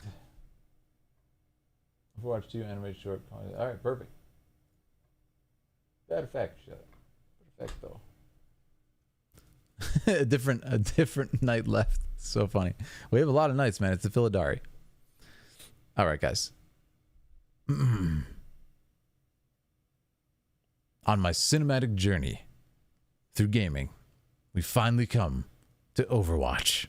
And today, we're looking at the animated short called Overwatch 2 Calling, featuring Sojourn. If you're enjoying our time together, please consider checking out some of the other videos we've covered on this channel. Let us begin. This particular video was chosen by our Dragoon tier member, Nightwalker. If you want to choose a video for me to react to, click that join button, become a Dragoon member. All right. Overwatch 2. Now I'm going to adjust this slightly. I just need to see anything on the screen, guys. Forgive me. I need to just adjust it for a moment. It's a little... I don't know why that happened, but we lost the tiniest bit. There we go. Almost perfect. I don't know kind of changes, but I think it's because they changed the aspect ratio slightly too. So depending on the cinematic. All right, that looks great. Move me back over here. Sorry about the live editing here. All right, here we go. And we're here. Overwatch lore masters, join me in battle. All right, here we go, friends. Blizzard presents. Blizzard's back. We've been loving our Warcraft cinematic journey. That's a fun first shot. Setting the tone of sort of gleeful lightheartedness. Really cool character design. And we're getting world building. We're getting world building with the sort of currency. She's a regular with the fist bump. A lot of information here being conveyed. Cool comic panel style there. Ooh, okay. Possibly a neighbor. I love this kind of like New York City looking neighborhood. Awesome. So she's like has some prosthetics. That's so cool. Really fun character design here. Huh. And Agent Tremblay. Ooh. Rough night. Tell me about it. I know it hasn't been 3 months. All right, hold on. I gotta raise it. It's really quiet. Sorry, guys. I hate to interrupt, but it's like incredibly quiet. I want to make sure I can hear the dialogue. Huh. Agent Tremblay. Okay. Rough night. Tell me about it. So there's world building from the know it hasn't been prosthetics 3 months. May I? that she has. Telling us that's quite normal for this world. Murphy! How she's being viewed. That's awesome. Who's my good girl? Really good like visual storytelling and world building. I don't understand it. She's usually a very good judge of character. Yeah. We all have our blind spots. Ooh. I have croissants. Really good to see Oh. blind spots. Thanks. You see the pictures there. Yeah, this is great. So, for official purposes, Nice art style are too. you Vivian Chase, former rank of captain in Overwatch, call sign Sojourn? I am. And have you been in compliance since the Petrus Act terminated Overwatch's charter? No vigilante activity? Wherever you're going, let's just get there. Eat a croissant. We intercepted this a while back. So she seems almost Just broke retired. the encryption. I take it you saw it already. Whoa. Then you know that I didn't respond. I have a good life now, Noah. It's clean. So she's like got out. Okay. Right. But how could you ignore that? Heck, I was inspired. And those are your people out there, violating the Petrus Act. Am I supposed to just trust that you're not? Huh. Murphy, down. I love a little bit of humor there in the Croissant's Disney getting cold. style. The Disney art style. It's quite Have similar. a presence in the area, yes? There's a little bit of You distinction hear there. things. Hear anything Yeah. about an underground Omnic insurgency? Whoa. Good transition. Last night, my So, unit was investigating an extremist cell with He's got the ties to damage on him. This is how he got it. There's going to be some suspense Got there. more than we bargained for. Yeah, really clever. Whoa. Ooh, that's creepy how they move. Yeah. But then something, Yeah. someone, happened. Wow. The perspective shift there was super clever by the director. I love it. And look at the choreography popping off. The music, everything's building up.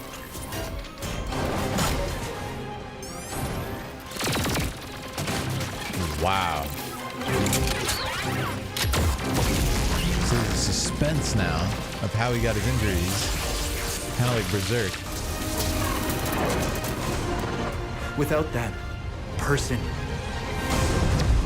my team might have died. Ooh, that beautiful cutoff. But I have to do my duty. The music when they left.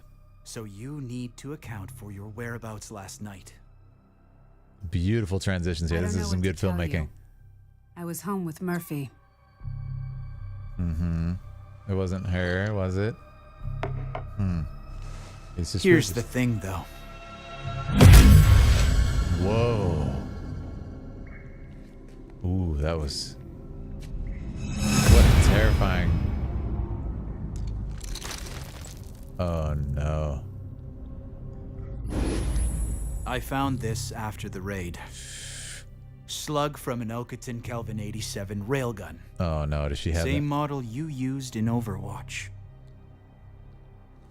I never told you this, but I joined the agency partly because of you. Testifying at the Petrus hearings. Doing what you thought was right. Interesting. Really nice acting here. Doing what you think is right can be complicated. Ooh, the musical cue there. Really nice. The Overwatch I joined was about raising the world up. It's like regretful, but also heroic. Making it a better place. But by the end, we lost sight of our mission. Interesting. I don't regret what I did, but it was the hardest decision I ever made. Huh. Do what you think is right, Agent Tremblay. Interesting. No way. No way he does it. He's not gonna. He's not cuffing her. Nah. Nah, he's too, he feels too indebted. He's not gonna do it.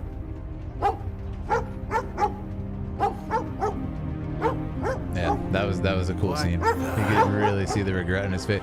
What in the? I saw that war. Last night's raid. The insurgency. It's all connected. Is she gonna do it? Transform! Oh my god.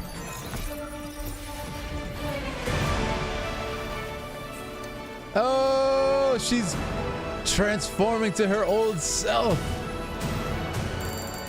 CSIS Unit 37. Toronto is under attack. It's beautiful. Agent in the van. Secure the streets at Beverly and Queen. Wait, what? What a Rooftop, moment. I need bird's eye views. Find me a route to evacuate civilians. Who is that? Tremblay, are you there? Yeah, let me evacuate civilians. You really gonna cuff her? Do what she says. She's our best hope. Oh man, that's so nice. Yeah, it's like she's returning to her old self. Orders, Captain. Stay on the comms. We've got a city to save. All right. Yeah. Oh man, that was nice. This is like what a nice, like, feel good cinematic. What a feel good story. Like it's a short film. It's a short film. I really like this for that. It's an open and closed story. You could end this right here and never know what's going on, never revisit it. And this was such a powerful little vignette. It's sort of like a reawakening of her identity almost. And even though I don't know the exact ins and outs of what happened and okay, you know, was she present at other incidents or how long has she been? I don't really need to know all of that deeply. It's just like, oh man, it made me emotional at the end. The music is so beautiful and this kind of rousing feeling of like she's gonna be her old self. She doesn't really care what this guy thinks. She's just gonna do what she feels is right, just like he should. And just by demonstrating her sort of like virtuosity, he is also inspired and says, "Oof, yeah, just goosebumps." Really, really nicely done. Let's analyze it. Let's jump into it a little bit. Like I said, if you're enjoying our time together, make sure to subscribe and you know, click that join button if you want to become a member and pick your own video. Really good choice here. Shout out to Nightwalker. Really good choice, but I love it. It really made me emotional at the end. Oof. I love the visual style. Yeah, it's got a lot of charm to it. What's interesting here is the dog. He has like kind of almost like a Disney visual identity to me.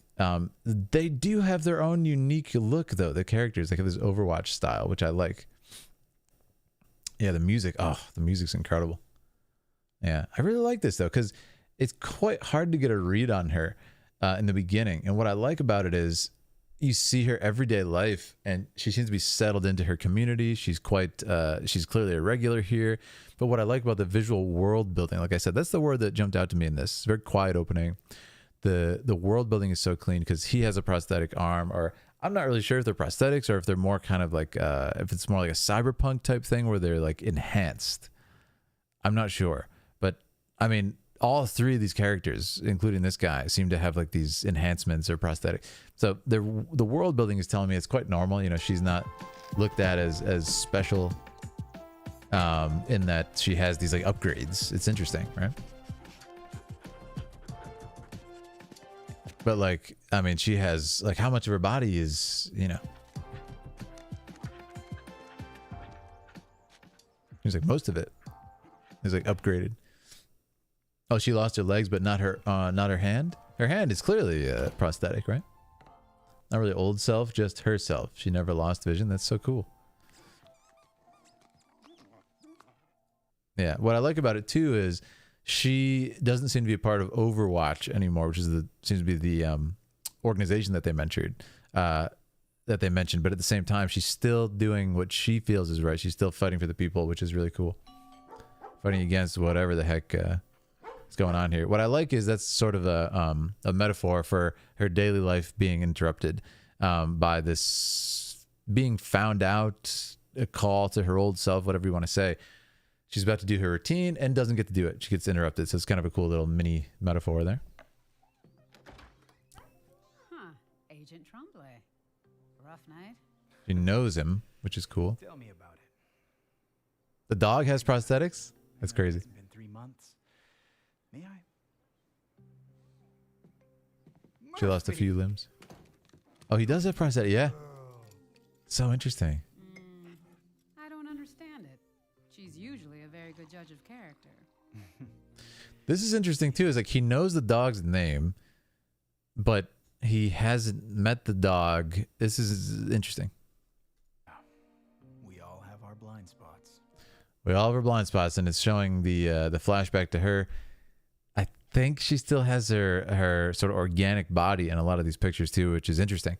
When I heard blind spots, my mind instantly went to, oh, like she, you know, had a blind spot and got attacked, right? So it's fascinating. It has like a double meaning. I have croissants. Oh, thanks. Yeah, she has 2 prosthetic hands as well. So, for official purposes, are you Vivian Chase, former rank of captain in Overwatch? Call sign so. Vivian. I am. And have you been in compliance since the Petrus Act terminated Overwatch's charter? No. Got it. So Overwatch has been disbanded for political reasons, it seems. Activity. Wherever you're going, Yeah. let's just get there. We intercepted this. Oh, okay. So this agent is like watching over her to make sure she's in line. Is what's happening. Like her officer. Back. Just broke the encryption.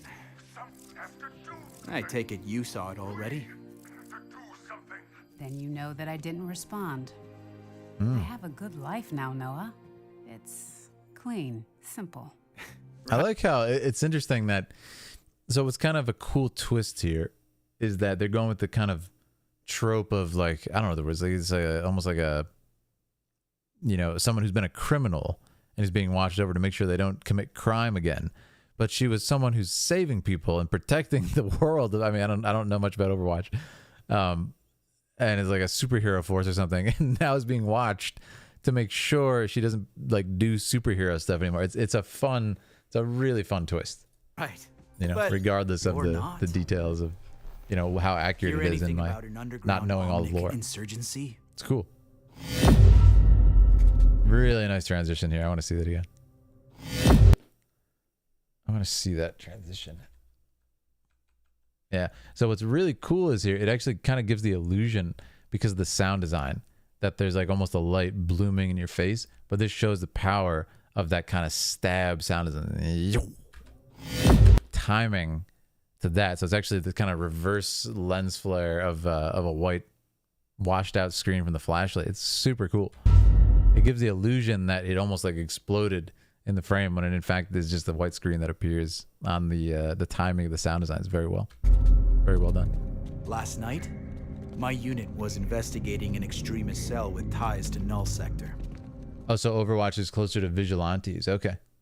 That's cool. That's good to know. Thank you. Got more than we bargained for.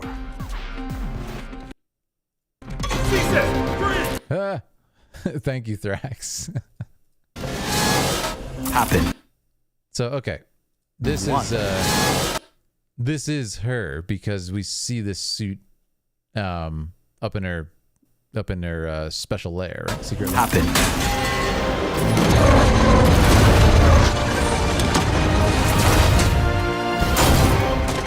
Yeah, there's some really cool choreography here too, kind of like camera choreography as well. So they're really clever to film this and shoot this as if it's, you notice it's a little bit shaky, and the height is, you know, a little bit lower than human height, so it gives it a heroic feeling. But what it does is it gives the feeling of it's a human watching it, that it's not a camera, like a fixed tripod shot. Look at this. See? How cool is this? The tiniest bit of shake, just a little bit of humanity to the camera there. So it looks like you're going, as she kicks everybody. So subtle, but that's the sort of stuff that makes a difference. Really nice shot. It's quite cool, and her arm like morphs. Yeah, look at that. Her arm like morphs into a weapon. That was cool. I also like how a lot of the shots here are quite intimate, and it gives it that close quarters feeling. That was nice too. Without that person, my team might have died. Really nice performance there. My team might have died. He's no longer looking at her. He's just staring off, like kind of realizing the dark truth that, dang, even if it was her breaking the rules, saved her. Yeah. Oh, yeah. So did anybody just cross into the new year during this hour? Happy New Year. Might have died. Whereabouts last night. Insanity. But yeah, really, really nicely done. Now, what really stands out to me, though, is the ending. About raising the world up. Yeah. Making it a better place. Yeah, so she's still, what's significant here is she's still held on to those ideals. That's what's really cool about her gripping it like that. Nice shot. We lost sight of our mission. I don't regret what I did, but it was the hardest decision I ever made. Do what you think is right, Agent Tremblay. Love it. So yeah, this is where stuff gets cool. And again, like, you know, just narratively, it didn't make sense that he was going to arrest her right here.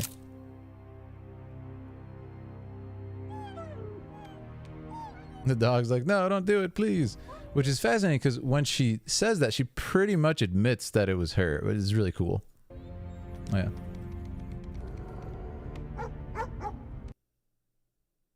Overwatch cinematics is very good. Wish they hadn't monetized the game. I've never played Overwatch. I don't even know what it is.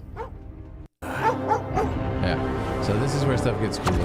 I really like the music here. Last night's raid. The insurgency. It's all connected. Yeah, and at this point, she's just like, yeah, I don't care. I gotta save the world. So that's pretty cool. Pretty cool.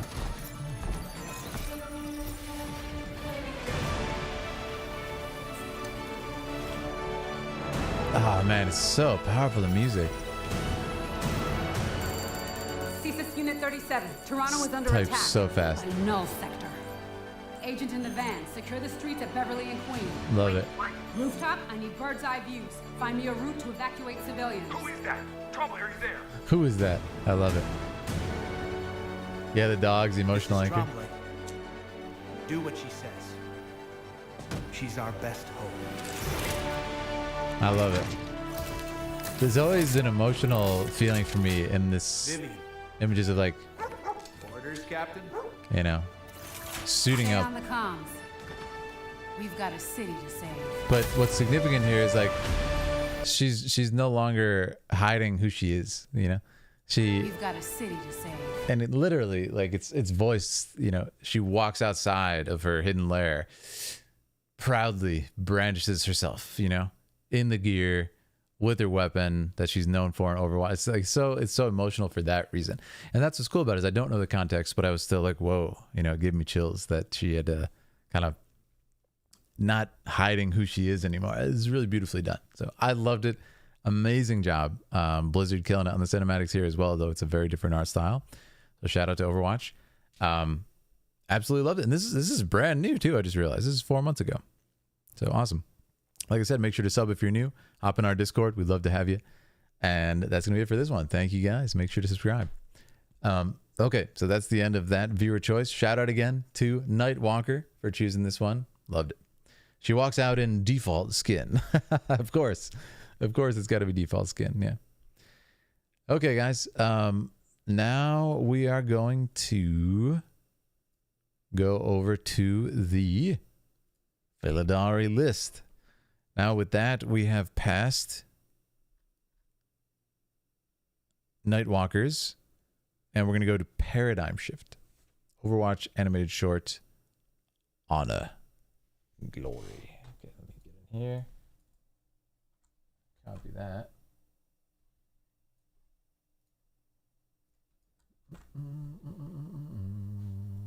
Wait, was that Overwatch 1 or 2? Overwatch. Okay. Oh my god. My keyboard is not cooperating. All right. Hey, what's up, Katikwa? Yes, absolutely. Hey, Happy New Year's. Happy New Year's. Okay, Honor and Glory. Let's do it. Let's hop in. That was a really fun one. Thank you for choosing that. All right.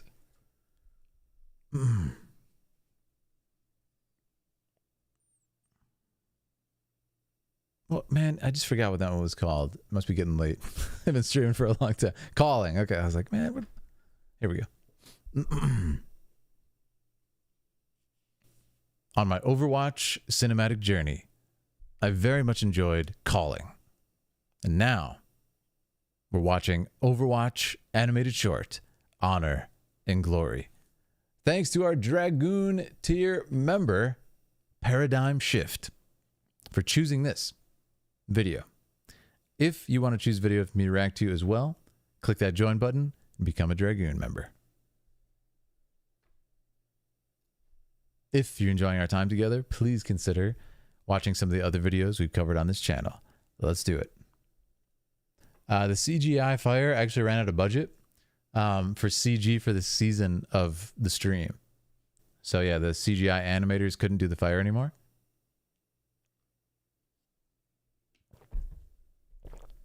Happy New Year, Charlene. That's you. That's Cassius Brutus in the chat here. Okay, here we go. Overwatch lore masters, join me in battle once again. Ooh. Cool vibe for the beginning. Blizzard presents. It's very interesting for Overwatch, kind of castle town feeling. Winston's message wasn't meant for you. Okay. This isn't your fight. Papa told me after so many years of service, you gave Overwatch everything, and then they pushed you out. Visual storytelling. He gave him everything. He's lost his eye, you know?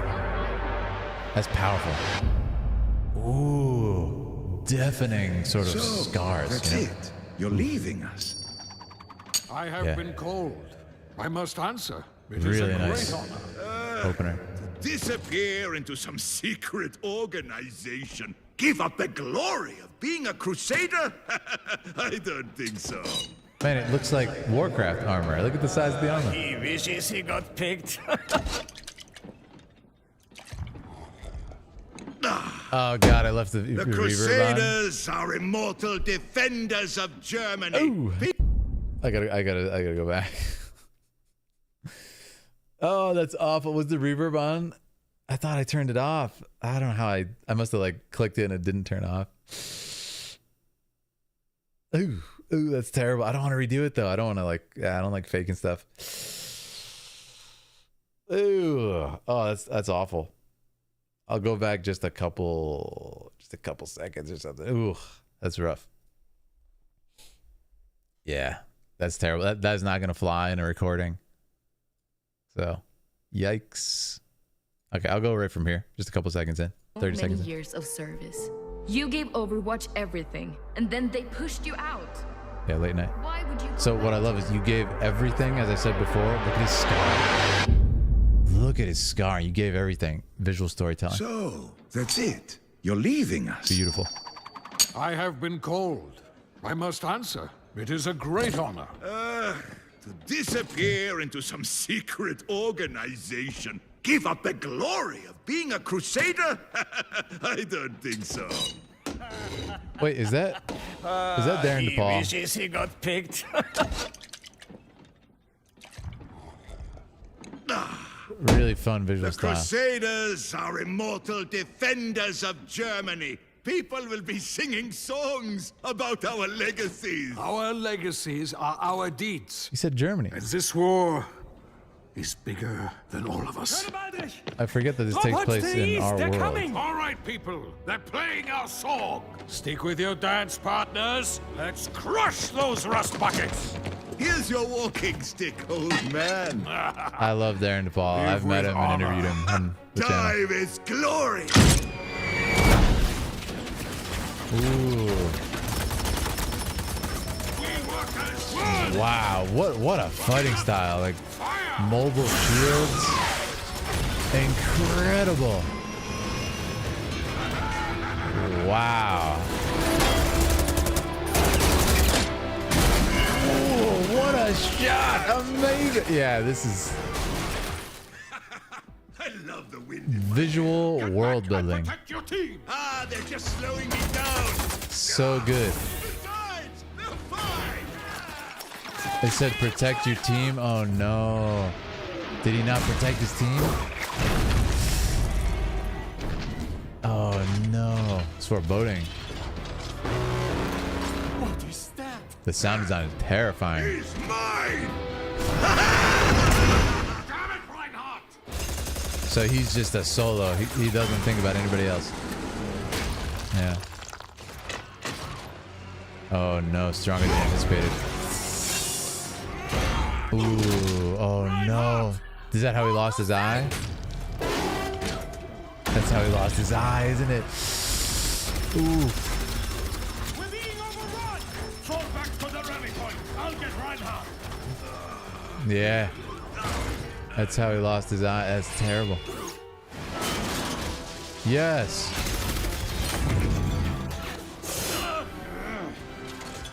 He abandoned them for glory, didn't he? Yeah.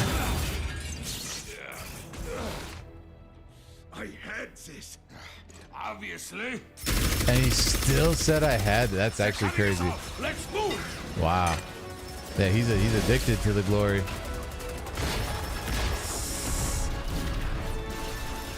Oh no, don't tell me his friend's not gonna make it or something.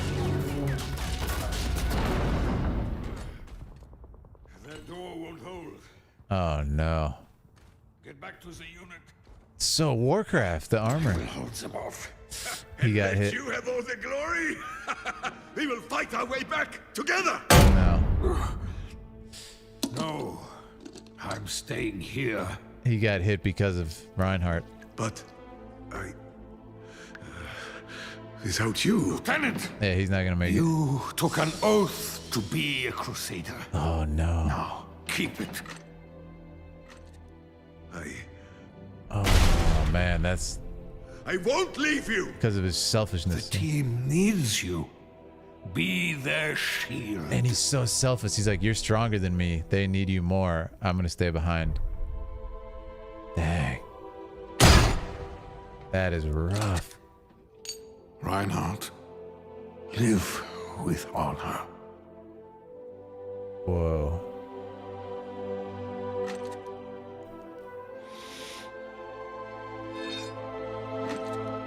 That's how he lost his eye. Great cinematic. Gives him his Die weapon. with glory, old friend. Wow. And this is real glory, not selfish action. Oh!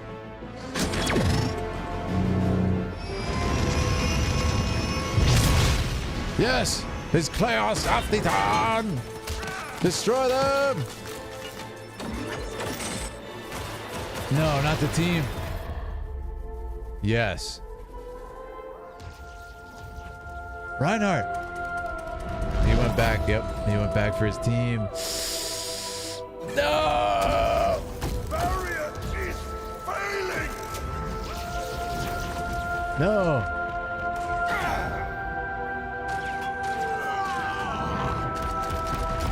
Yes, good hit. Amazing. The music is so beautifully done. I love the muted sound design, and the music has taken the forefront here. Really good choice by the director. Yeah. Oh my god. No. Wow. No. No.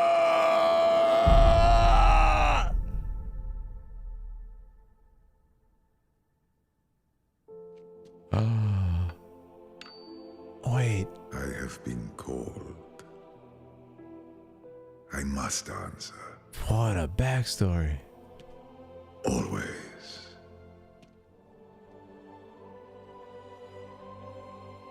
And that's just a monument to him now. That was beautiful. I always have to answer. Always have to answer. Wow, that was really emotionally done. Yeah, I loved it. I loved it. That was amazing. Yeah, the music was really great. I would say the music is the standout for me, and I mean Darren DePaul. Darren DePaul is awesome, man. I really enjoy his work. I interviewed him in the past at Comic-Con, I think it was. Yeah, at Comic-Con. Just an amazing person. I interviewed him for his work in Final Fantasy. Incredible guy. He takes his job very seriously, loves his work. He's just like the man. Like I said, if you're enjoying our time together, make sure to subscribe, hop on our Discord, become a member, all that fun stuff. Now let's look at some of this in detail. Yeah, I would say the music here is one of my favorites. It's sort of in the traditions of like Boromir from Lord of the Rings, right? That sort of, let's cut the sound a little bit more quiet. Let's make it sort of echoing, and let's focus on the music, which is this kind of like emotional feeling, which tends to be from the perspective. This was interesting. Those scenes tend to work like this when the perspective, like for example, it's from Merry and Pippin's perspective. You see them in shock as they're seeing from a low angle. It's from Merry and Pippin's perspective. This mighty warrior who they look up to, like an uncle or something, falling, you know? So they've done sort of a similar thing here. With the perspective shift being from someone else, it feels like it's from the perspective of Reinhardt. And this is Baldric, his friend, watching Baldric fall, imagining that he's falling in battle, knowing what he did caused this, and his sort of lust for glory, personal glory, caused his friend to sacrifice. And this is a true moment, a true warrior, a true sacrifice. Like, you're stronger, so you have to survive. I'll defend. Like, wow, really beautifully done. Yeah, there's that muted sound, and again, like, this is why I say it's presented from his perspective, to me at least, because this sort of him, look at his face, and Baldric at this point has already become a statue. At the end of it, Baldric is literally a statue. Like, it's a monument that he keeps as a reminder to his hubris, to his greed. But look, he's got a helmet on, man. We can't see. We don't know what he's feeling. He gets to kind of remain as this legendary warrior. We don't get to see him break down. We don't get to see his fear. He's just a statue of like honor and glory. And as far as our friend, look. Reinhardt, you can see his emotion. He's crying out. You can see his fear of failure. The barrier is failing. Like, you see the emotion, no doubt weighing on him. What his friend is doing. And I think that's what's really powerful here. And I love how they give him like a very kind face and a very understanding face. The mustache and everything. It's very like almost nostalgic. I love it. Yeah. And look at the shame of that scar. And that's kind of what cool is. Going back to the beginning here, this is what I like so much about it. we have this sort of character reveal, as it were. A monument to your sins, that David Ruiz says in the chat. What a great way to put it. This isn't your This sort of character reveal for me. I haven't seen this guy yet in this context. Papa told me. You know, this is that really his daughter, by the way? Papa told me. After so many years of service, you gave Overwatch everything, and then they pushed. You gave Overwatch everything, and you see his eyes gone. Like, what a powerful image, and that's what I love about it. Just cuts right to the core of it, and is great visual storytelling. You know, because it answers the question before it's even a question. You gave Overwatch everything. Oh, well, that's where his eye went. You know, oof, brutal. And it's just drowned out. He's thinking back to his friend. Why would I go back to it? Because someone else sacrificed that I might have that chance. A friend's daughter. Father, a different character? Okay. Yeah, great transition here. And I love that connection. Like she's giving kind of like reasoning that makes sense on paper, but someone who hasn't been in this situation, you know, fighting with friends on the battlefield in this way, and maybe has lost friends because of their selfishness, cannot understand what he's been through. That's it. You're leaving us. So it just fades out. Her voice is just fading away compared to these memories which weigh so heavy on him. I have been called. I must answer. It is a... And there it is, right? I have been called. I must answer. That's what he says at the end. He's living on the legacy of his friend, right? It's like Final Fantasy VII. Beautiful story. You know, he's living on the legacy of his friend in the best way he can. This is a true paragon. I have to go because I was called. I have to answer. It's almost like, you know, I follow orders. You see where I'm going with this? Like, unlike you. You know? A great honor. To disappear into some secret organization. Give up the glory of being a crusader? Yeah. And of course he ends up giving him the Overwatch thing, and he doesn't want to be in the shadows, but I don't think so. and it shows his air. He's literally carving his own name. He wishes he got picked. Carving his own name into the table. Like, he's quite self-centered, you know. So there's some great Crusaders are immortal defenders of Germany. People will be singing songs about our legacies. Our legacies are our deeds. And this war is bigger than all of us. What a line too. This war is bigger than all of us. Like, it's so good. His friend, he's like an uncle. Okay. Close friend's daughter. I love it. His apprentice. To the east, they're coming. All right, people. They're playing our song. Stick with your dance partners. Let's crush. Stick with your dance partners. Stick with your dance partners, and look at this reaction.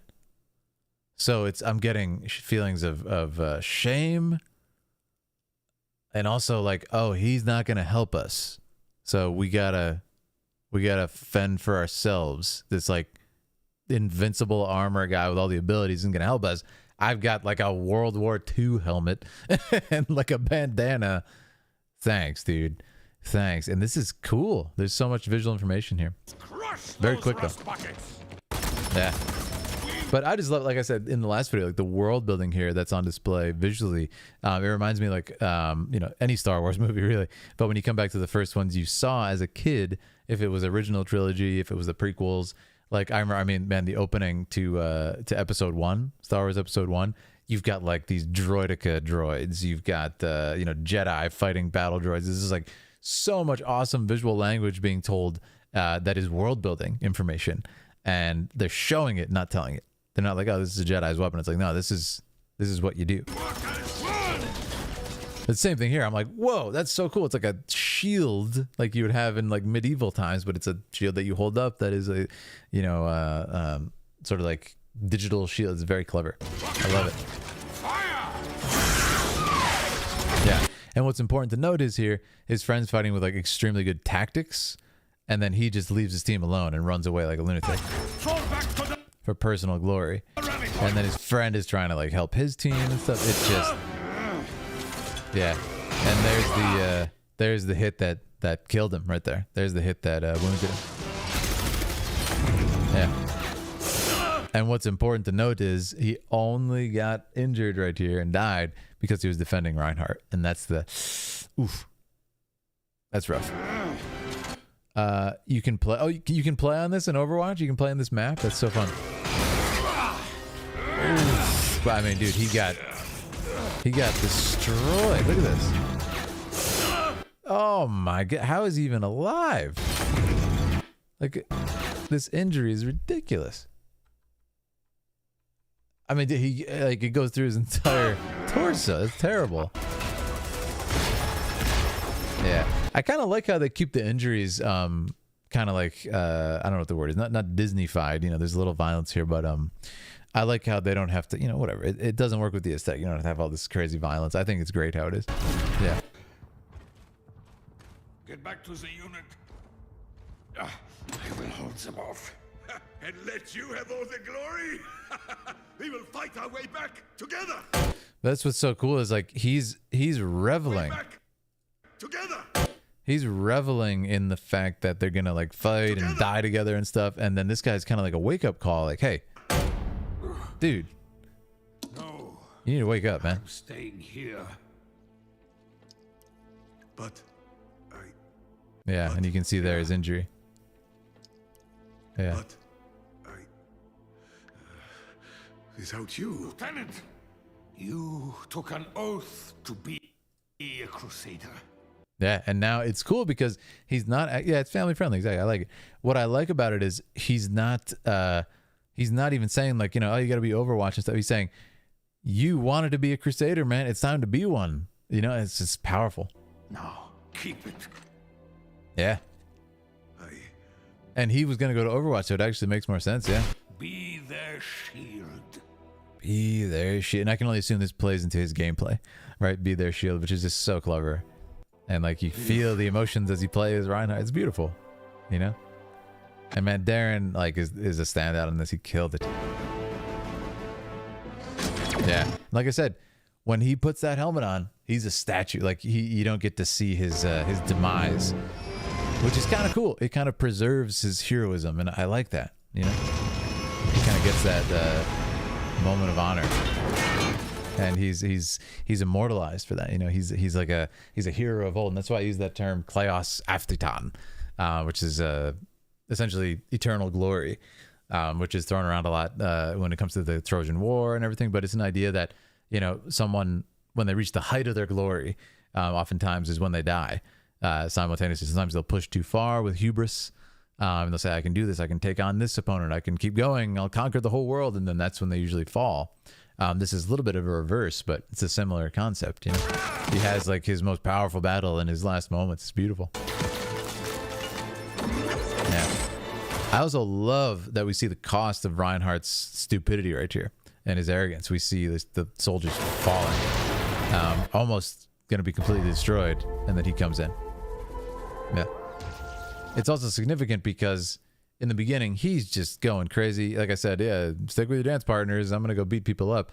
And now he's really doing the right thing. So that's a cool evolution. And we watched this already, yeah, over again. But I love that idea. Like, it really is.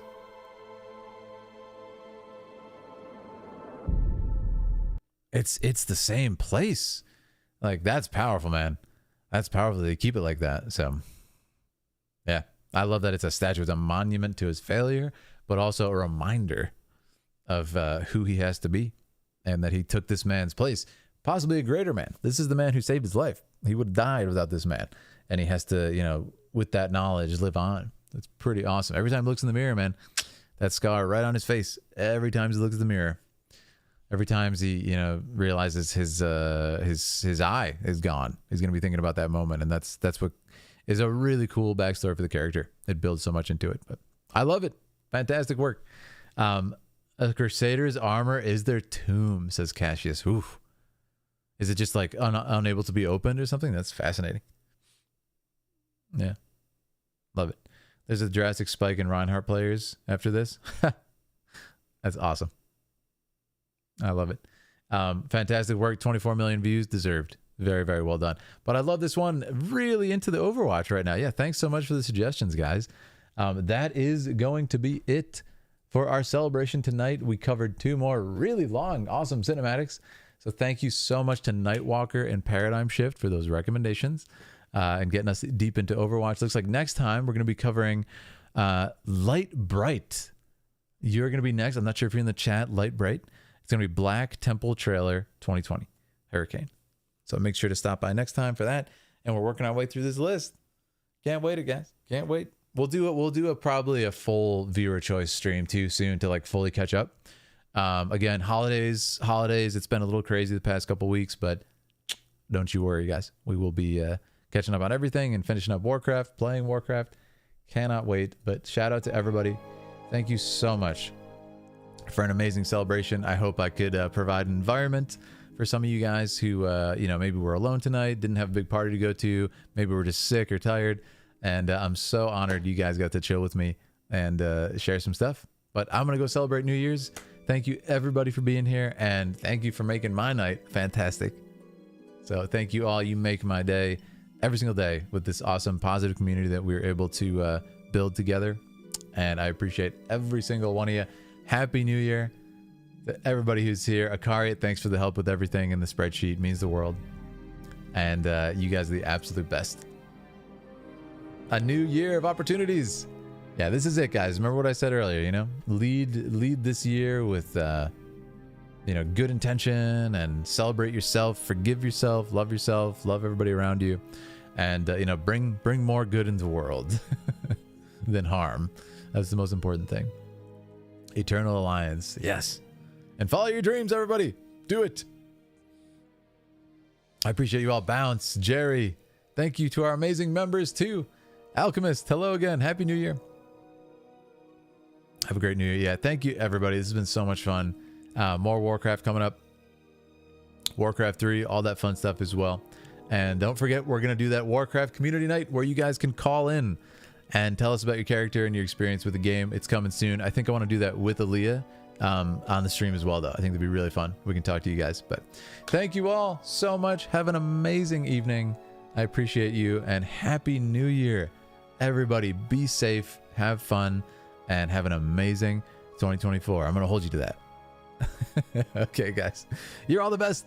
Have a lovely evening, and thanks for all the support and the members, the super chats. You guys are the best. Take care, friends. Happy New Year.